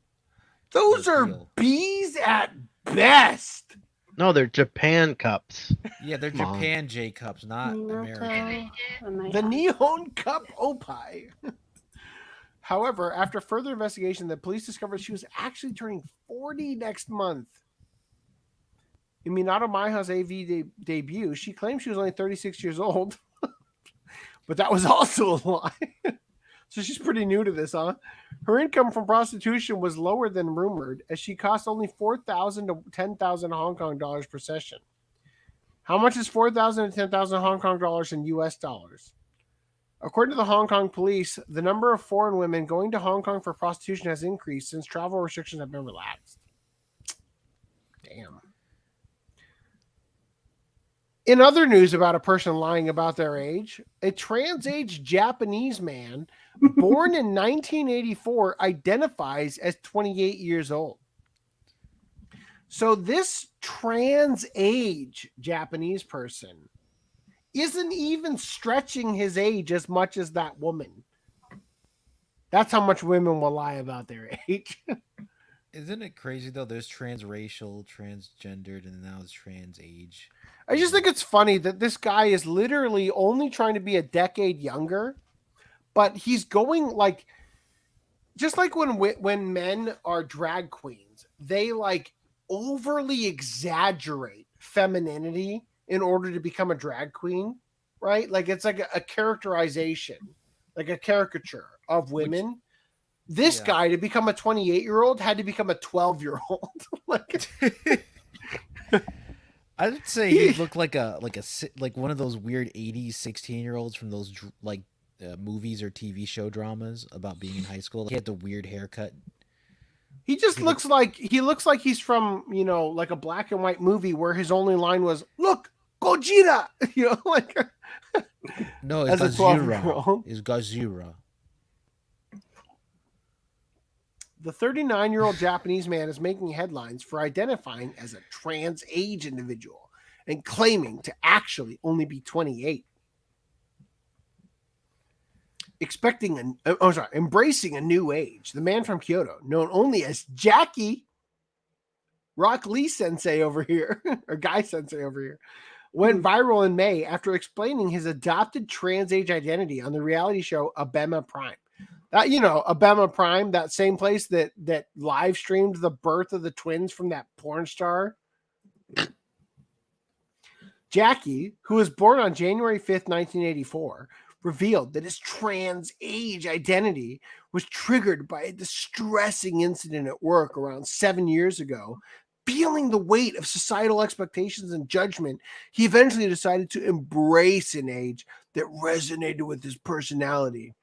I felt a strong desire to stay young and relevant, and I found that being 28 was the age where I felt the most comfortable. Totally poggers. It's an age where I can balance maturity with youthfulness. He also shared that while he maintains his actual age on official documents and resumes, he navigates other facets of his daily life as a 28-year-old man. Look at that fucking nose ring. Wow. This might actually be a 28-year-old picture of him versus his 39-year-old now. Same hair. Beyond chronological age, Jackie believes that Japanese society tends to place a premium on accumulated experience. He views actual age as a mere record of years passed since birth, arguing that it doesn't define one's abilities or achievements. A psychological perspective. Psychologist and Kanagawa University professor Dr. Takashi Sugiyama explained to Abema Prime that individuals like Jackie, who perceive a significant emotional and mental age gap from their chronological age, are not uncommon in today's information-rich society. Age, he suggests, is increasingly challenging to process as society evolves. You know, I'd buy it if I knew of 6-year-olds who thought they were 80. But I don't. I only know these fuckwads who want to be younger again. He further noted that Jackie's experience highlights the often subconscious gap between one's perceived and chronological age. Trans-age individuals like him might use this gap to shape their self-image, often reinforcing their self-perception. What a fucking awful article. I'm glad I sat through it. Great. A group of 20 men are running around naked in Fukuoka. And once again, Sankaku Complex has found the perfect GIF.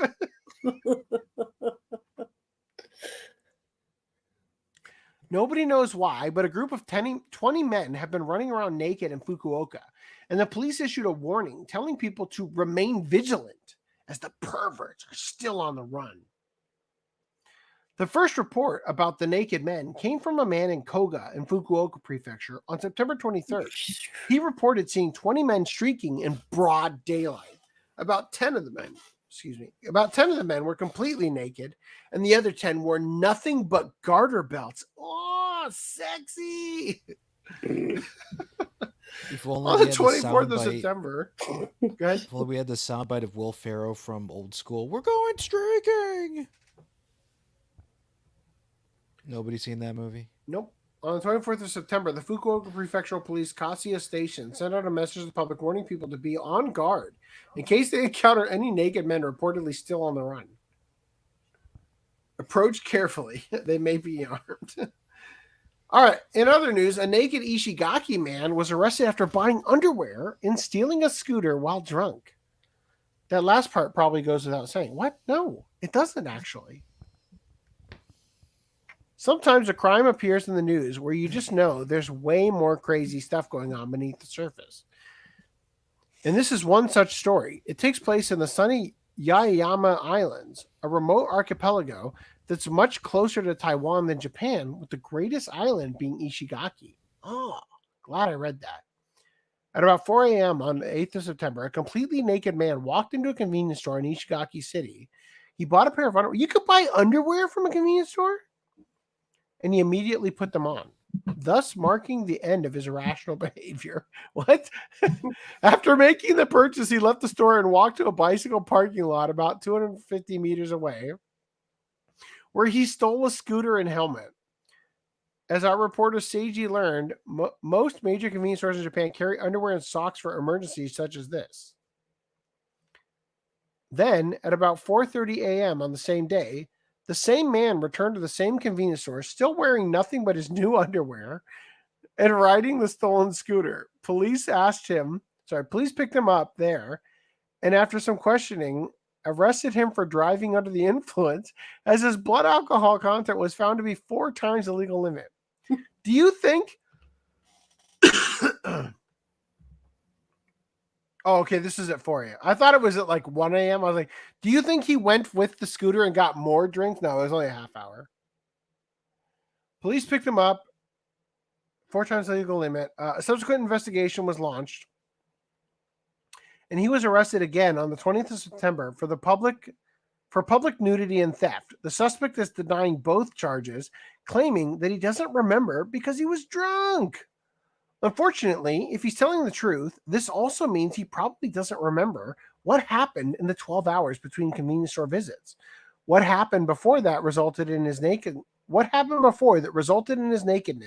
or how he managed to hotwire a scooter in his condition. And so, online comments could only imagine. So where did he keep his money? That's a fucking great question. Did he only buy underwear? Maybe he did the Terminator time travel thing. There's so much going on here, I don't know where to start. I wonder how the store clerk handled that situation. He should space out his crimes a bit more. This feels like a mission from a Yakuza game. I think all things considered, some socks would be a better investment when walking outside. He seems to live by a code, but I don't know what it is. Unfortunately, this is so weird that Terminator-style time travel does seem like the most plausible answer. On the other hand, I often have dreams where I'm in this guy's situation and inexplicably wandering around naked on the street. So maybe this is what the ancient philosopher suggested and we're all really just living this one guy's dream. Okay, wow. Lame. Sorry. That was a miss. Okay, here we go. Police lieutenant resigns after groping a woman on a bus. Quote, "It made me happy." I can't imagine groping a woman would make you sad unless it's not a woman after you've groped her. Unless you Look, find out man, not a it's Schrodinger's penis until you feel it for sure. It's a bold gamble.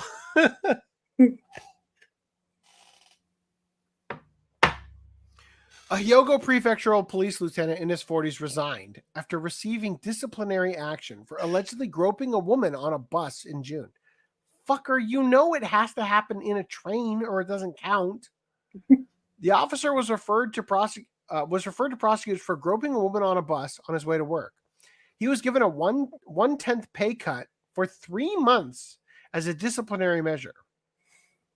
The police lieutenant resigned upon request. My pay cut means nothing. I quit. Doesn't matter, had sex, right? According to the investigation, at around 8 a.m. on June 5th, the police lieutenant pressed his right arm against the breast. Fuck! Pressed his right arm? Didn't even fondle the nipple? You quit your job for that? Oh, God, I hope you nutted in your pants. I get that just getting my blood drawn. Right? Cue random 11 story of the nurse or the dentist putting her breasts on his face. So he pressed his right arm against the breast of a female passenger in her 30s who was sitting next to him in a bus traveling in the Hanshin area. He told investigators, quote, I felt happy when my arm touched someone's breast, so I maintained that position to completion. The woman filed a complaint at the local police station on the evening of the same day, and the police inspector was identified from the security camera inside the car and through the IC card's history. Fuck. I hope it was worth it. You cuck. Tweak a nipple next time. Woman dies after being hit by 2 motorcycles. No, tweak it and say, I'm blind. Woman dies after... Sorry, God. Woman dies after being hit by 2 motorcycles while lying on a street. Completely unrelated. Man arrested for flashing his penis while riding a motorcycle. I am choosing to believe these are the same events. Okay? So a 34-year-old woman was pronounced dead at the hospital on September 21st after she was struck by 2 motorcycles minutes apart while lying on the street. According to the report, at around 1:30 a.m., a 67-year-old man, checks out, who was delivering newspapers on a motorcycle in Koskabe in Saitama Prefecture, ran over a woman who was lying on the road. Does anybody here ride a motorcycle? Nope. I ride a bicycle. Imagine you're going bicycle 45 to 60 miles an hour on a bicycle. Oh, I'll be what? Do you run ride over a bicycle? Do you think you would remain up straight? No. I can't imagine hitting a woman on a motorcycle and not crashing. It takes great skill. Pop a wheelie. Drive over a leg. This rib pain is killing me. Oh my God.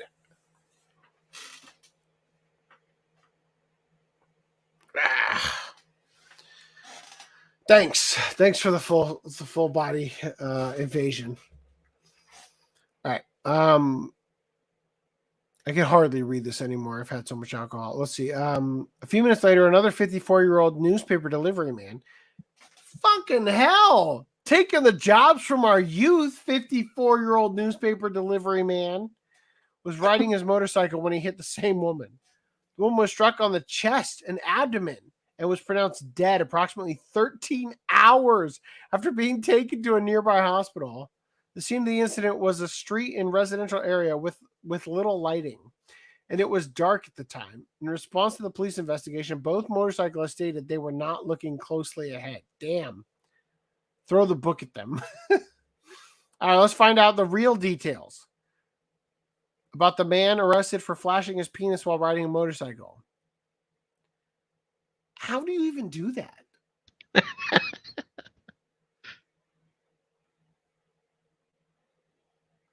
So here's how my brain can best assess the situation. You're cross-dressing. You're wearing a skirt. Nothing underneath. You stand on the bike with like 1 foot raised like a dog, like you're pissing. And that's the best way to flash on a motorcycle. Right? Well, people have done trick stunts on motorcycles where they stand up on the seat, right?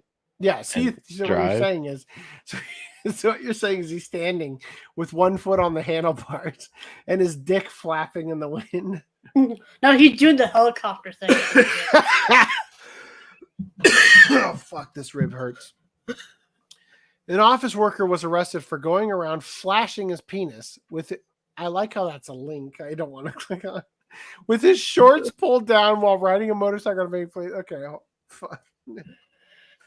I recently watched the Jaws franchise with my wife.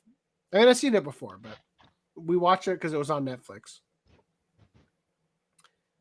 There is a shot in the first Jaws movie where, for some reason, Steven Spielberg is looking up at the lifeguard, and the lifeguard like stands up, and you can full on see his balls in the shorts.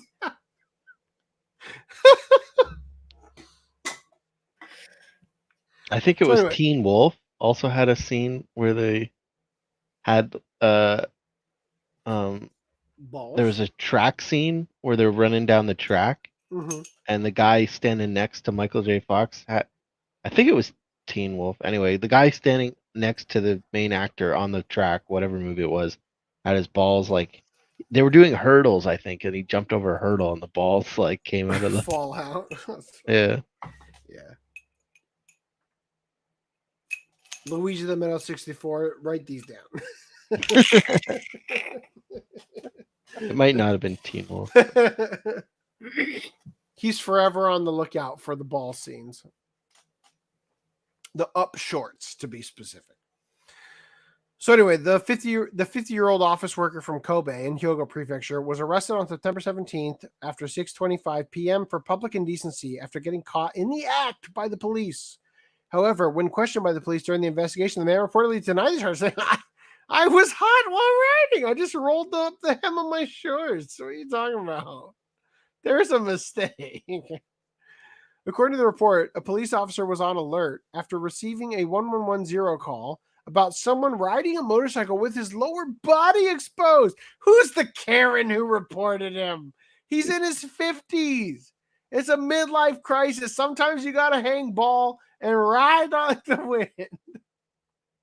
I still like the idea that he's like standing on the bike.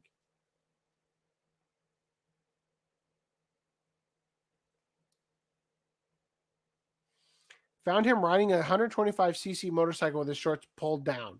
How? How the fuck do you ride a motorcycle with your shorts pulled down? Where are they? Underneath the bike? Underneath the bike connected to your legs? How? After the officer asked the man to stop, he fled, which led to a chase. Yes! That ended after the penis flashing motorist caused an accident. Yes! And while trying to escape. Sadly, the penis could not be reattached after the accident. I noticed a perfectly timed email on the OCA email that just came in at 1:00. We noticed you haven't uploaded a video since you became joining the program. Don't spoil it. I said program. I'm still waiting to become fully verified. Man arrested for breaking into high school. I like high school girls. They are quite lovely. An unemployed man who was arrested in April for breaking into 2 high schools to steal gym shoes was arrested again on September 24th for breaking into a high school. And his reason was because I like high school girls. That's the drunkest reason ever. The judge is like, no fucking duh. Everybody loves high school girls. Give me a better reason. According to the police report, 44-year-old Masakazu Takushi from Kuwana in Mie Prefecture allegedly broke into the gymnasium of the Inabe Sogo Gakuen High School, a prefectural high school in Inabe at around 4 a.m. Great job. That's all irrelevant. Give me the goods. Tell me what he was doing. Let me know how much he jacked off in the shoes. The school's alarm system activated, and the police arrived on time to arrest the suspect who was in the gymnasium.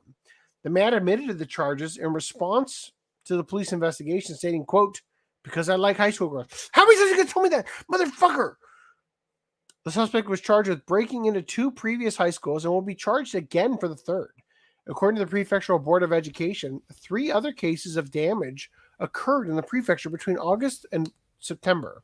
The police are investigating any possible connections to the case. Wow. Isn't that what Kevin Spacey's character from American Beauty did? He fell in love with a high school girl. Awkward. Does he? Awkward. Yeah. Yeah. I know. I remember American Beauty vaguely. Yeah, he did he fall in love with her, or did she like come after him? Well, they I don't hooked know. up with each Either other. way, he was jacking off in the shower, so. Kevin Spacey. He's still How fucked could you now. debase yourself to murdering the witnesses to your abuse? Allegedly. Allegedly. They had an accident, allegedly. Wink, wink. Also, legendary molester Luigi the Minnow 64 arrested after 10 years of groping schoolboys. Dude, how could you? Luigi the Minnow 64's got some nice tits. Yeah. Oh, God. Sorry I judged you, Luigi. There could be women who bike with their breasts showing, still perverted. I'll allow it. except for when you see them in regular speed and the wind is just beating them up. You may have obasans being around boys only high schools. They pretty much exist. Obasans can still be creepy. You're making a great point. Obasans are just as creepy as you. A man who has gotten away with molesting schoolboys for over 10 years appears to have been arrested after a report surfaced of his activities in Hachioji. According to the report, a man in his 50s was persistently talking to schoolboys, lifting their shirts to touch their stomachs. He would say, "Oh, what grade are you in? What month were you born? How many grams did you weigh when you were born? I need this information to finish. Your stomach is so flat. Thank you." You're such a weirdo, man. While it sounds like the actions of some weirdo G-san, Japanese Twitter users were surprised to see several posts dating back over 10 years after searching some of the quotes, mainly the "your stomach is so flat" comment. The posts were all from young men talking about a strange Oji-san who seemingly appeared out of nowhere, lifting their shirts and touching their stomachs. Each post quoted the Oji-san saying, "Your stomach is so flat," after touching their stomach area, which branded him a yokai-like monster. Wow. I feel like we're gonna have to use one of our ace in the holes because these have been bad so far. Woman fined for fighting back too much during sex attack. That's so stupid. She lives by one motto: just do it. A woman was fined for fighting back all too well against a man who sexually assaulted her.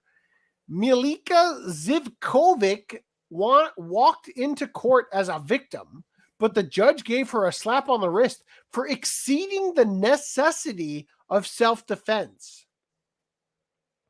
The 24-year-old was walking home with a friend after a night out in the town of Kolasin in northern Montenegro, where she noticed a man was following them. He tried to speak with them, but the two ignored his advances and tried to laugh it off. What followed next made her fearful for her life and anticipated the worst. He grabbed my chin, and then he grabbed me by my intimate part, her ass. He He brushed his arm against her bottom. Defending myself, I hit him with a closed and then an open fist, which I learned while training kickboxing for 4 years. In such moments, you can only think of the worst, but I fought as hard as I could, and of course, I knocked him out. In court, she was fined 82 euros for exceeding the necessity of self-defense and for violating public order and peace, which made her feel very uncomfortable. Meanwhile, her attacker had to pay only 370 euros for being released from prison. No, before being released from prison. Okay. Her punishment has been criticized by a number of women's rights organizations in Montenegro. Thousands of people, mostly women and white knights, took to the streets in larger cities in protest against sexual violence across the Balkan country as a sign of solidarity with Malika. Prime Minister Dritan Abazovic even issued a statement about the court's decision, calling it unfortunately devastating.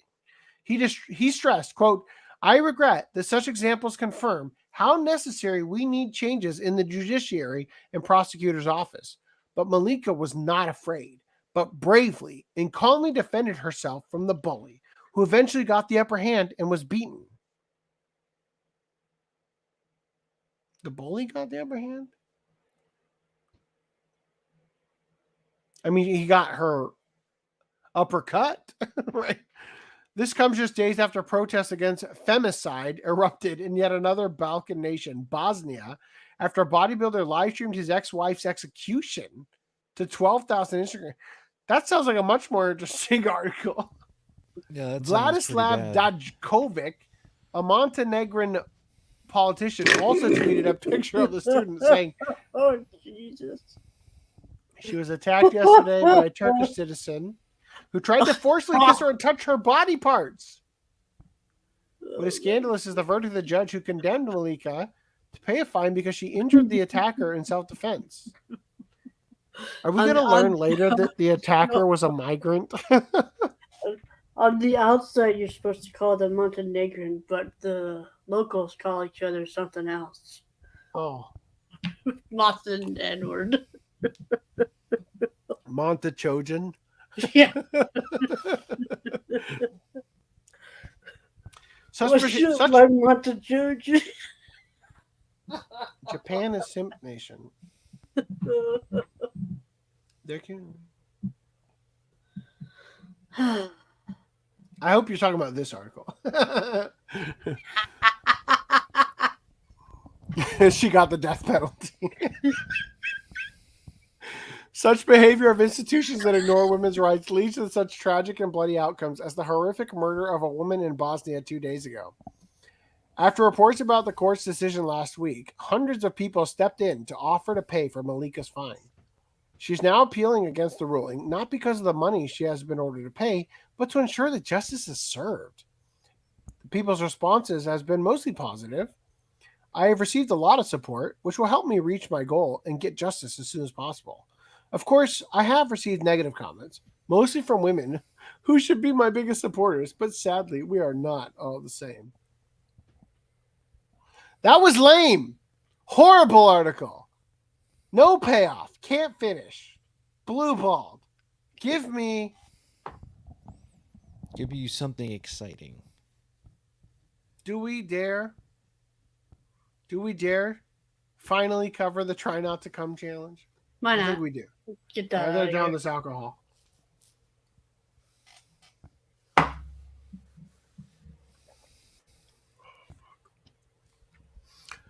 Try Not to Come challenge. Champion caught using performance-enhancing antidepressants. Los Angeles. 6-time Try Not to Come challenge champion Morgan Scooty was stripped of his title after testing positive for antidepressants earlier this week after Zoloft was found in his backpack and following a positive urine test, shocked judges announced. Anybody here been on Zoloft? Nope. Because has the opposite effect. I never did that, so. He was one of the best non-ejaculators the tournament has ever seen. He was the first one ever to last more than 5 minutes playing the game. Wow. You'll come buckets. Don't play the game. I was thinking like how would they measure this? Like, they put a chastity belt on you for like a few months. Like, what is this? No, okay, now I understand. Yeah, it was a game.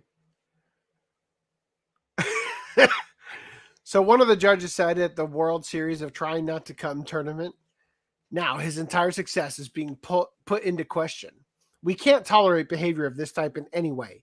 It's tragic to see someone disgrace the good name of free porn games like this. When people think of the Try Not to Come genre now, all they will be thinking of is scandal. They should be thinking about the ultra-realistic 3D renderings of 3D simulated sex instead. That's what really brings this community together. In response to the news, Scooty has lost many of his endorsement deals. Quote, when we made Mr. Scooty the face of our toothpaste, we did it because we thought he was a man who could control his ejaculation naturally while playing video games. Press spokesperson Sarah Weinfeld said over Twitter, he will no longer be starring in commercials, constantly explaining to people that the white stain on his pants was because he brushed his teeth too haphazardly. His face is gone from all our boxes. We hope that the other companies who use him in their ads will follow suit. I hope I get a deal with Aquafresh. This morning, after much silence, Morgan Scooty responded to the controversy with some prepared remarks and a press release. Was his name Morgan the whole time? I guess it was.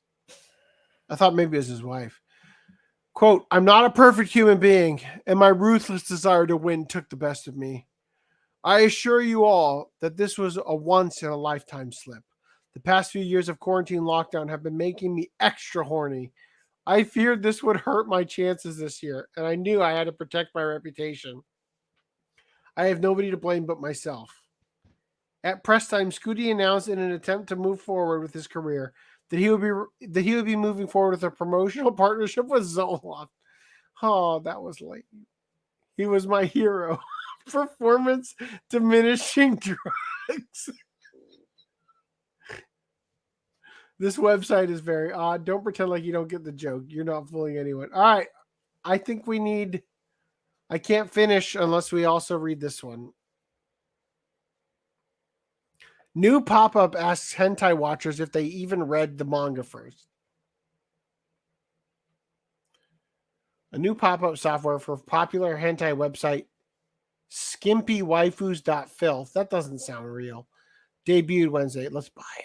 Buy that URL right on. With the new message pestering watchers if they read the manga the porn is based on first. Quote, people should really read the manga novels the porns are based on to really appreciate the animations and storytelling, said skimpywaifus.filth moderator Larry Cromwell. Sure, I can jack it to an anime woman with physically impossible tits, but knowing the context of her journey and her power set improved the overall process of my masturbation tenfold. It's not fair that these bandwagon fans can just log on and start cranking one out to the girls without even reading the 7,000 poorly translated pages of plot beforehand. Many users felt the pop-up was intrusive and unnecessary. It's just like anime fans to be incredibly annoying and pedantic about which anime porns I watch, said the site visitor Brian Fellows. The pop-up is so belligerent, insisting that I click off the hentai I'm trying to watch and go read a long, intensely graphic manga that the porn is loosely based on. I don't know if you've tried, but it's already mentally difficult to rub one out to an ill-proportioned drawing of a fictional woman. So trying to do that to the physical challenge of holding a tiny booklet up is just too much. While many don't appreciate the recommendation, other visitors have seen positive results from reading the source material. I really enjoyed having the context of the manga, so I knew what to expect from the porn, said user Michael Ryler. So often, there are these cliffhangers in the animated format. Will the man come?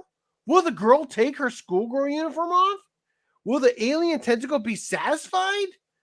By reading the manga first, I don't have to wait expectantly. Also, the manga is a lot farther along than the hentai, So I know about cum shots from penises that haven't even been introduced to the hentai yet. Wow. At press time, sources reported that another pop-up was being implemented on the site, relentlessly badgering masturbators to watch from the English moans to the more accurate Japanese ones. Wow. Okay. Well, this website hard drive, I'm banning all future articles from this. The blue balls I'm suffering are, I may never recover. So I would just like to say, since our watch club is One Piece, the Baratier arc sucked ass in the anime. I fucking hate it. The live action did it way better. Don Krieg is retarded and shouldn't have been introduced. It does. I am right. It does set up some oddities that kind of are weirdly explained. So before episode you haven't got 60? Yeah. So you haven't got this. Stopping. If episode 60, it'll be, well, it's never explained, even currently. Sounds awful. But why are so you acting like it's good? I didn't. What? If you get to episode 50 or whatever, it's I think maybe 60. It starts to explain the Grand Line and how the Grand Line has two sections above and below it called the Calm Belt. Okay, so this is a huge area of the ocean that surrounds the Grand Line, where no wind occurs in this area, and the area is also full of giant monsters. Like, remember the Sea King that attacked Luffy in the episode 4? Where did that take place? That took place East Blue? Yeah, it's in the East Blue. It's on one of the, I forget the name of the island, but so imagine like even bigger monsters than that. Okay, like huge ass fucking monsters, and then the Calm Belt is filled with these because they breed in the Calm Belt. And somehow Don Krieg managed to get out of the Grand Line and cross the Calm Belt to get to the Baratier. Like, that's how he escaped the Grand Line after being attacked by Mihawk. So that's still never really explained how the fuck he got out of the Grand Line. And it won't be. Like, it's not gonna. Oda's not gonna bring it up after 20 years. But yeah, so that was weird.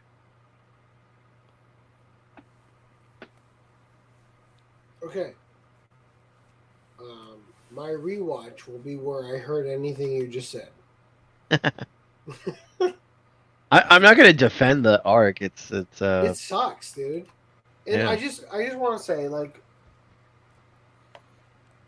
it's not age material, that's for sure. The worst thing about One Piece is the fact that they have chosen to use the DBZ cast. I hate Chris Sabat as Zoro. Watch this I sub. No. hate Eric Vale as Sanji. That's the only Sanji I know? Jeez. Krillin as Usopp is tolerable, but with Sanji and Zoro, ruins it. What do you think about Sunny Stray, that's his name. Wait, so you'd rather have 4 kids, Sanji, is what I'm hearing. I would rather have literally anybody else. I think Sanji might be my favorite character in the live action.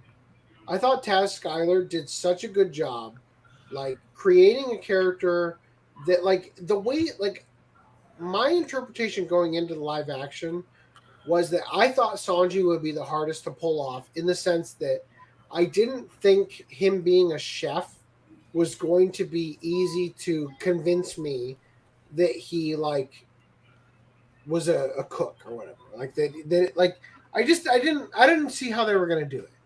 Apparently, the actor who played Sanji, Taz Skylar, not only learned to cook, but he did actually kickboxing. well, he actually cooked for the Crew. crew on set, right? Like his thing was whenever the cameras weren't rolling, he was working on cooking and like chopping and shit in order to like become the character he needed to be. And I think he did a fucking phenomenal job. And I think that his storyline with young Sanji in the live action doesn't shy away from the fact that Zeph fucking ate his own leg. Yeah, and it happened in the live manga. action. I'm sorry, in the anime, they fucking cuck you on that and have Zeph's leg just get eaten the same way that fucking Shank's arm gets eaten. It didn't get eaten. Whatever. It gets lost stuck in the fucking bullshit. It gets stuck between some metal and then he chops it off. Retarded.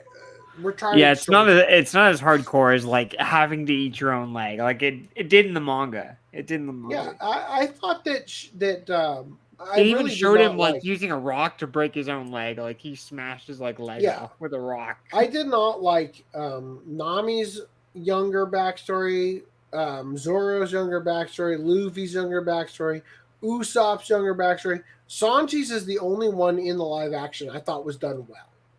And I think in the Baratier arc in the anime, fuck dude, it's just like it is so shit. First of all, I think it's episode 19 and 20. They literally start with the exact same opening where Luffy's like, "Look what I found! Cannonballs!"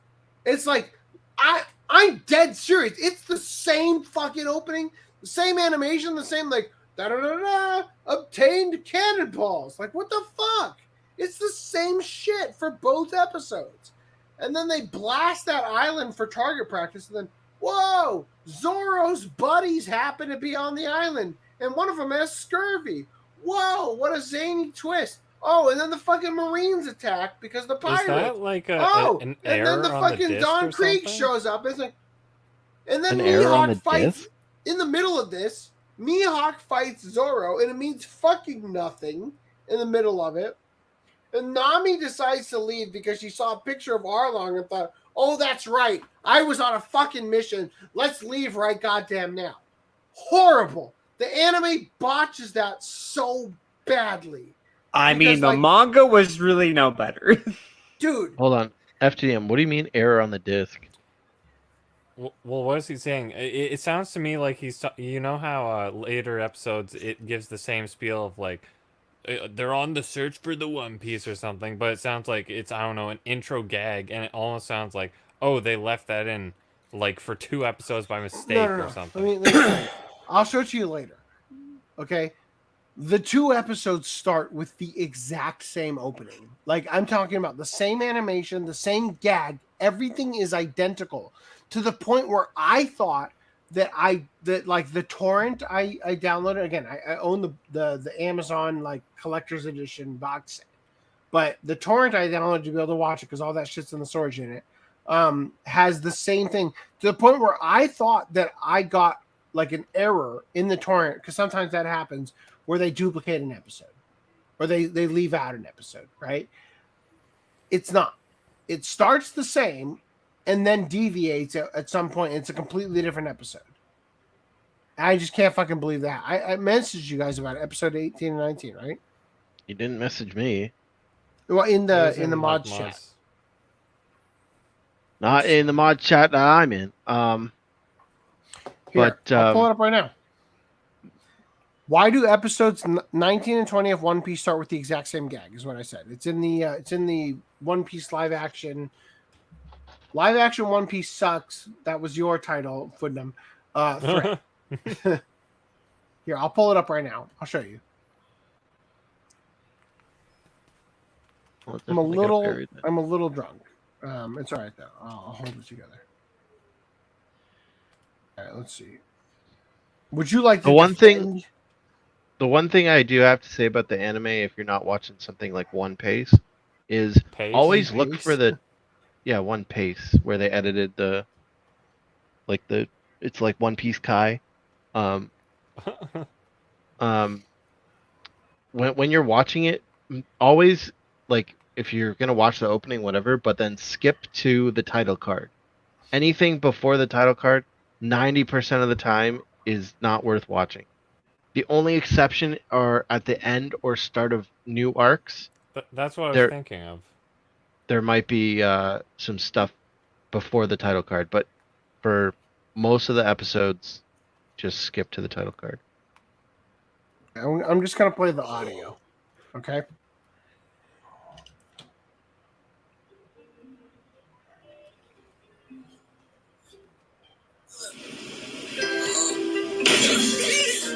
It's episode 19. What the hell is that? Found it in the storeroom. It's a crate full of cannonballs. That's episode 19. I'm gonna go ahead to episode 20.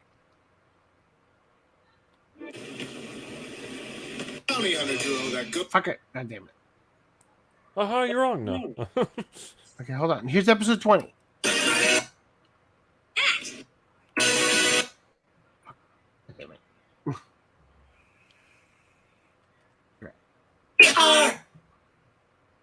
Episode 20. What the hell is that? Cannonball. That was way off the mark. So now they're shooting the cannonballs that they That is found the. That's what I was asking. Is like it's literally just like the intro whatever sequence that. I don't know. It almost sounds like it's in there by an error. Yeah. So what happened there? I'll tell you right now. I just went and looked. So that's the clip. Sorry. That's the clip before the title card. Mhm. It's one sec. Sorry. To close tab. That's a clip before the title card, so that most of the time before the title card, you're gonna get recaps or redos of animation. And what happens is in episode 19, right? They set up that they're about to do this cannonball thing, and then it cuts to Zoro dreaming, and then he has his flashback, which in the manga happens somewhere else. You said, right? Yeah, it happens at the very beginning. Like it happens when they're at the Marine base. Yeah. That he's about to get shot at, and he is. So we talked about this before. I said that I was dumbfounded to find that in the 4Kids version they cut in his shit with Kuina in the part where he's on the cross.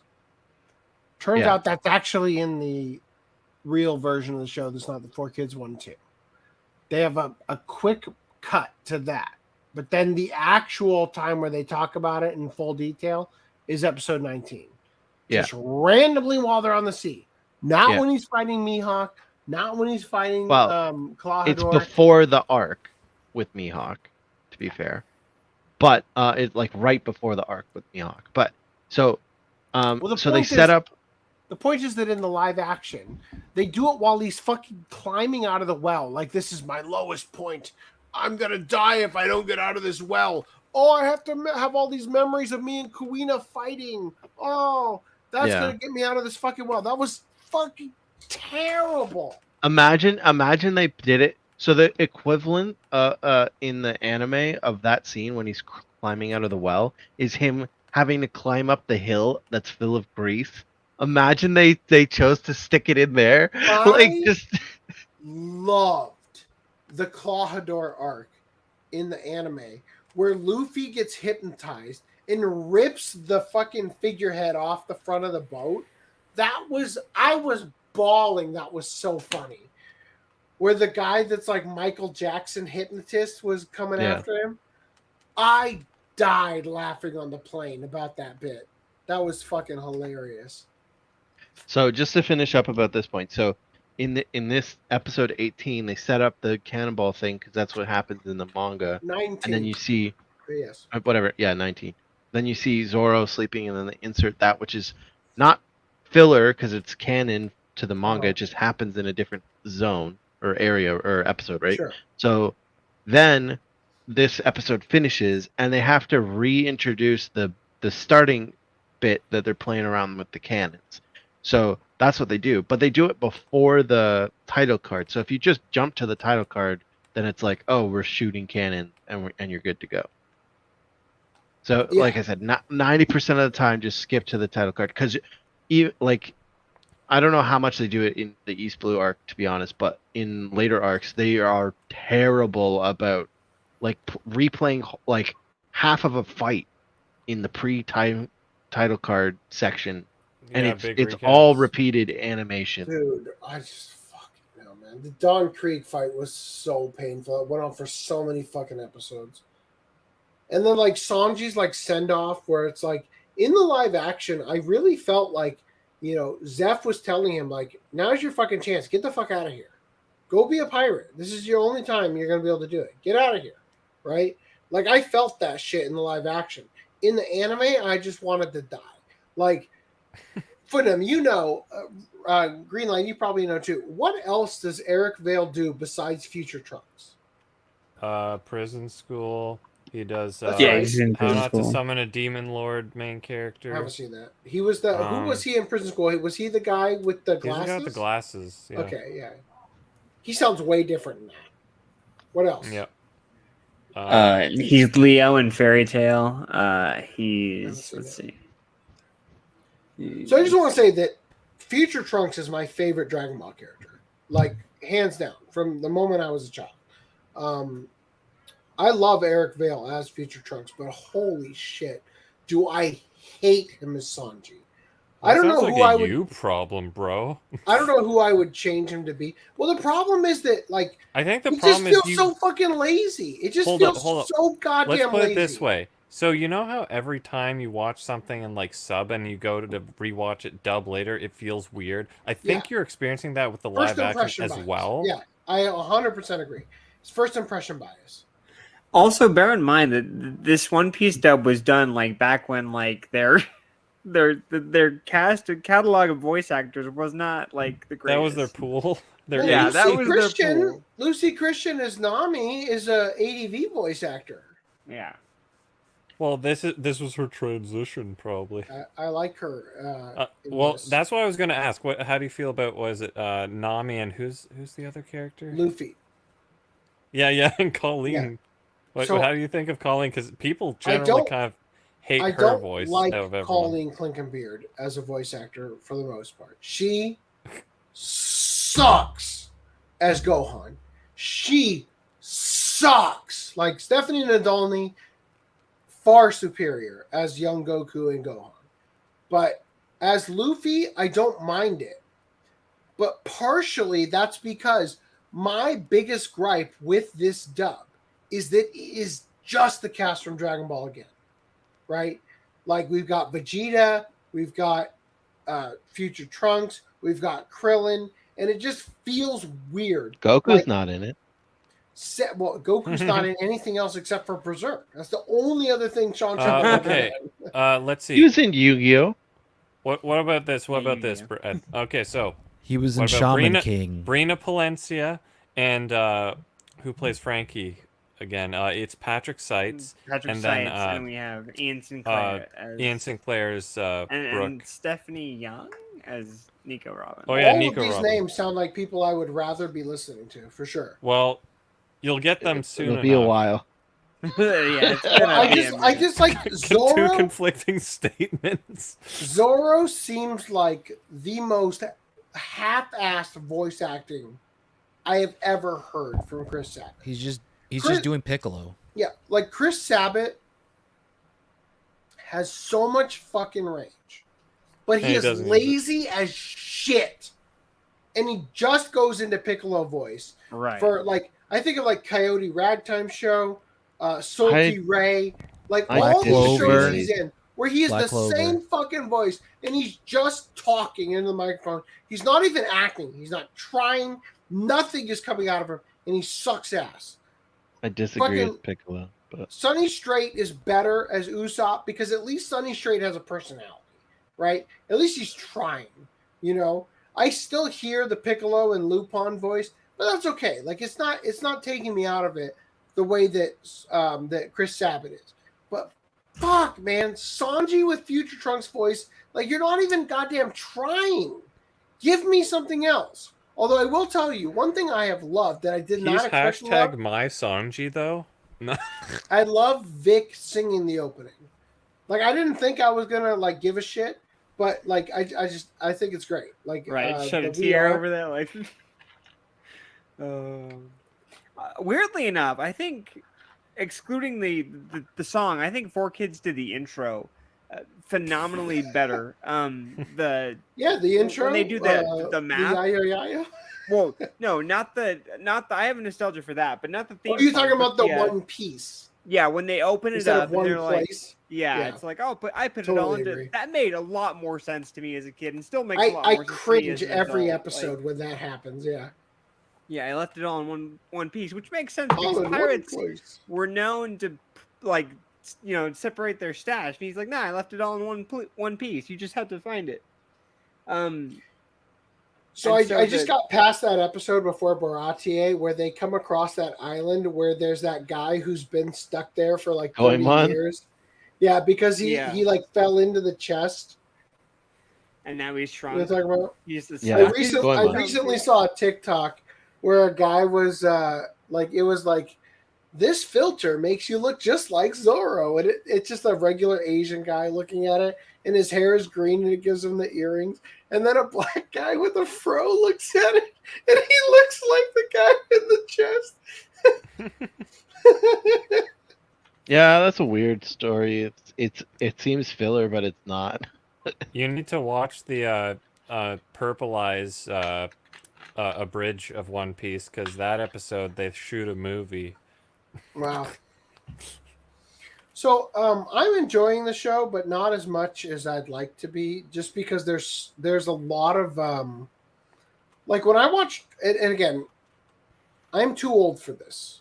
I should have watched this many years ago, decades ago, for me to be a fan, you know. But I can watch the filler in Dragon Ball, except for Garlic Jr., and enjoy myself, right? Garlic Jr. was fine. But the fucking One Piece, I'm on episode like 31 now, and man, was so much of this painful to get through. I will say that, like, and I haven't again, even watched any filler yet. This is just making me appreciate more how the live action was able to shave down so much of it, because the story arcs of each character, like the important part of each one, I think Luffy suffered in the live action because young Luffy just feels super annoying, right? But Usopp, I think, well, no, actually his sucks in the live action too. But Sanji's is better in the live action. I don't know if I would say Zoro's is better, actually, but because he looks fucking ridiculous. Is better in the anime. Anyway, I just think but in terms of not necessarily the backstory in terms of them being kids, but the story in terms of like what their story arc is, I felt like really like shown through well. Fucking the actor who plays adult Usopp or whatever, what's his name, Gibson, he's great. Like in the live action. The live action nailed all the actors. They nailed that. But his nose. I'm a little bit worried. I'm a little bit worried about season 2 because I'm guessing Boa and Ace and all them are going to show up. Is that Ace will, Boa will not. Okay, Boa doesn't show up till a lot later. The point is more characters are going to show up, and I feel like the reason why, because remember we've been talking about this live action for like a decade. Well, not a decade. We've been talking about it since the beginning of the podcast, at least. And they've been working on it for a long time, but they didn't start filming until like last year, right? So I feel like a big portion of them taking so much time was finding the perfect fit for the actors, right? I feel like Oda's involvement was largely involving getting that right. And I'm hesitant to think that they're going to be able to, like, who are the next people who are going to join the crew? Does Ace join the crew? No. Isn't Chopper next? So Chopper Yeah. will join the crew. Does the crew end with Chopper? Or there? I know there's a lot of Everyone I listed earlier about voice Yeah, actors. we listed is the earlier. next Yeah, crew. several. Yeah, crew. Chopper, Robin, and then Frankie, and then Brooke. But I mean, you have to understand. There's like, at least in the manga and anime, there's like gaps and gaps between. Like each member. Yeah, so I'm just saying I'm worried about them because I feel like the casting. I feel like Garp was well casted. I thought Kobe was well casted. I thought Luffy was well casted. Usopp, Sanji, Zoro, Nami. Nami's a little weird in terms of her casting. I thought Emily Rudd really pulled off the character she was playing, but I'm not 100% convinced it was Nami yet. And I'm pretty sure she was on some heavy drugs because of those eyes, right? I thought Garp was great. Zeph wasn't bad, but he was pretty much just Garp again. And I do kind of wish they had gotten Gordon Ramsay, if I'm being honest. Oh my god. Arlong was okay, but not great. Buggy was fucking fantastic, right? So I'm just saying, I just struggle to think that they're going to be able to keep that up. Once the show is greenlit, all right, season 2, season 3, season 4. I just wonder if they're going to be able to keep that up. You know, I forget if I. Good. Finish what you're saying. I was going to say they're like, woohoo, Jamie Lee Curtis as Kureha. And it's like, I don't fucking care. And it's like, once you start bringing in A-list actors that everybody knows, I think it's going to tank the show. Yeah, no, for sure. Like, it's going to ruin the show with the celebrity. They need to definitely focus on CG once Chopper gets added. Whoa! And Random 11 promoting CG. The Rock is going to be Chopper. What are you talking about? Yeah. We're not going to get a real reindeer from Canada? Jeez. But so in the next season, the big characters will be Vivi, which is an honorary crew member, and Chopper. Mm-hmm. But to your point about like nailing the characters, I don't remember if I said this last podcast or not when we talked about it. But like they changed Luffy's character, and I did not like the change to his character. In that he is not a hero, or he doesn't see himself as a hero. He doesn't want to be a hero. And in the live action, he makes comments that seem like the writers don't understand his character. Where he says to when Arlong invades the restaurant, he says, I have to go protect the innocent people. Like Luffy would not give a shit about innocent people. When it seems like he cares about his friends, and that's it, right? Yeah, if you're his friend, or if you help him out, then he'll care about you. But other than that, he doesn't give a shit. So something I thought was really funny. Somebody was talking about the fact that Zoro says, no, they don't, regarding the best fighters call out their names and their moves or whatever. Yeah. You want to know the real reason they did that? Sure. Because Zoro can't call out the name of his move with the sword in his mouth in the live action.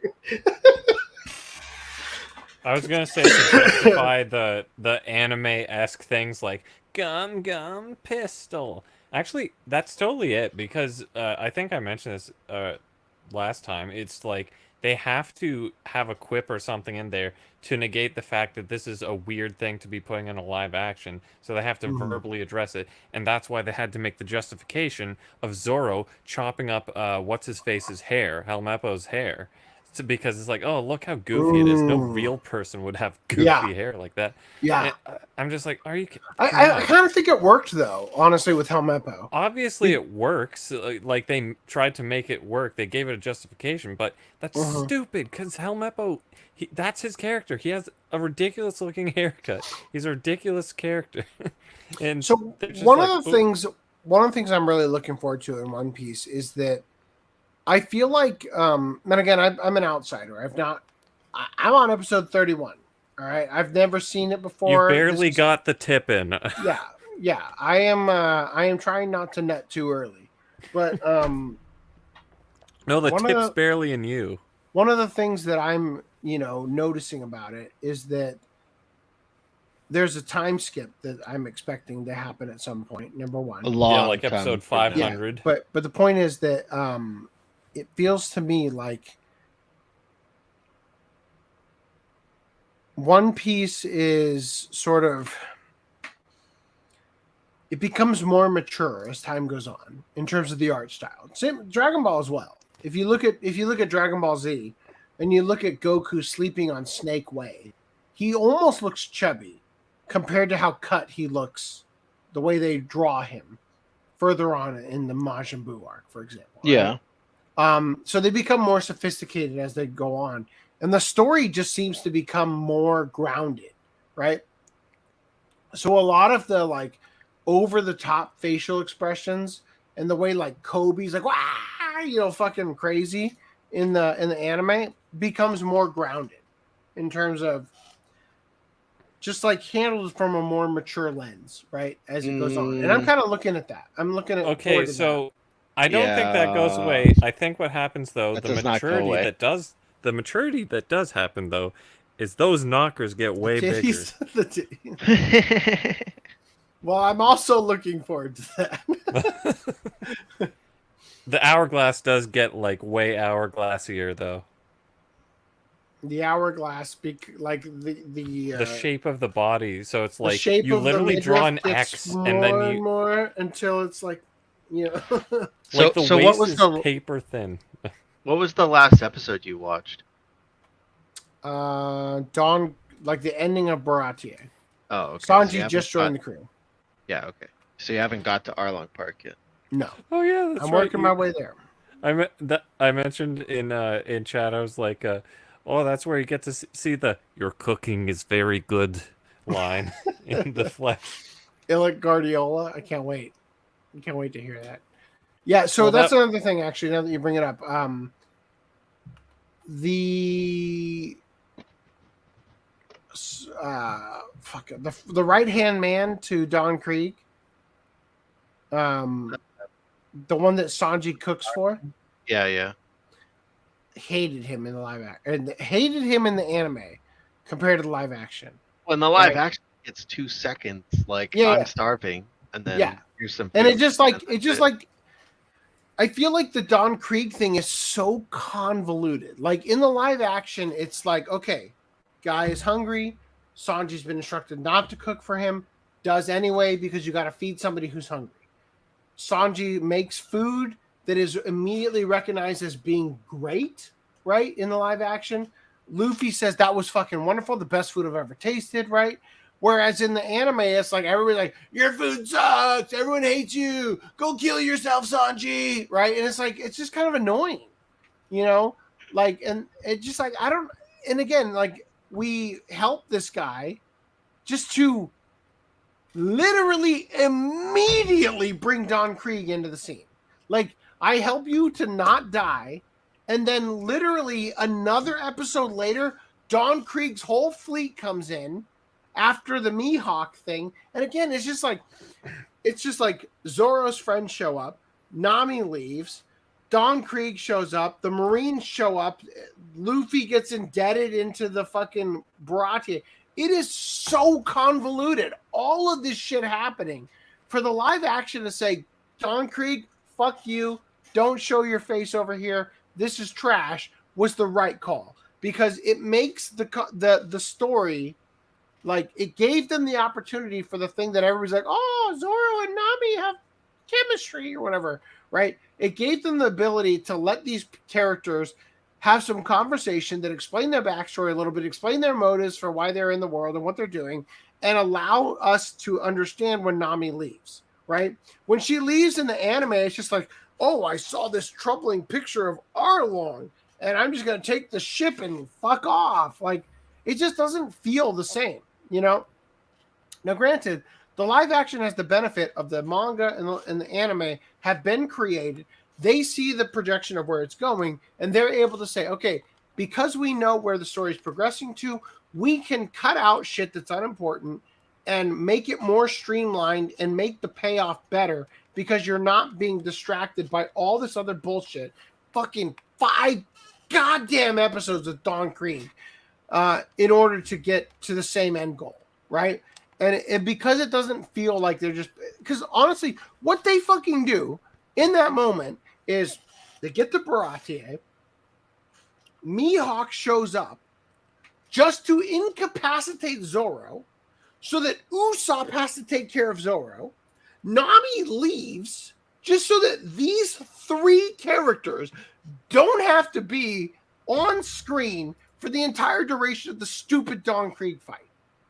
That's it. They never cut to them. They never ask, oh, is Zoro doing all right?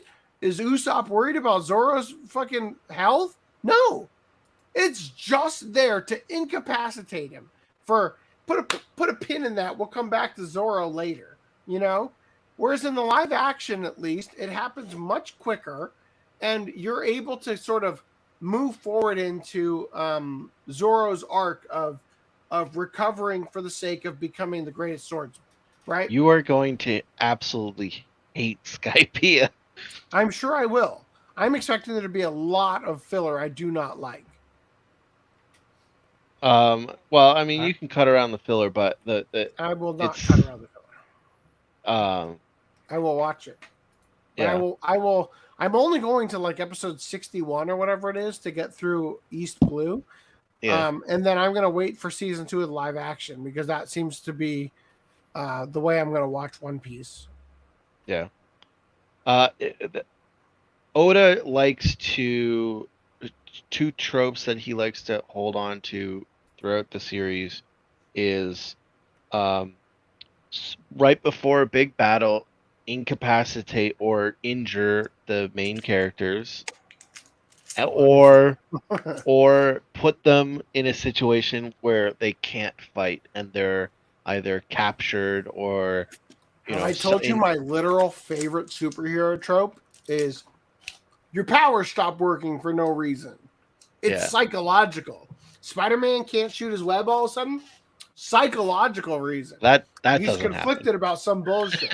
I hate that. That doesn't happen. So you're safe on that.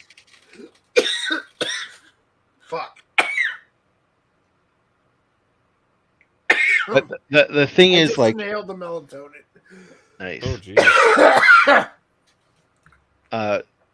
What Oda was trying to do, in my opinion, was to be able to, like, have Luffy and the gang be like X strong, and still at the beginning of the series, so that they can battle and be confident and know that they're going to win against these enemies, but then still give them a challenge for these lower level enemies, so that later on in the series, when they start getting to stronger people, he doesn't have to do like a training thing to be like, okay, they're legitimately getting stronger throughout the whole thing.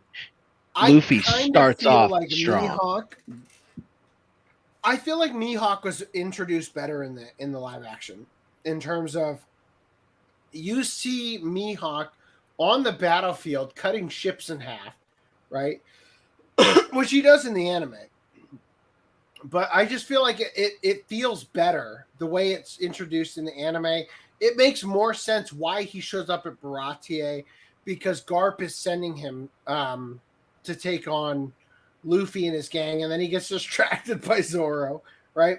In the anime, it feels like he's there just to incapacitate Zoro, and then Zoro, like, it seems like they weave it into his arc later. But I like that better. Yeah, Mihawk just shows up just because he was following Krieg, and he's just like, I'm gonna just fuck you guys up some more. So- More drama. That really doesn't feel. But hold on, in the anime, right? He's introduced as a guy who's sitting on this little tiny boat with this fucking like flame above him, and he's all like mysterious. That's and then And his boat is shaped like a coffin. and then he does the slash, and you're like, oh shit, right? In the anime, he's like in a battle, right? And it's like, okay, so No, they kind of got shoot. that backward. No, In the or live sorry, action, in the he's live in- action, he's in a battle. Yeah, sorry. So I like the mystery of the introduction in the anime a little bit better. But I then agree with that also, part. I also disagree that I have issues with Garp sending Mihawk there just on in a character of Garp situation. Yeah, But I do agree the bigger with that. issue. It does seem weird because he sends him effectively to take on Luffy, and Luffy's his grandson, as he reveals, like, you know, later on or whatever. I guess Yeah. just before that, right? But Just after that. it does seem weird that he's inviting an assassin basically to kill his grandson, who then gets Well, distracted by Zoro. He said right? capture Oh, okay. alive. But I do love that bit, and I think the reveal in the live action is great, where he's got the giant sword that looks like a fucking joke in the live action anyway. But then he goes to fight Zoro, and he just pulls out the little knife that's like an inch long. Yeah, but in the live action, he throws away his necklace. So how is he going to put it back on his fucking neck? I don't remember that. Yeah, he does. I watched it. I was like, what? He just threw that away. But anyway, so in the You live, just said that very wrong. You're supposed to say, "I've seen that." oh, I'm sorry. Look, look. No matter which way he says it, you're gonna correct him now. In the live action, Garp sends Mihawk there because of Luffy, because Luffy's there. So that makes I like One Piece where they have situations going on not related to the crew. Like Luffy might stumble upon something that totally unrelated to him, rather than everything's related to him and he's the driver of every piece of plot in the story, right? I like it where he gets to an island and stuff. It's not non-linear. It's stuff is happening without his initiation of that thing. So he gets to an island, stuff's already happening on the island, and then he deals with what's happening on the island, as opposed to he gets to the island and causes everything to happen on the island. You know what I mean? Like it's like changing the channel to a TV station, and when you're watching a television show, and like when in the show they're watching TV and they're changing the channels, and it always starts the program on like this just in, like when they're changing a channel on a radio, and like it's like the words are like almost syncing up as they continue. Yeah. So those are unrealistic because you're never going to catch it just as this just in, right? You're going to catch it on the middle of the previous, news story. And I get why they do that in TV. Like, oh, no one wants to care about that. Just, be efficient with time. But it's unrealistic. It's more realistic that the world is happening around them and they're interacting with the world, as opposed to they're causing everything in the world to be to exist or whatever. Yeah, now that you're bringing that up, I do remember that. Yeah. Green Line. Unkono says Sunny Straight was Tom 1. Is that true from Toonami? Yeah. Yep. Was he Tom before? He was a shitty Tom. He looked different. Did you not too. watch his video in full length? I thought I remembered that. I'm just asking. Anyway, I gotta take a leak, like super bad. So I'm gonna go ahead and say peace out. If you guys want to keep talking, you can. Otherwise, I'll end the stream. I think we're good. All right. You can start your stream after you end the stream. Just end it I all. will. What's our ending stream? Do we need an ending? You write me an ending song, someone. Reese 2753.